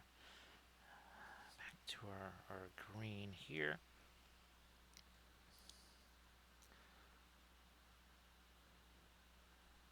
I don't think I could really get too much darker than that. Whoops. Okay, I'm going to use this as a blending brush maybe.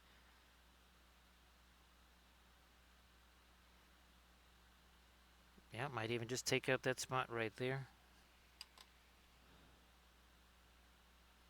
You can always paint it back on there if I want.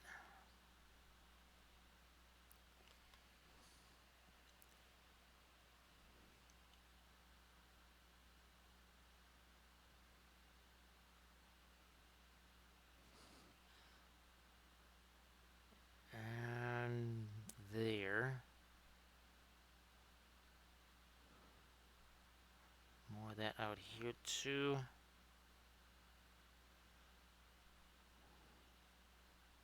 Whoops, that was too dark again. Look at this blending brush. taking that away. We didn't like these spots at all. It'd be 2 seconds to just wipe them all out.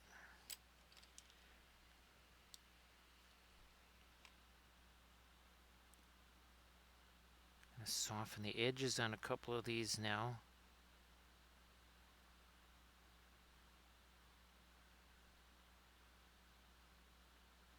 Soften the edges of those.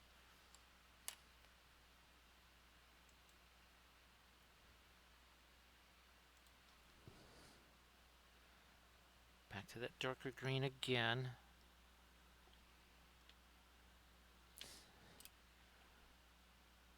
Blending brush on that, because that's all kinds of weird edges there.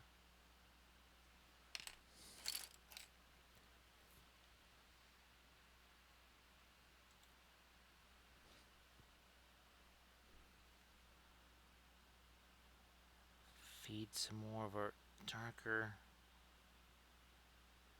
green into these little folds or whatever.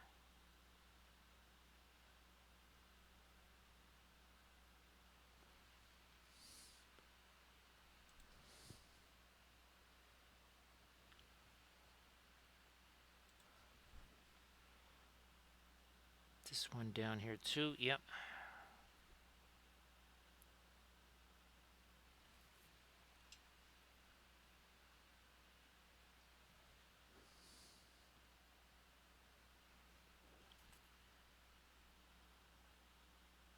Come on, there we are.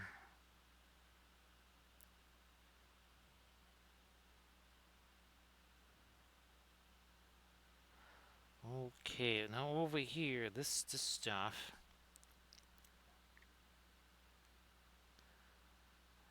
We haven't really done a whole bunch with this, at least not in a while here. So I'm gonna get some of the darker greens into this, not too much. Whole idea is that some of these are kind of a little bit dirtier colors in a manner of speaking than what's up here, where they got that super high chroma stuff going on.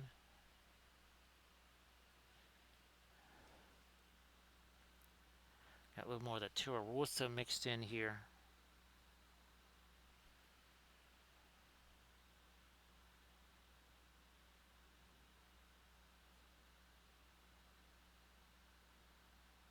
Like you do there.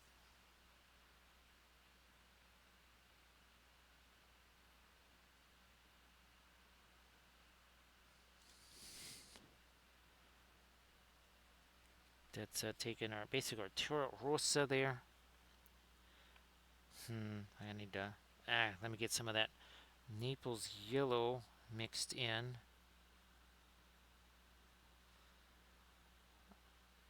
Also want some of that on this here sword.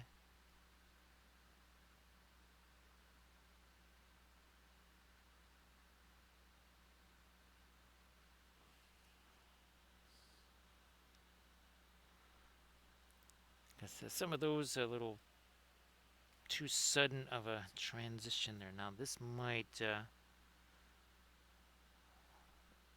work a little better here. Also, yeah, we got to get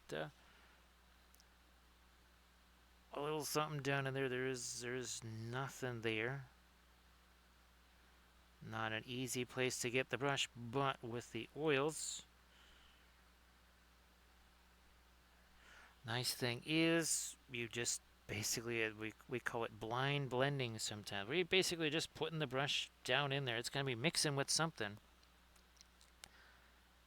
It's just got to come in contact with it. It will mix with whatever is there. And that would, in this case, is that the pre-glaze that's there already.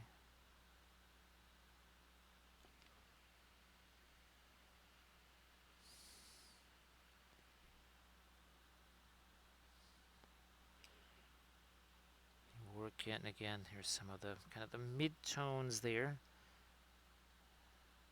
Same thing here on his head. That's kind of a little wacky. What's going on right here? Let me see if we can reorganize this a little. Might also get some more of our dark. Let me get this Van Dyke brown. Van Dyke brown here.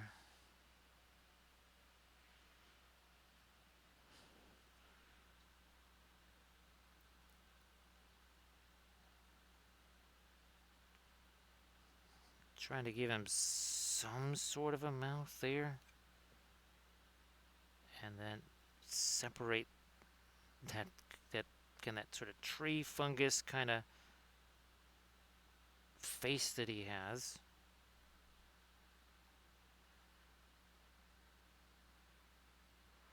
Now we re-engineer the darks. Now let's see if we can come back with some lights here. Maybe again our sorry, that's our Naples yellow.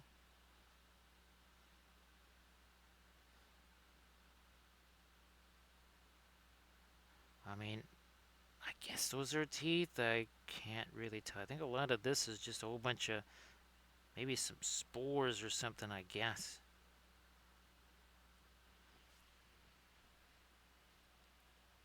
I really, really, really don't know.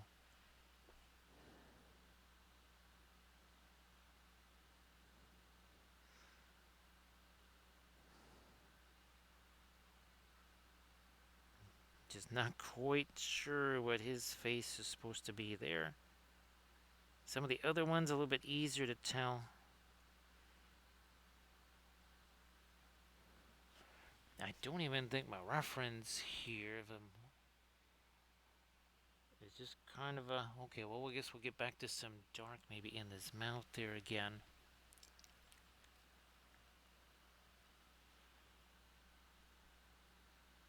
Okay, there we go.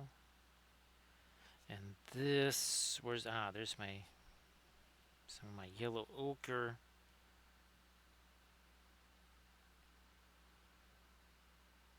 I'm just gonna darken that all down again.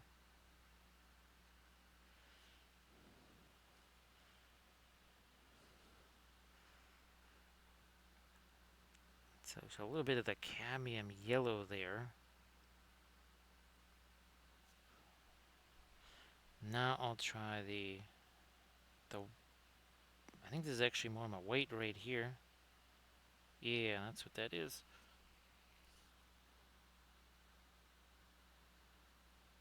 And we'll try and figure out again what might be going on with that.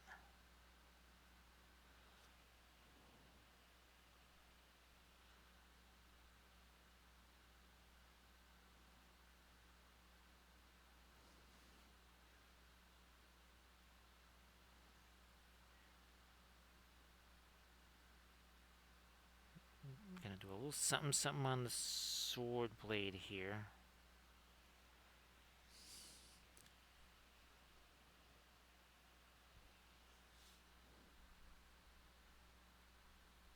Ooh, that's now that was about to get way too late on his arm there. This up here we haven't really done a whole bunch with at all. There's more fungus among us up here.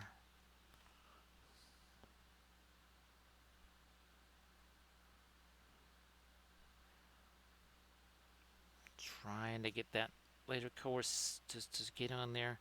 It looks like a little bit more thinner is needed. Sure enough, there we go. Just needed to thin that paint down some more.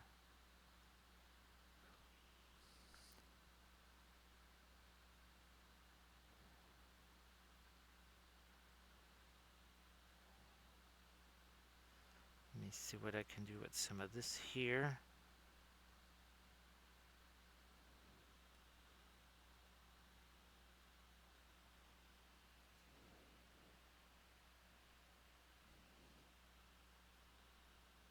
And some down there.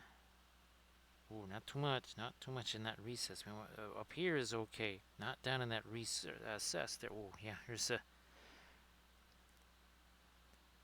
We don't have much going on there. Better get some... Better get some stuff in there.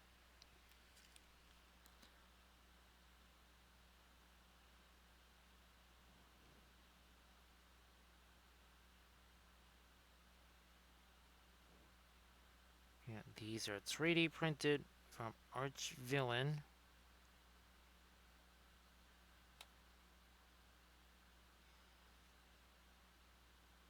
Some super fabulous miniatures. We got one more of these to do, and that is going to be done on the Patreon page because it's going to actually be a 2 episode arc. Nice to see you there, Irid. Everybody, please give Irid a can't wait for fellas. So, Irid, hopefully the stream was fabulous today, and hopefully you have a well, yesterday I should say, right, for both of us. Of course, Irid, if you want to share anything in the chat, please go ahead.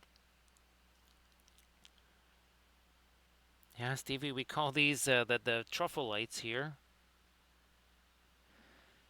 Ah, boy, cold milk. I haven't had that in quite some time. I have to try that in the air fryer. Cold milk. Yeah, I have to try me some lamb roast in the air fryer. See if it kind of seals in the goodness, right?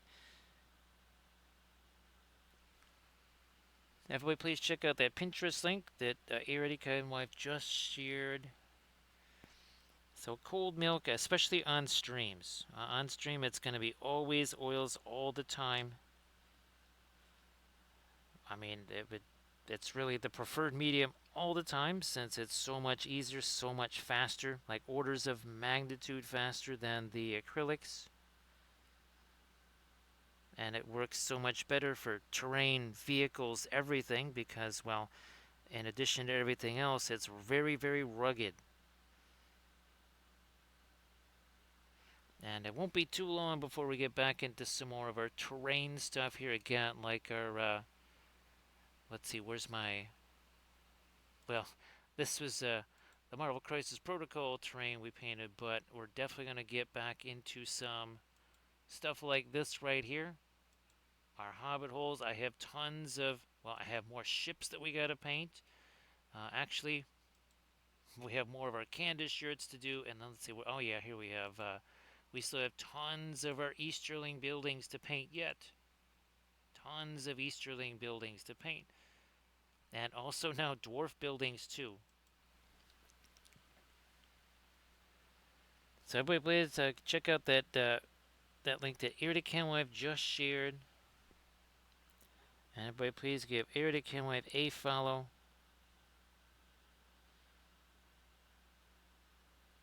So Irid, did you get a chance to do all of your post-stream stuff already?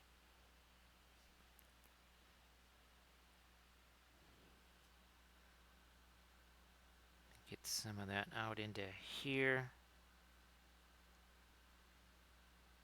Also like that.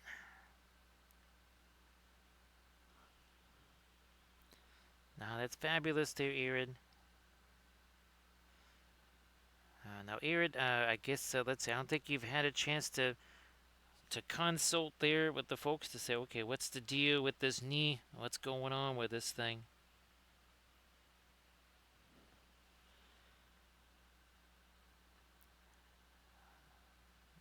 I know that hasn't probably hasn't made doing streaming or much of anything very easy.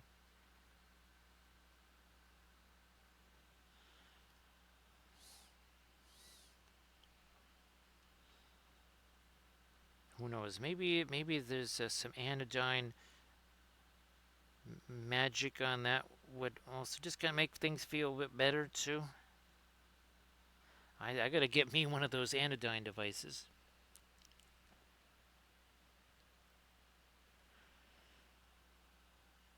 Everybody else got one except me, so I gotta get me one of those.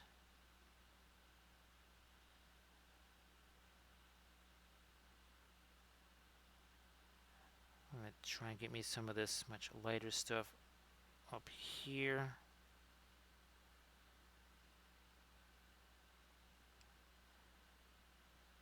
Oh yeah, on that side, and then maybe a little something over there too.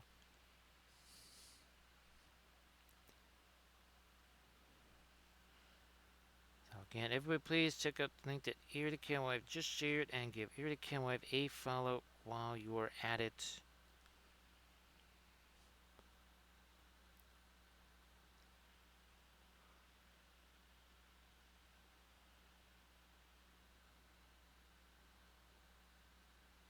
Yeah, Eric, I wasn't quite sure because obviously up there it's a little different situation.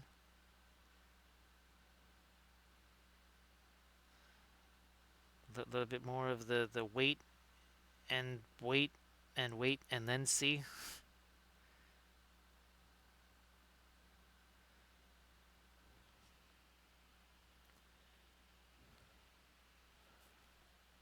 Again, this is a little bit of again. That's the some of the Naples yellow in there. There's a teensy bit of the cadmium yellow as well in there. Not much, just a little bit.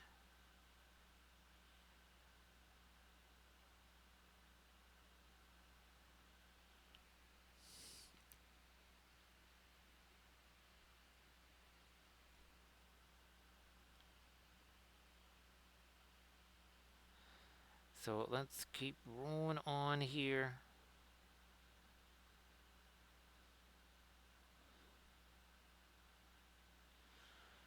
And it's really weird that sometimes, Irid, like you remember you were saying, like, how the heck did this even happen?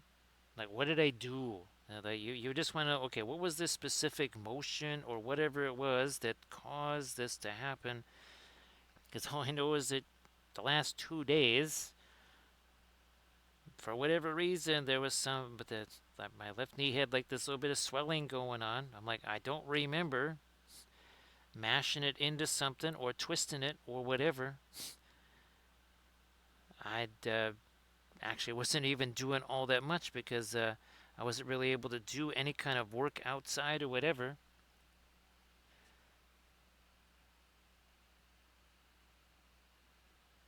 So I have no idea what the heck happened, and it seems almost kind of like it's just disappearing.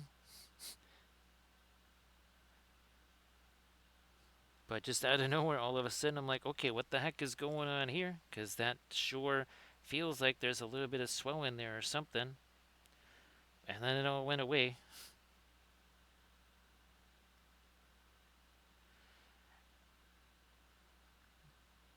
What's weird is there's things that where I say, okay, this is probably gonna be an injury here, and then nothing happens,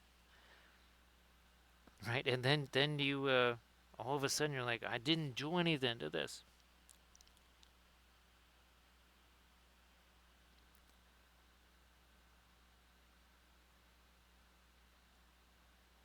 There's our dark. Remember we were talking about getting some dark in here, right? Light and then dark. Now here we gotta maybe go with maybe the orange. There we go. Okay. So now it's starting to get a little bit more of a round thing here.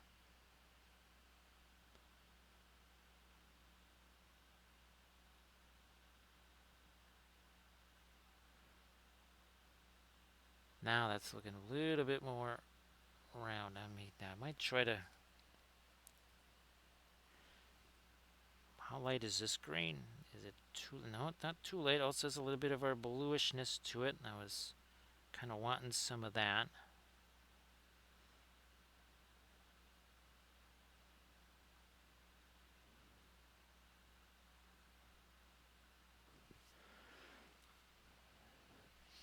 So Irid, believe it or not, essentially almost all of those plants are up now, and more keep coming up. I mean, they are just the tiniest of seedlings right now, especially all these new ones that have come up, say, in the last 48-ish hours. But clearly, some of these have to be the original ones that I planted, and it's kind of like, okay, now why did these new ones come up so much faster, and why are the old ones now starting to come up? It's a mystery.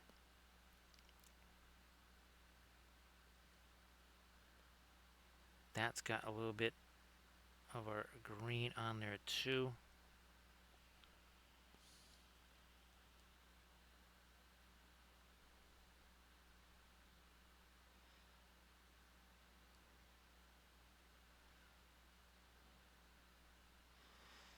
Well, Arid, hopefully there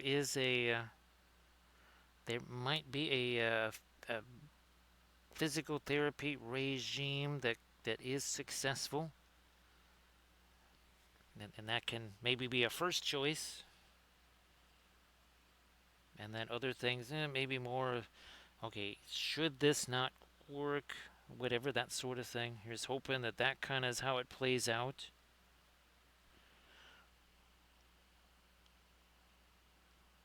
I mean, not that the physical therapy stuff will be a cakewalker by any stretch of the imagination.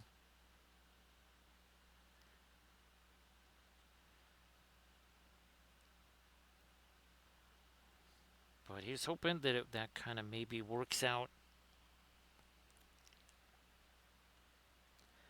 I've got our, again, that's our uh, Perline Crimson. Now we just mixed it with some of the indigo. Going to get some dark stuff happening down in there.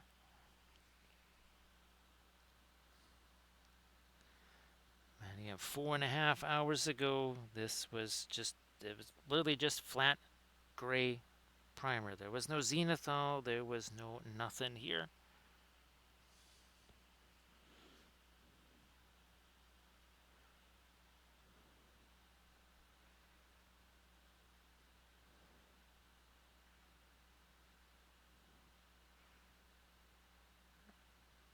Yeah, boy, there's a whole lot of not much going on up in here. We got to figure out how can we do a little something more up in here. Maybe more with the orange.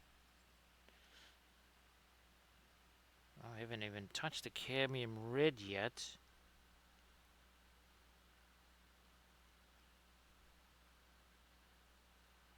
Okay, there's that. Nope, maybe I need more thinner. Let's try that. See what happens when we add a little more thinner into this. Ah, yeah.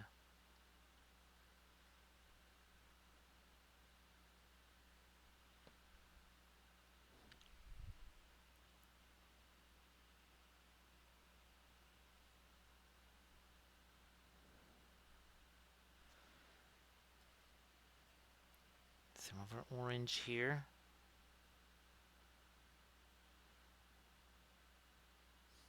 Hmm. Okay, I guess I'll get some of the cadmium orange in there.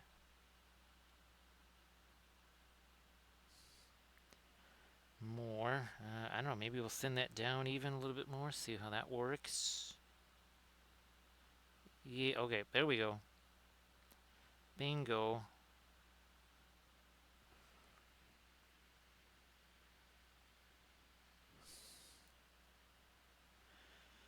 Yeah, Irid again. Sorry for more Easter eggs.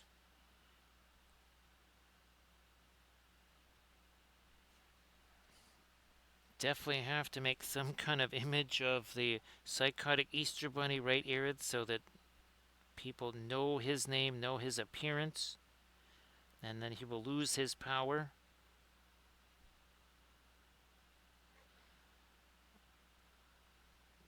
Same here. We basically have the only a weird little tiny edge of our orange there.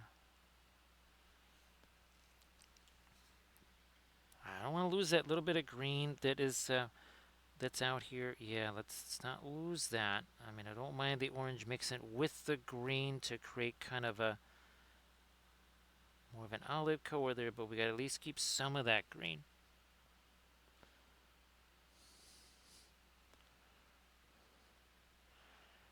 Yeah, Arid, it just it's like background noise or something like that. It's always there,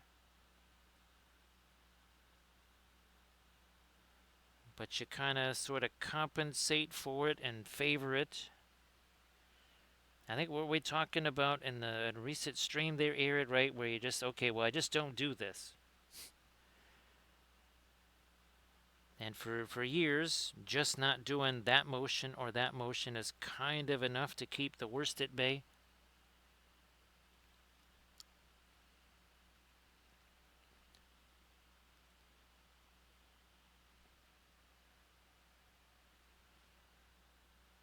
Alrighty, get more of our kind of yellowish orange in here.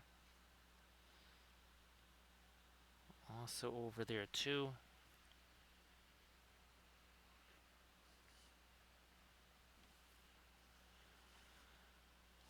So now that looks very much different up here on this crest here.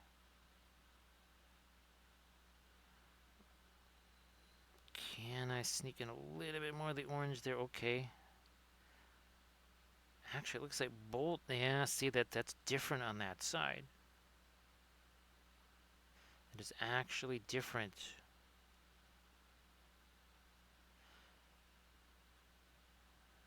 That oh yeah, just kind of learning that now. All right, well, we'll see what we can do with it. Oh, yeah, here, let's. No, that is way too late. Let's get back to the Hero Orange here. Okay, here we go. That would have been way, way, way too late of an orange there. Nice to see there, Spotty Shark.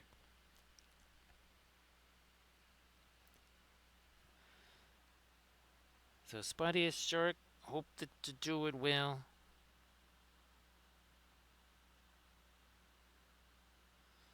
So I had a blast on the stream last night, Spotty Shark, painting this here. First time we had a chance to paint Babylon 5 stuff in a long, long, long, long time. Many years. That was super fun. Just happened that the birthday stream fell on one of our Thursdays again.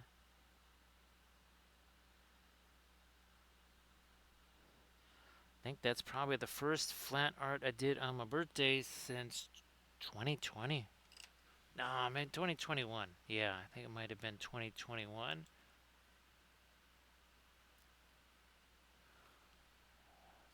Again, it's kind of hard to tell sometimes.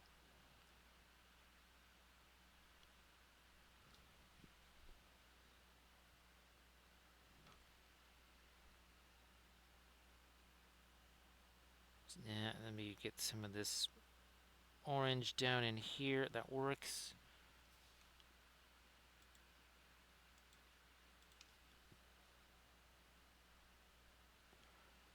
Now, oh geez, now we're starting to get closer to 5 hours here.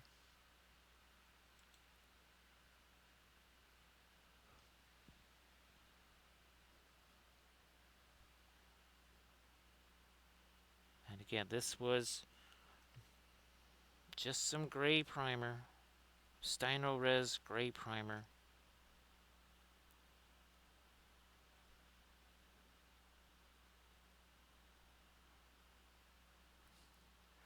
Ooh, here, let me intensify this green here. We got our. No, that's going to be too light. So let me take the. Nope, a little more of that cadmium green. Ooh, that might just do it. Oh, yeah, there we go. Now we've got the intensity we needed. If that's supposed to be casting some light there, because again, we want these to be essentially mushrooms that have some kind of almost like an internal glow to them here.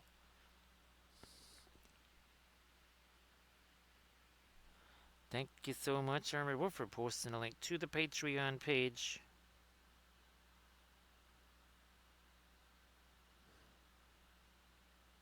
Okay, we just posted the latest new video to the Patreon page on the 19th there.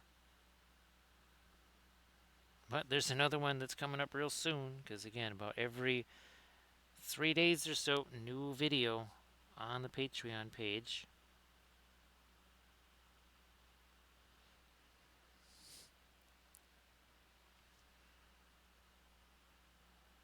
I wonder, let me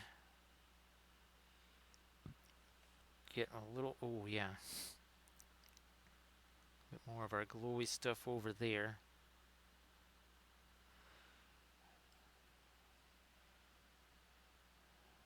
There is a little bit left of my white up here.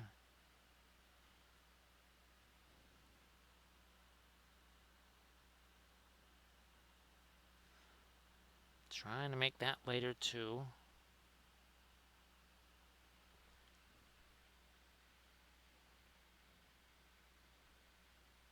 Not so irrit if you can get one-shot primer cheaper, because that's the MIG ammo stuff.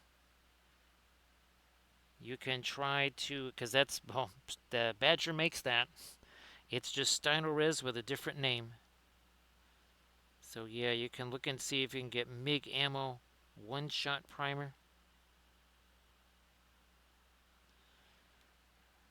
I don't know if, I don't know if getting it on Amazon might actually be cheaper for you. I mean, I've had to resort to getting it on Amazon myself here, just because I went, well, I need a whole bunch of it, and I don't have any right now.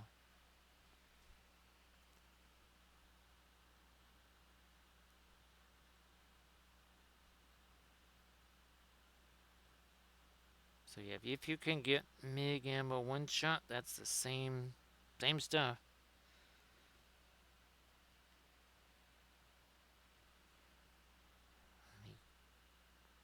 There we are.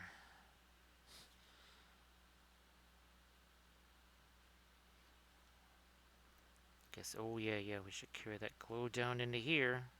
We're gonna make that part glowy as well.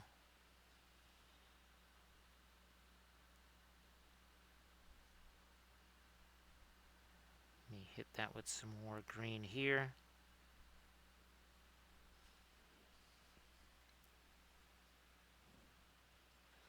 So yeah, I was in the Badger factory, and I look over. I'm like, "What is that? What's that doing in here?" He says, "What do you mean we make that?" I said, "But that's MiG ammo." Well, that's really, again, that is a much more common thing. A lot of stuff you think is, oh yeah, these guys make it. No, it's actually someone else makes it to their specification and then sticks their name on it. Because there aren't that many places that make things like paint and other stuff. They're kind of made in a lot of the same places.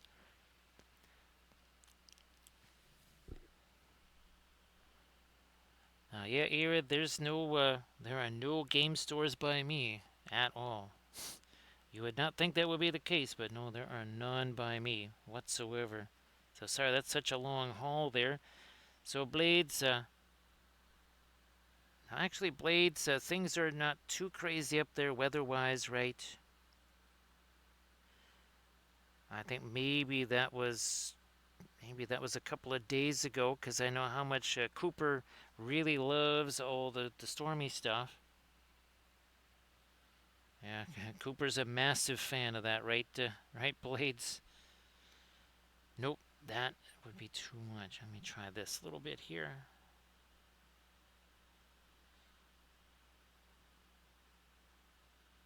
Even that is almost too much there. Who enters my domain? How's about we also say hello to Paint Hand Dan? How you doing there, Dan? Thank you so much for the raid. Everybody, please give Paint Hand Dan a follow. So, Paint Hand, if you wanted to share anything in the chat, how you doing there, Miss K-Mat? Nice to see you back. So, Paint Hand, again, you want to share anything in the chat, please go ahead. We are painting from Archvillain Games here. Some of the Zygomore, some of the craziest figures ever really painted on the stream here. This is what we did last Saturday. So again, a very different type of a color scheme. Each one of these, I'm trying to do a very different type of color scheme on. Here we go. Look at this. 1 week ago today, we painted this one. And again, lots of wild and crazy colors there. Some very intense oil colors. So great to see you there, Miss K-Mat. Now, actually, here is another recent one that we did. That's from Bellinok right there. Just a little bit of freehand, some plaids, some tattoos, just some minor stuff right there. And check this out, Paint Hand. We had our birthday stream last night, and we painted this. I hadn't painted anything Babylon 5 in a very long time, so it was super fun doing this thing right here. Thank you so much, Miss K-Mat. Appreciate that. Here's another recent Loot Studios fig. We'll probably be doing either another Loot Studios or Bellinok figure on our next stream tomorrow. Well, later today, actually. Now, this was a little bit different. This was part of our Battle of Midway observation, so a little bit different. Not quite as colorful as that, but yet still the same exact oil paint. Same exact oil paint. Also, oh, here was another one of our recent 2D art streams. Flat tops for Flat Thursdays. Also, well, I think this is the week after that. A little bit of Hobbitses in space right there. Oh, thanks, Stevie. Appreciate that. Oh, thanks, Paint Hand. Again, if you want to share anything in the chat, Paint Hand, please go ahead. Again, here's same exact oil paints. somewhat more muted colors. Yeah, not quite as dramatic as what we got there, but yes, the same exact oil paints that we are using on this right here. And of course, well, we did this for the Indianapolis 500. There's the linseed racer right there. Had a blast doing this. We will be doing some more of these with some other freehand exercises. So yeah, lots of cadmiums on here. We even have cobalt green on there. Some colors that we basically never use. We're having some fun with these again, the zygomorphs. And of course, here was the little test colorations that we did right there. So you can see what the original render, I guess you want to say, looked like, and then we took it, tried to put in as many pictures of shrooms and tree fungus and whatever, and said here, just what the goal with this one was to have luminescent shrooms there, kind of that bioluminescent type stuff there. Now, thanks, Miss K-Mat. I mean, we've also painted some actual hobbit holes here. Yeah, we'll be getting back into our terrain stuff soon enough here too, because reasons. Thanks, Paint Hand Dan. Appreciate that. I mean, we've got tons of these here. Let's see. There's our Space Wolf. Is this? Oh, there's Space Sauron, Space Australia, Space Scape, Space Lion, Space Shadowfax, Space Gandalf. And last but not least, here he is, Space Balrog. Yeah. So every Thursday, we do some kind of a 2D art piece. So Paint Hand, I know you just finished up your stream, so you probably don't have any pictures of that right now, well, unless you want to skedaddle off to the photo booth. But if you got some Discord Insta links or anything like that that you would like to share, please go ahead and do that. Thanks, Paint Hand. It all started because of a Battlefleet Gothic fleet. I'm not kidding. I think you've heard the story on some of those streams. Essentially, somebody wanted some Eldar ships, and they wanted to have the sails, basically the solar sails or whatever, have different spacescapes on them that looked like certain things. And I just went into Copilot real quick and said, "You mean something like this?" And what it turned out was so interesting, I thought maybe we should do a whole series of spacescapes on this.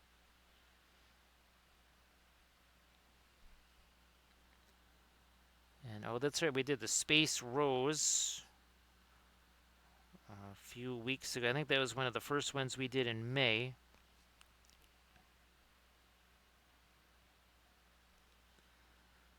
I mean, technically our B5, that was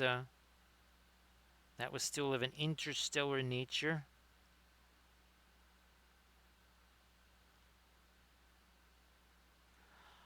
So again, this is all oil paints. 4 hours and 49 minutes ago, this is what color it was. Speaking of Steinores, it was just the gray Steinores. Actually, you can see it here. You can see some of the gray primer down there still.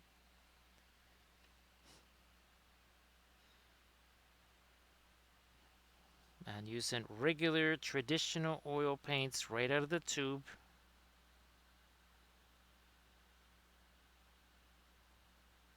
Again, there's a little bit different colors than what we typically have been using of late, like all the alkyds and stuff.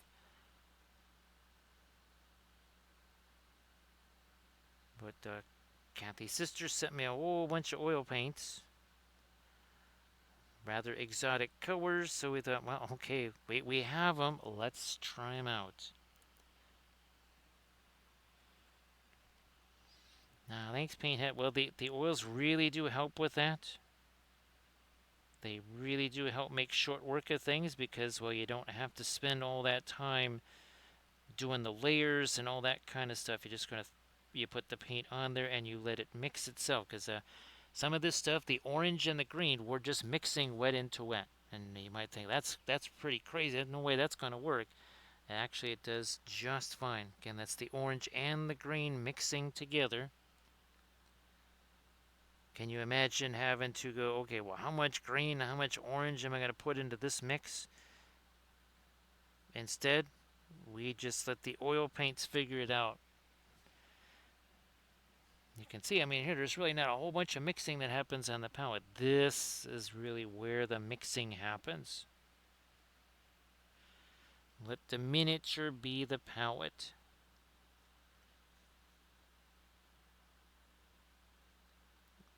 And of course, again, it's going to take way less time to paint. Also, too, you can see we're working on the entire figure all at once instead of, okay, we're gonna just paint the face or the this or the that, which really does slow the process down. The other thing is, you don't get to see stuff in context. Like here, okay, the source lighting, we want these things to glow a little bit. Well, where else would that reach? Especially when you're doing lots of object source lighting. I mean, even this right here, a lot of that is magenta. Why would we paint the whole thing and then put the magenta over the top? Instead, we start with the magenta and then we kind of work around that. So basically, we lay in the object source lighting and then we just kind of go around from there. Much easier. And again, we can use our little flashlights to figure out where that's going.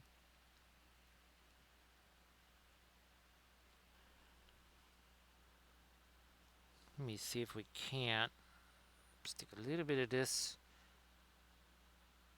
very intense yellow here, and then I'm gonna go, oh yeah, so I'm gonna try and get some of my fabulous phthalo turquoise over here. Get some of that yellow there so that doesn't look quite so much like a mustachio there. Also, some kind of light on the other side of the face here. That can't all just be dark.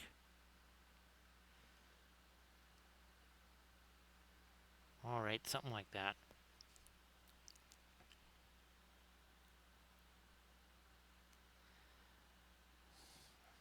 Maybe even a bit lighter here. This is almost some of the same colors like what we put down on our little, whatever these guys are. No idea what they're supposed to be.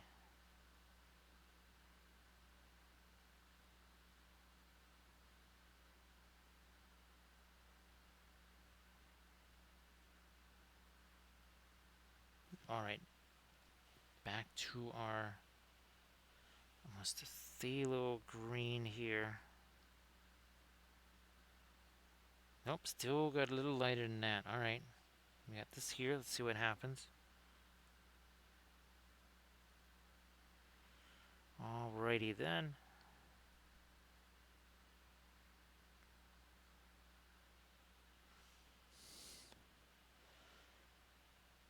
So again, on our Saturday stream that's coming up, it'll either be something like either Belmanock or Loot Studios Fig, something of a larger scale. It probably will not have as many wild colors as their Zygamores. I'm just throwing that out there.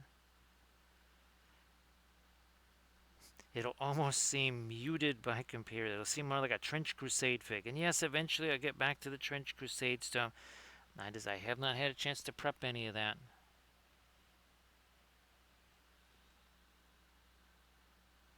Once I kind of get some of that stuff prepped, we'll get back to our Trench Crusade.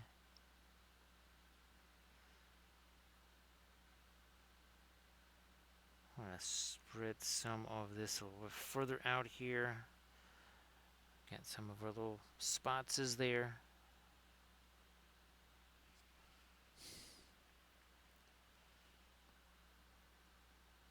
That one is a little bit too sharp of an edge. Same thing here. We're going to take some of those.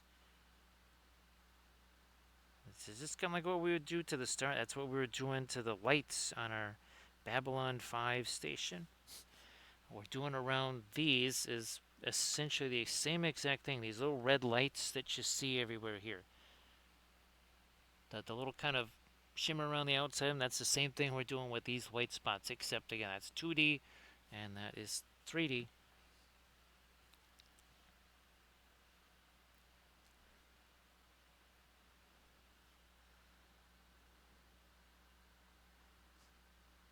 Maybe I'll try and work a little bit of that lighter spot up in there. I think that one just kind of got lost overall. Let me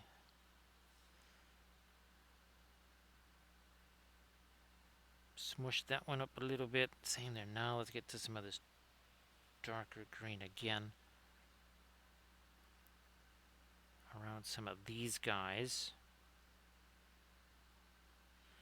Also this one. We're not looking to sharpen up the edges on those too much. I wonders, let me see, do we have a... That might be just enough of our weight there to drop down in the center of these.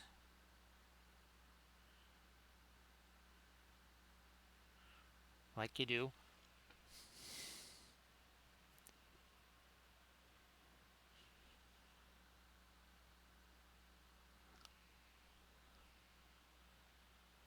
So see you later there, Paint Hand. Again, thank you so much for the raid. Appreciate that.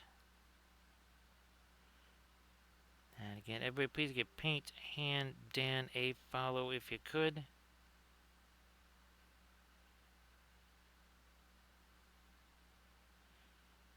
Alright, now we got our lights dropped in there too.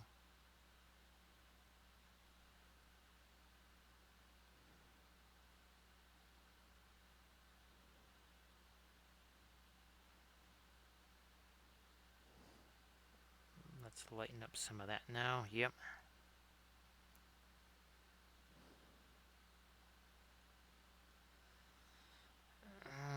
Okay. Hopefully that's not too much of a green.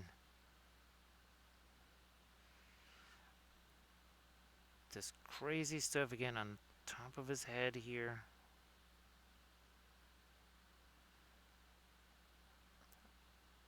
Little something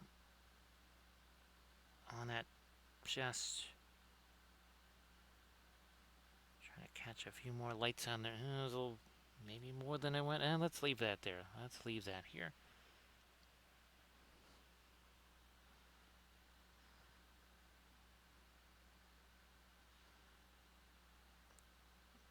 Let me get this thing. A few more lights there. We came back in with our darker burgundies here.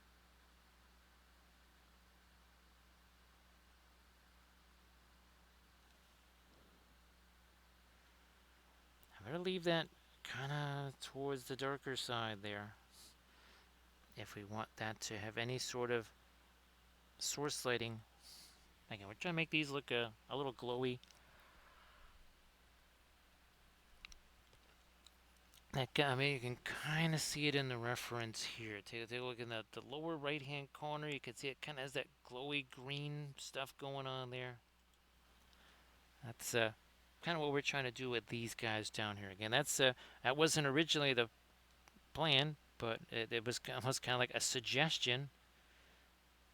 It was almost like, yeah, I know you're thinking about doing this, but have you considered this maybe? So sometimes, again, it's just kind of like it's like another person in the room. You say, oh, I'd like to bounce ideas off of somebody.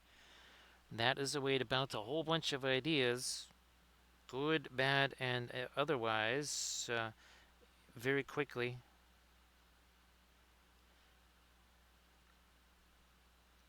There was even an army painting series where the entire direction of it changed because I had one thing in mind, and then what I saw in my little sample thing, I went, wait a minute, that actually might be a much better thing to try is that instead of what I originally thought. So again, it's almost like, again, another person that you can bounce ideas off of.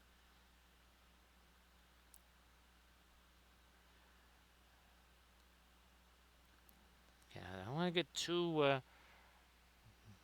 We need that to still be in shadow.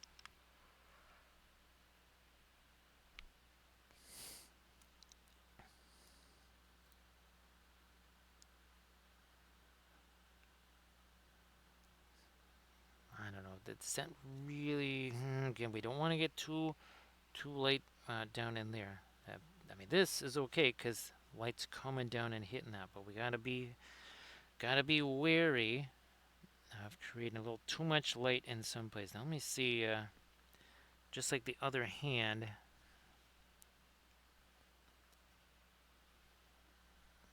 trying to get me there we go. Just looking for some mid-tone here on the fingers. That's all. Kind of like what we got over there. Mid-tone, kind of that halfway between light and dark. Not a highlight, but also not a shadow. And that's actually where the vast majority of all colors are, is in the mid-tones. Because without mid-tones, well, you have no highlights, you have no shadows. Yes, not everything can be a highlight, not everything can be a shadow. It's that kind of falling in between.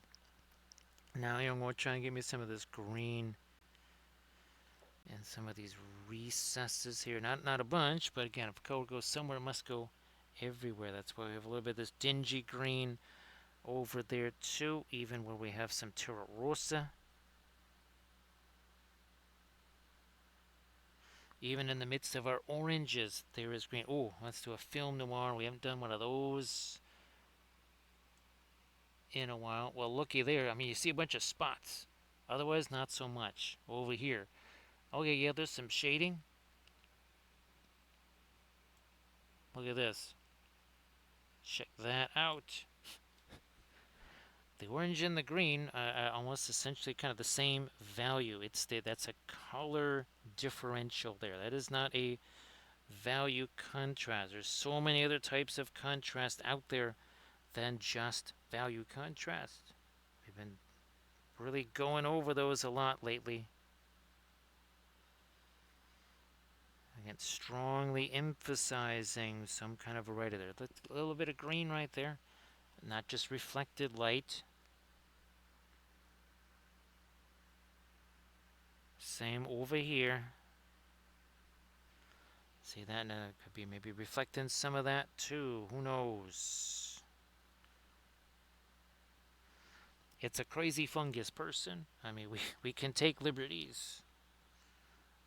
The balance is having just enough, dare we say, realism, but enough realism that it's convincing enough that, okay, it can at least exist.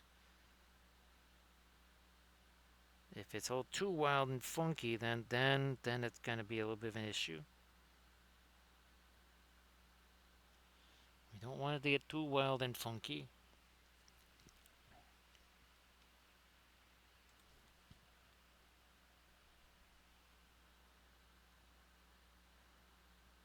Let me draw some of that up here too.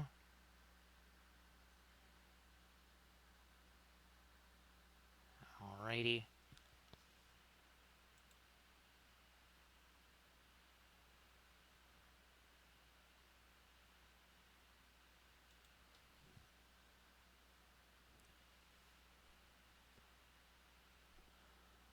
Some more of this.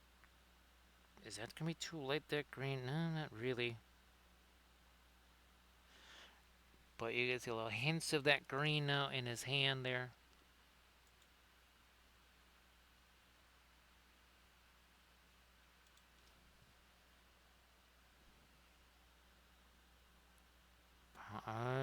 No, not there too.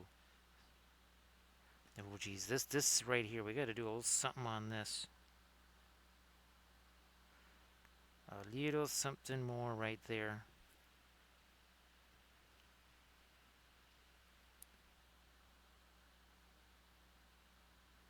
Even if maybe it is a little bit of this green that's going to work its way up there.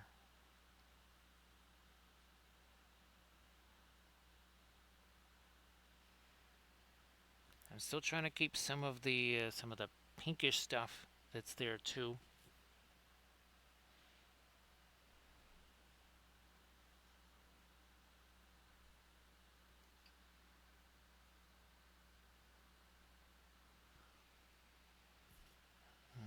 as we reach 4 a.m. in the morning here,